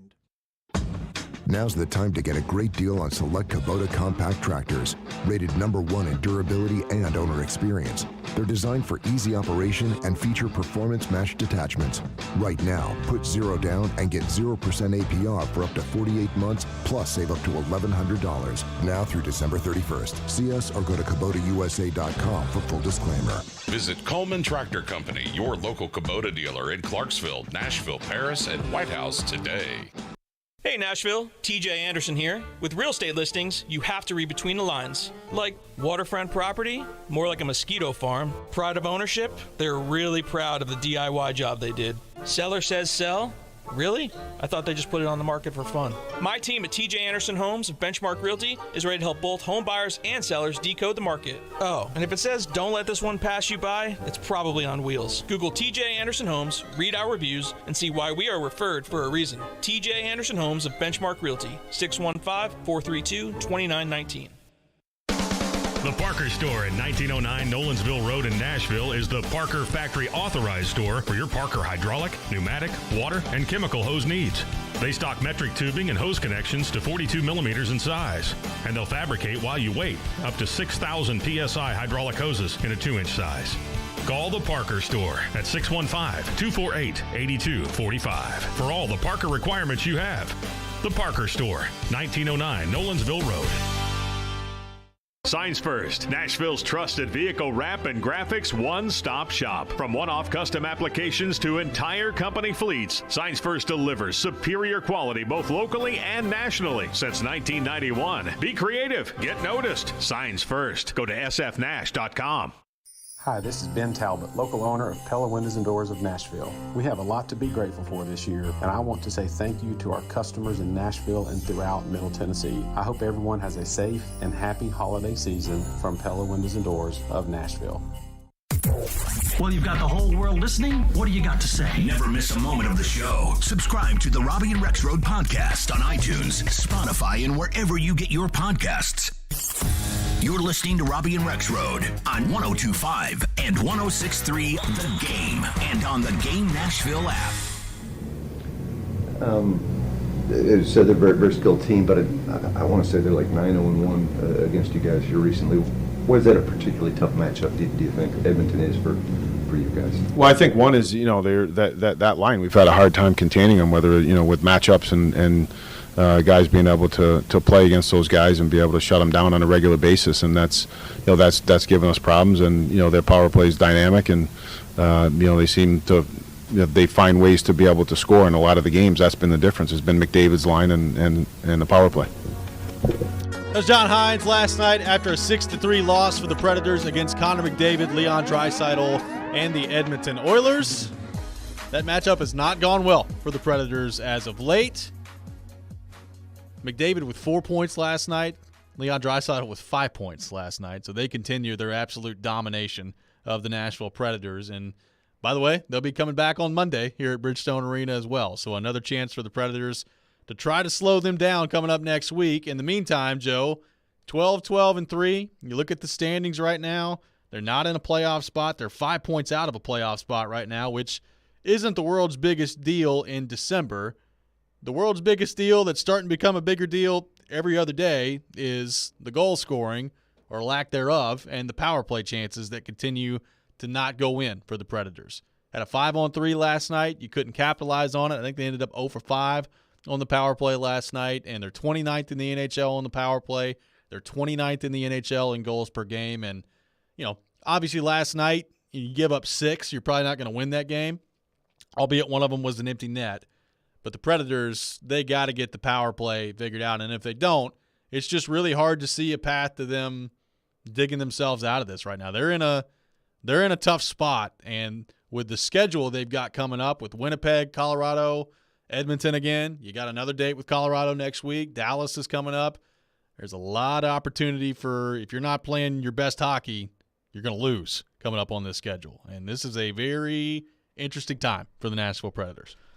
Yeah, look, it's if they don't get it turned around, and I think Ekholm obviously nailed the issue. It's they've figured some things out, but they are not scoring goals. I mean, if they don't turn around here and get some wins, they're gonna be quite a ways back here. Yeah, still a long way to go, and things can happen. But I just, at this point, that's the one thing that's been consistent. And the power play conversation is, as he said, it is tied to confidence. It's tied to your confidence overall as a player. Matt Duchene last year, I think, had this incredible year, but I think so much of it was fed by the power play. The numbers were, but also just his overall play, I think, was fed by the power play. And the thing is, we've seen this before with the Preds and some of these same players. When it goes bad for a stretch of time and now you're trying to tinker with it. I mean, remember Laviolette was like, okay, who on the staff hasn't been in charge of the power play? You get it this month. Yeah. You get it next month. It gets in your head. It's like the intangibles of sports. It's like somehow people think it's a coincidence that you have this crazy move and then you have the worst performance of Vrabel's coaching tenure a few days later. Like intangibles, confidence, all those things, you can't measure them exactly. But right now I feel like this team is in its head a little bit on the power play because there's no real reason it should be this bad. Well, the fact of the matter is right now they're not a good hockey team. I mean, they're 12-12-3. The record is what it is. They've struggled scoring goals all season long. They've struggled on the power play all season long. And right now, I talked about this a little bit yesterday, it's more likely at the moment that they miss the playoffs than that they make it. Now, that doesn't mean that they can't make it. They got plenty of time, and it's an 82-game season, and they're not even 30 games in yet. So there's still a whole lot of hockey left to be played. But the sample size to this point does not suggest to me a playoff team right now. Now you can fix that, but I do wonder, watching them play right now, like you said, they are trying a bunch of different things on the power play. They're trying some different personnel groupings. They basically last night just said, just leave Roman Josi out there on the power play. It's not a bad strategy, but nothing's working on the power play right now. And at some point, I wonder, what is the fix? Like, what is the fix going to be? And there's not been very many fixes so far this year. And we've talked about Tomasino. Like, I think he should be up. I think he should be on the team. Do I think that Philip Tomasino, if they called him up, would come in and fix all this? No, I don't. Like, I think there are some deeper issues right now that they just can't get anything done offensively, and that's been a problem for 27 games so far this year. Yeah. And so, look, if this is how it goes and they're just going to be treading water and they're not going to make the playoffs, or even honestly, if they're on the fringe and they barely get in, I mean, that's a big disappointment relative to expectations. I agree. Expectations, when you add Niederreiter and McDonough and you keep Forsberg, they were pretty high this year. I mean, look, across the board, it was quite a bit different from last year. Last year, they exceeded expectations, even though they played poorly at the end. They got in, but it was fair to say, well, who picked them to go in the playoffs? Not many people. Joe did. Some people did. But, not many people. It was fair to say that, though. Well, this year, if it goes this way and they can't get this turned around pretty dramatically, it's also fair to say you were supposed to be not even necessarily a wild card team this year, and instead you're this. And I just the big picture discussion is never far from this team. I think there are a lot of fans. I think I asked you the number yesterday, but it always comes up. Like, how many people want to see the Preds barely leak into the playoffs and get bounced in 5 games at this point? It's becoming progressively fewer by the day. Yeah. And big changes, that discussion, look, it doesn't – first of all, I'm done knocking those down after what happened with John Robinson and us shaming people into thinking that he was on the hot seat. But that's the thing. It's like I don't think David Poyle's on the hot seat because I don't think it's possible for David Poyle to be on the hot seat. But those big picture discussions of where things are going here are getting closer and closer. There's no question about it. Let's go to our 1025 The Game phone line, driven by WilsonCountyHyundai.com, and welcome in Steve from Mount Juliet. Steve, thanks for calling in. Morning, guys. I really enjoy the show. I'm nowhere near a hockey analyst, but I'm a season ticket holder, go to the games. But do you feel like the problem is coaching, or is it the lack of talent on the team? I don't know. But we've got, like you said, we're on a 4-game skid. We've got the Jets coming up on the road. We've got Colorado coming up on the road, and then Edmonton comes back here next Monday night. So we could potentially lose. This could be a 7-game skid. Yeah, thanks for the call, Steve. I mean, this, like I said, the schedule is not their friend right now. It's a lot of games. Which, I mean, I guess it depends on how you view it. You heard Ekholm talk about it. A lot of chances for you just to flush what happened, and you're right back at it. No really time to think about it. But it's also not just a quick amount of games in a short amount of time. It's really good teams that you're playing against in Winnipeg and Colorado and Edmonton, and teams that, yes, while they're right there with you in the standings to a certain degree, they've also demonstrated that they've been a little bit better than you've been so far this year. So this is a very interesting part of the schedule. As far as the coaching and the talent, look, right now I think everything is on the table. I'm not taking anything off the table when it comes to this Predators team as far as the discussions you want to have. I think it would be fair to say, Joe, that you and I have been pretty darn patient with the coaching conversation, with the David Poyle conversation, with blowing things up and rebuilding. Like, we've taken, I think, what I would describe as a measured and patient approach to all that. But to me, if things keep going the way that they are right now, and this team misses the playoffs, and again, not saying they absolutely will, but if they do, like, you can't sell me anymore on let's continue to move forward with the status quo. It's hard for me to get there if this keeps going the way that it's going right now. Yeah, well, I mean, I've had very different you separate the two things, coaching and general managing. I mean, a year ago, we were talking about this earlier in the show. Like, a year ago is when they had that win over Colorado, and they were like maybe the biggest surprise in the NHL at that point, 2 months into the season. Yeah. At that point, I was like, okay, so after the turnaround last year and to give the Hurricanes the playoff series they did, and now look at them now. John Hines is doing a bang-up job. I mean, so it wasn't even a matter of like, well, let's wait and see. At that point, I was like, he's doing a heck of a job. Well, it's been almost a year since they've looked like a good hockey team. So, you have to – of course you look at the coaching.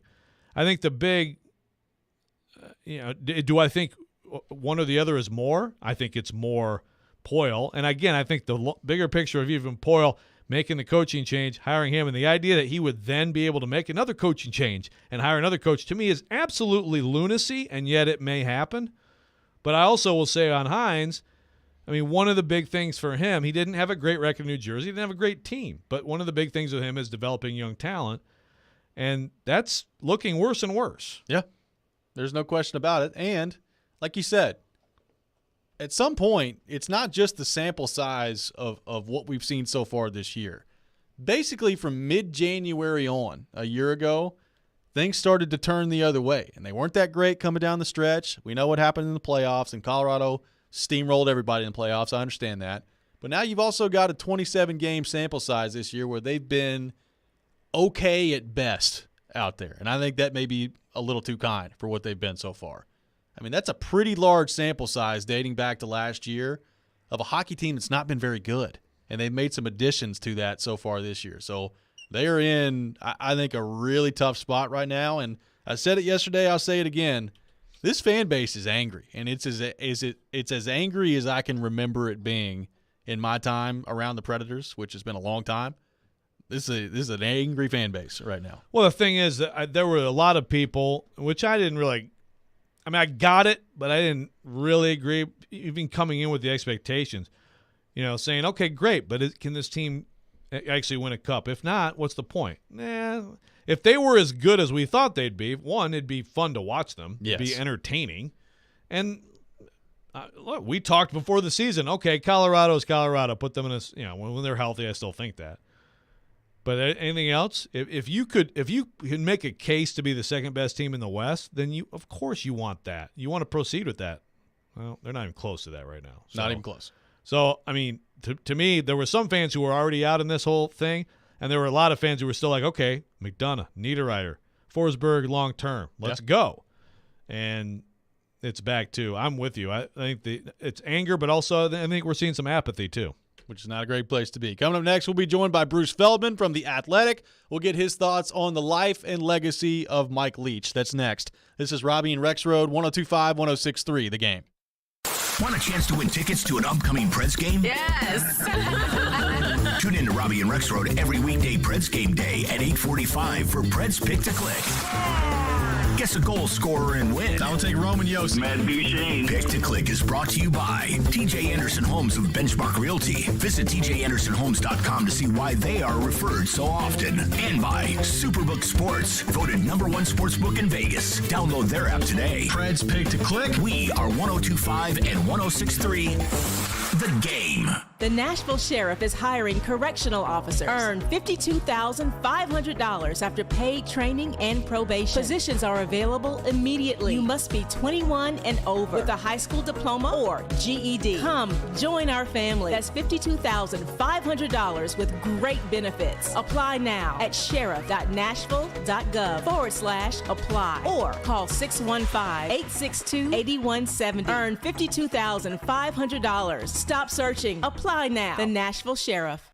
Hiller is giving away cash for the holidays, and we are celebrating from now until the end of the year with special deals. Hiller wants to make sure every child experiences the joy of Christmas this year, so they're donating $50 in toys to Toys for Tots with every tankless water heater purchase, and giving away a $250 Visa gift card with each unit. Get a $500 Visa gift card when you buy select new HVAC systems, or a $500 Visa gift card with the purchase of any new whole home generator. More details at happyhiller.com. As always, happy you'll be, or the service is free, and these deals are only available until the end of the year. So that's Hiller Plumbing, Heating, Cooling, and Electrical.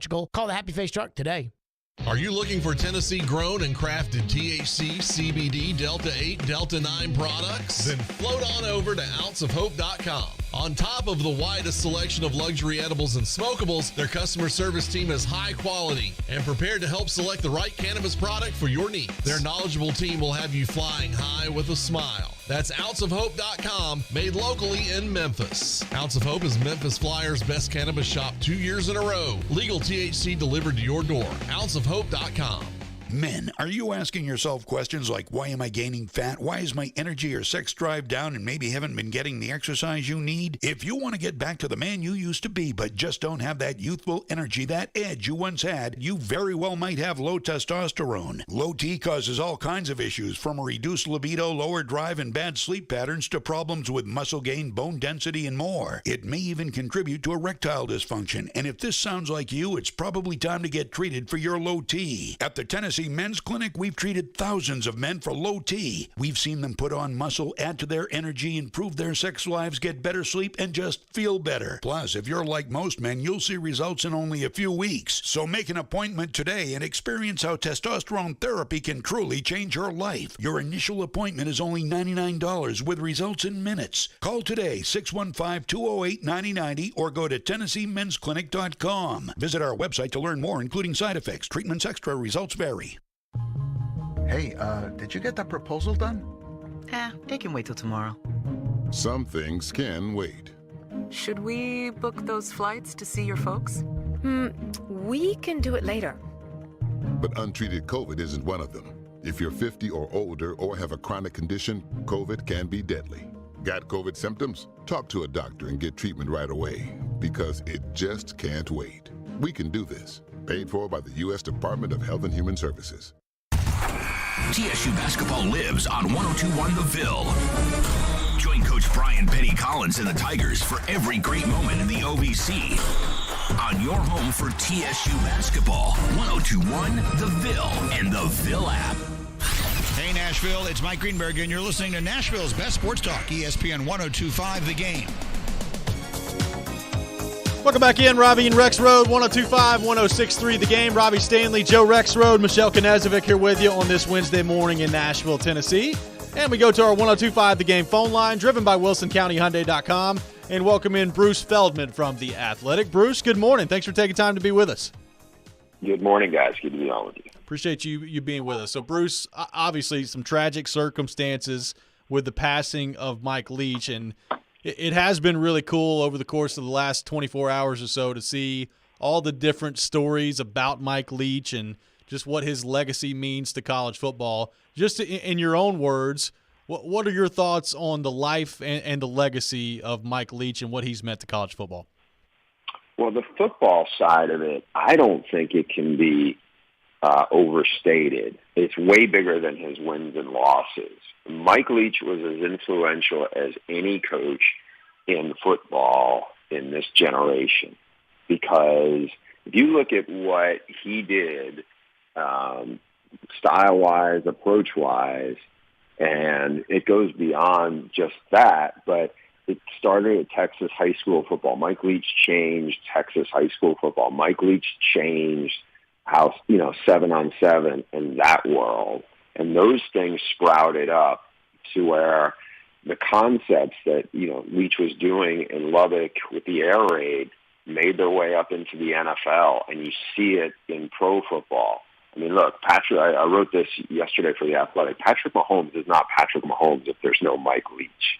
I mean, these are all things that grew from what he and Hal Mummy had cooked up years and years ago at Iowa Wesleyan on a bunch of bar napkins. It was an offshoot of what they studied of Lavelle Edwards, the great BYU coach. But then they really took it, and enhanced it and did a lot of other things around it.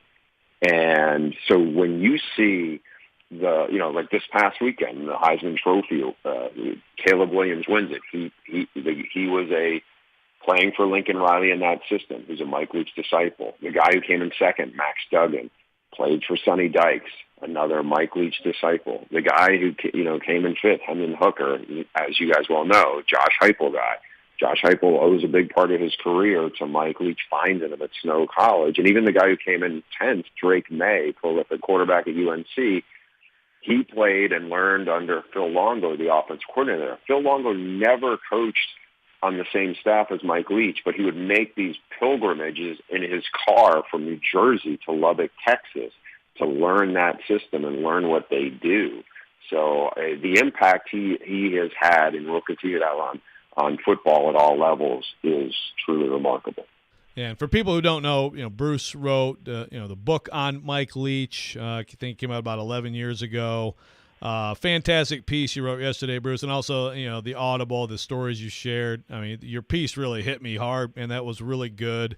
You know more about him than anyone in media, certainly. So, what about the other aspect of it? Just his personality and what has been lost here, because I feel like, frankly, yesterday, Bruce, on social media, sometimes social media is just awful, as we all know, but the revisiting so many incredible moments with Mike Leach at the microphone yesterday was pretty cathartic. What about that aspect of Mike Leach and what we've lost there? Yeah, and I'm glad you used the word cathartic, because I was struggling. We taped the Audible Monday night after I had learned that what had happened, and we were not going to say anything before it had been released. But I was struggling on Monday night with the podcast, and yesterday morning I woke up really early and had a little more clarity. and to write what I wrote. But, part of what I wanted to capture with Mike for people who maybe didn't know him, and a lot of people knew Mike because they had, interaction with him in a way that you don't have, whether it's Nick Saban or Jim Harbaugh or Urban Meyer or Dabo, whoever these coaches are who are big name coaches in college football. It's almost like they're looking directly in front of them, and that's about it. And if the people, it's all about keeping everything on track and on schedule and all this. And Mike was the opposite. Mike would engage anyone, and it had nothing to do with football or game planning or anything else. He was incredibly curious about people in a way that I've never met a human being like that. When I was working on Stringer Sword with him, I was in Lubbock, and I got into this story yesterday on Athletic a little bit, but there was a practice, and Mike was like his own offensive coordinator. That's how he kind of ran practice. I saw that there was this kind of disheveled guy, maybe 50s, 60s, that was right next to Mike the whole first couple of periods of practice, and Mike was talking him through some stuff. So I asked one of the guys on staff, I was like, is that one of your big boosters? And the guy kind of looked and was like, oh, no, I think that's actually like a homeless guy who was around the building. I think Mike must have brought him out to practice. And that's Mike. He was just the guy who, whoever you were, he was curious about you. What was your story? What do you think of this?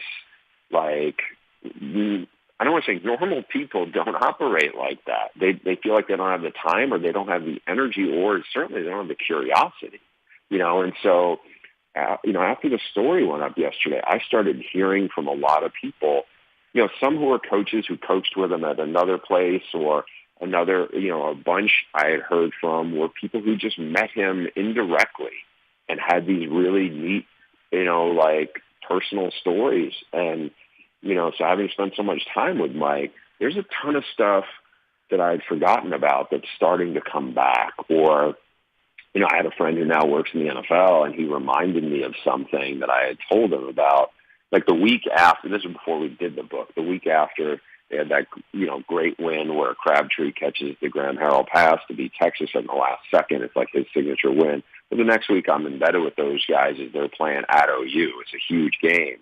And just like some of the stuff I had told this guy, I completely forgot about, because it was like you're seeing Mike in his element around the team. We go to a movie theater because he takes the team to the movie theater. And just like I couldn't stop laughing at some of the thoughts. And again, a lot of it had slipped my mind because there's just so much stuff and time passes and everything. And so, I just think, Mike had his quirks, and Mike didn't always say, he could be prickly at times and said stuff where you kind of wince for him. But there were other times where it's just it was a blessing to know Mike Leach.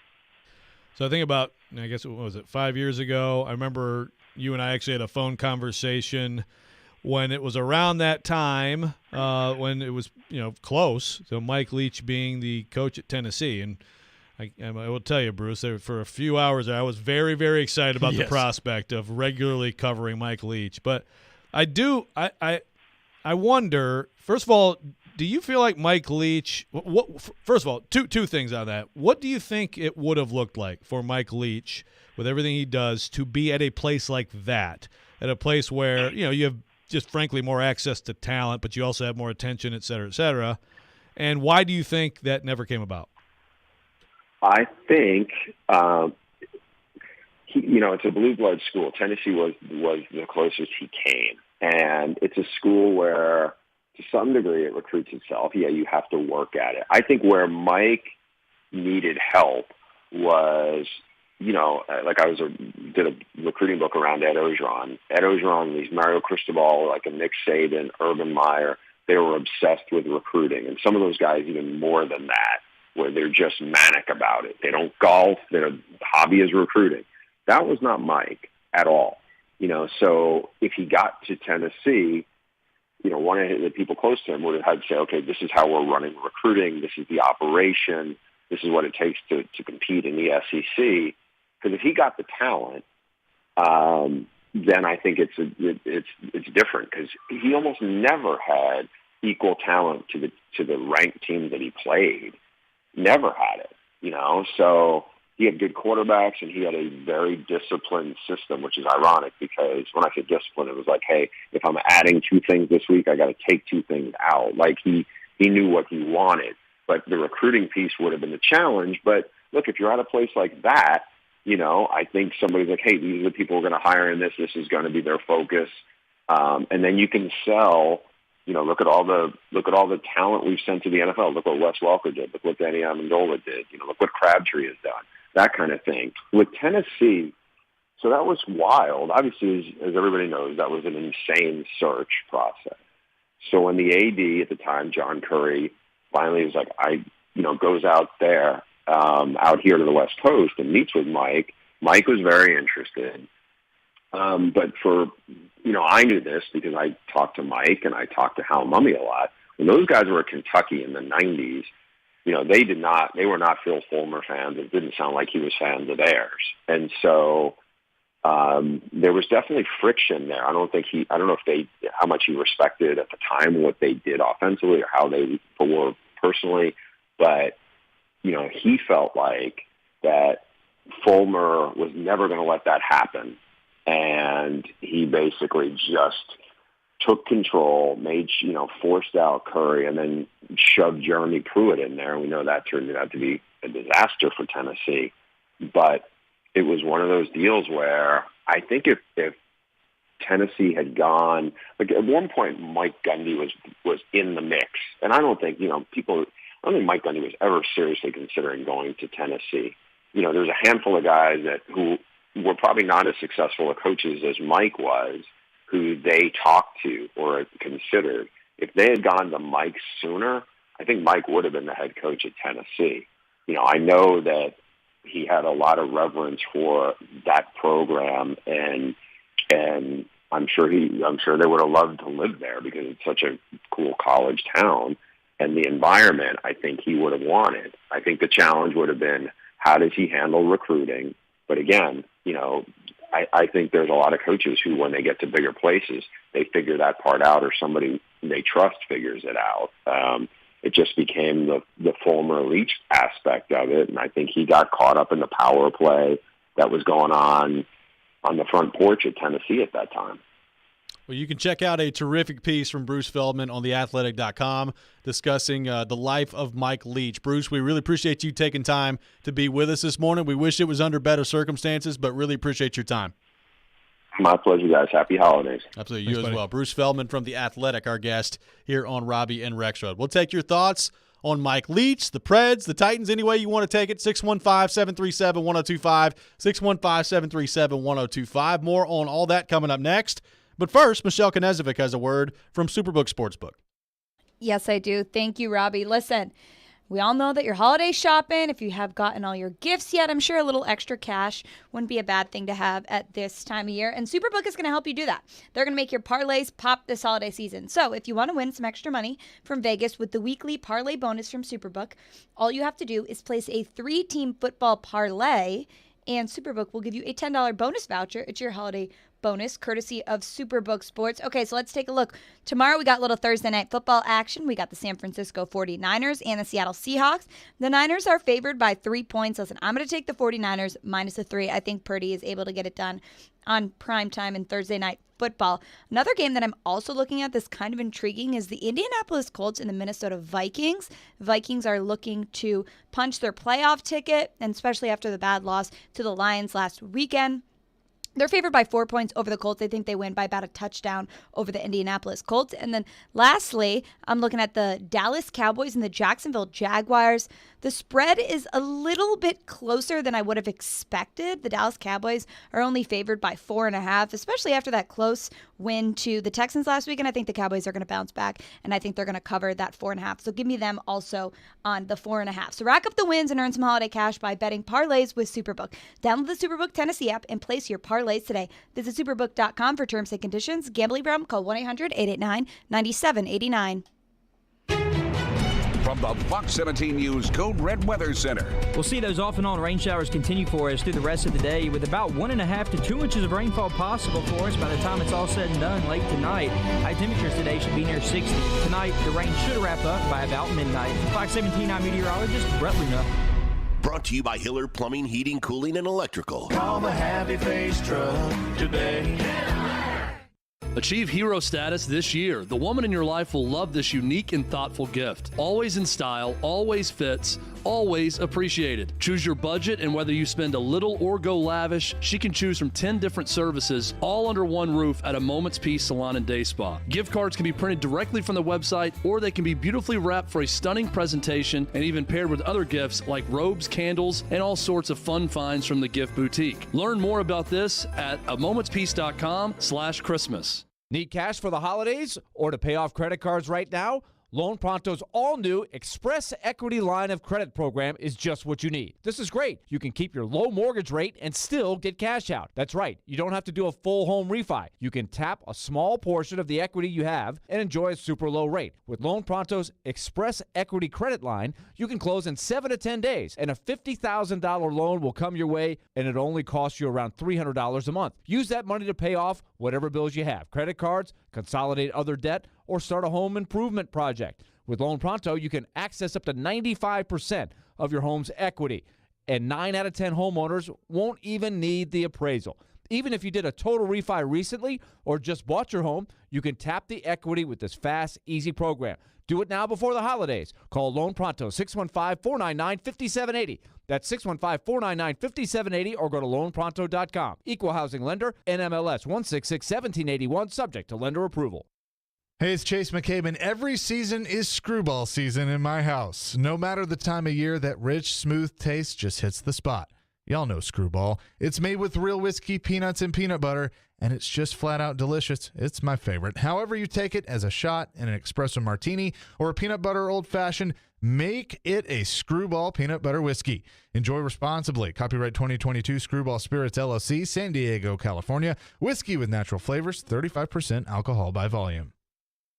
It's easy to think all money managers are pretty much the same, but at Fisher Investments, we're clearly different. Different? How? You sell high-commission investment products, right? No, Fisher Investments doesn't sell any commission-based investment products. Well, you must earn commissions on trades. Nope, never at Fisher. We're a fiduciary, obligated to act in our client's best interest. It's the highest standard of care for a financial advisor. How do you know what's in their best interest? We get to know our clients and then tailor a portfolio based on their goals and needs. But you probably sneak in some hidden and layered fees. No, we have one transparent management fee, structured so we do better when our clients do better. Wow, you really do look out for your clients. That's because our top priority is helping them achieve a comfortable retirement. It might be why most of our clients come from other money managers. Visit FisherInvestments.com to find out why investors like you switch to us. Fisher Investments. Clearly different money management. Investments and securities involve the risk of loss.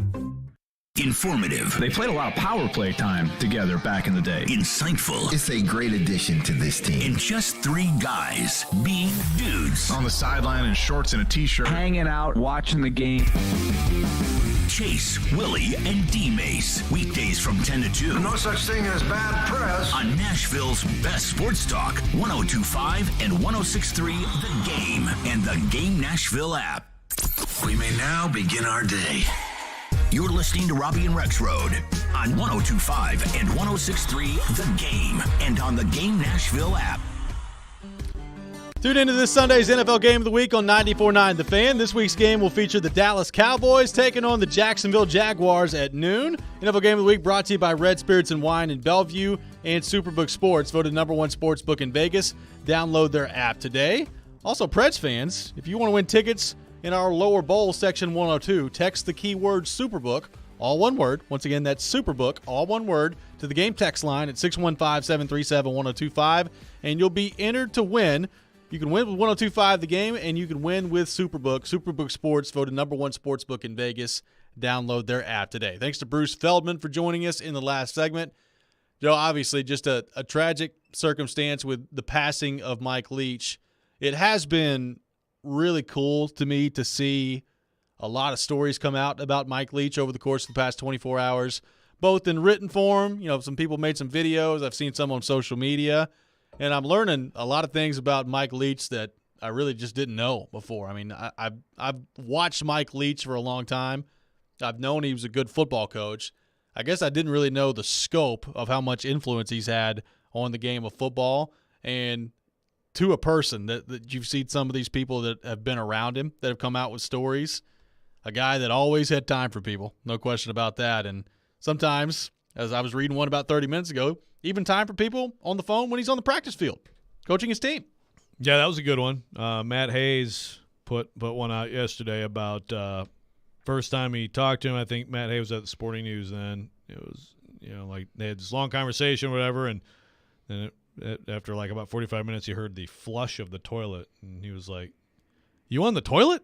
And Mike Leach was like, "Well, the conversation was so good, I didn't want to stop the conversation." That is a perfect response. That's yeah. No, it's just a one of a kind person, and I do think I'm glad Bruce has laid it out for people the way he has, because the NFL was not a place. College football did its thing. The NFL did its thing. Some NFL concepts would go from the NFL to college. Correct. But Mike Leach really has – you have to look at him absolutely first in terms of why does it look so similar now.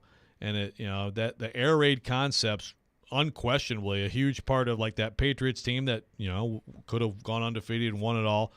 Great players, part of that too. But the concepts, they're all over the NFL still. And, think about the Patrick Mahomes thing, as Bruce said. Just the influence, and then the coaches that stemmed from him, right? It's an incredible amount of influence. And if you're a guy who, like at Iowa Wesleyan in the early '90s, was drawing up plays on napkins or whatever, and just such a not a guy who played it. He graduated from law school. But even apart from that, even whatever job that Mike Leach would have done, like how many people are out there, just randomly talking to whoever, giving time to whoever. Like we're all so rushed and right. I know I am. Like when I walk through the hallway here, I try not to look at people. Please don't speak to me unless spoken to, like Nick Saban. Yeah. But in seriousness, I can't think of another person like Mike Leach. Well, he lived in a world, I feel like, in the moment, and everybody gets caught up, like you said, you're busy, you're rushing, I don't have time for that, I can't text you back. Like, he genuinely, no, I never got a chance to meet him, but you could tell by all the stories, like, cared to just a moment, just what's in front of him, and just speak to people and be nice. And find things out, like curiosity, a huge part of it, too. Yeah, find things out, have a conversation. It's amazing how that can enrich your life. Yeah, absolutely. By the way, real quick news on the Tennessee front. Jalen Hyatt has put on his Instagram page that he has an announcement at 1 o'clock. So I don't know what that means. I don't know what sort of announcement he's got coming up at 1 o'clock. I would assume maybe it has to do with whether or not he's playing in the bowl game or whether or not he's going to the NFL next year. But I guess we'll wait and see. Transfer portal. Could be another NIL. I don't think it's going to be that. No, actually, I've heard on a message board, Genius post was that he's going to Kentucky. Yeah. You Whoa. You haven't heard this yet? No, I haven't heard that one. He really wants to go check out that passing offense. I think no QB, so. I see you over there hoping for the NC State QB. I saw you pining for it on Twitter. So if he's calling a press conference, not just putting up a post about. He just said announcement. I don't know if he's calling a press conference or not. He just said announcement. That to me tells you there actually could be good news for Tennessee fans there. I don't know why you would tease. Hey, yeah. By the way, I'm opting out. By the way, see you guys later. You know what I mean? Everything's an announcement. I hesitate to try to get in the head of. Young people, 20-year-olds nowadays. So, yeah, couldn't tell you. I don't know. That's going to be my prediction. Now, is it like the double whammy of not only am I playing in the Orange Bowl, I'll be back next year? Thanks, Spire Sports. You've paid the NFL. That's probably asking too much, but maybe that he is going to play in the bowl game. Try to get faster over the offseason. That way, you just run right underneath those balls lofted up there by Joe Milton. Yeah, you have to get that 40 down to a 3.9. Maybe it is, though. Oh, here's my prediction. Called shot. I'm playing in the Orange Bowl, going for the record at Tennessee, going to have one more time with my teammates, but I'm going to the NFL after that. Could be that. That's my prediction. 1 o'clock. No, I think he might stay. Think he's staying? After that post. That's your called shot? That's my called shot. Robbie, do you have one? We got to go. We'll be back tomorrow at 6 a.m. This is Robby and Rexrode. You're listening to 102.5, 106.3, The Game. You watch The Game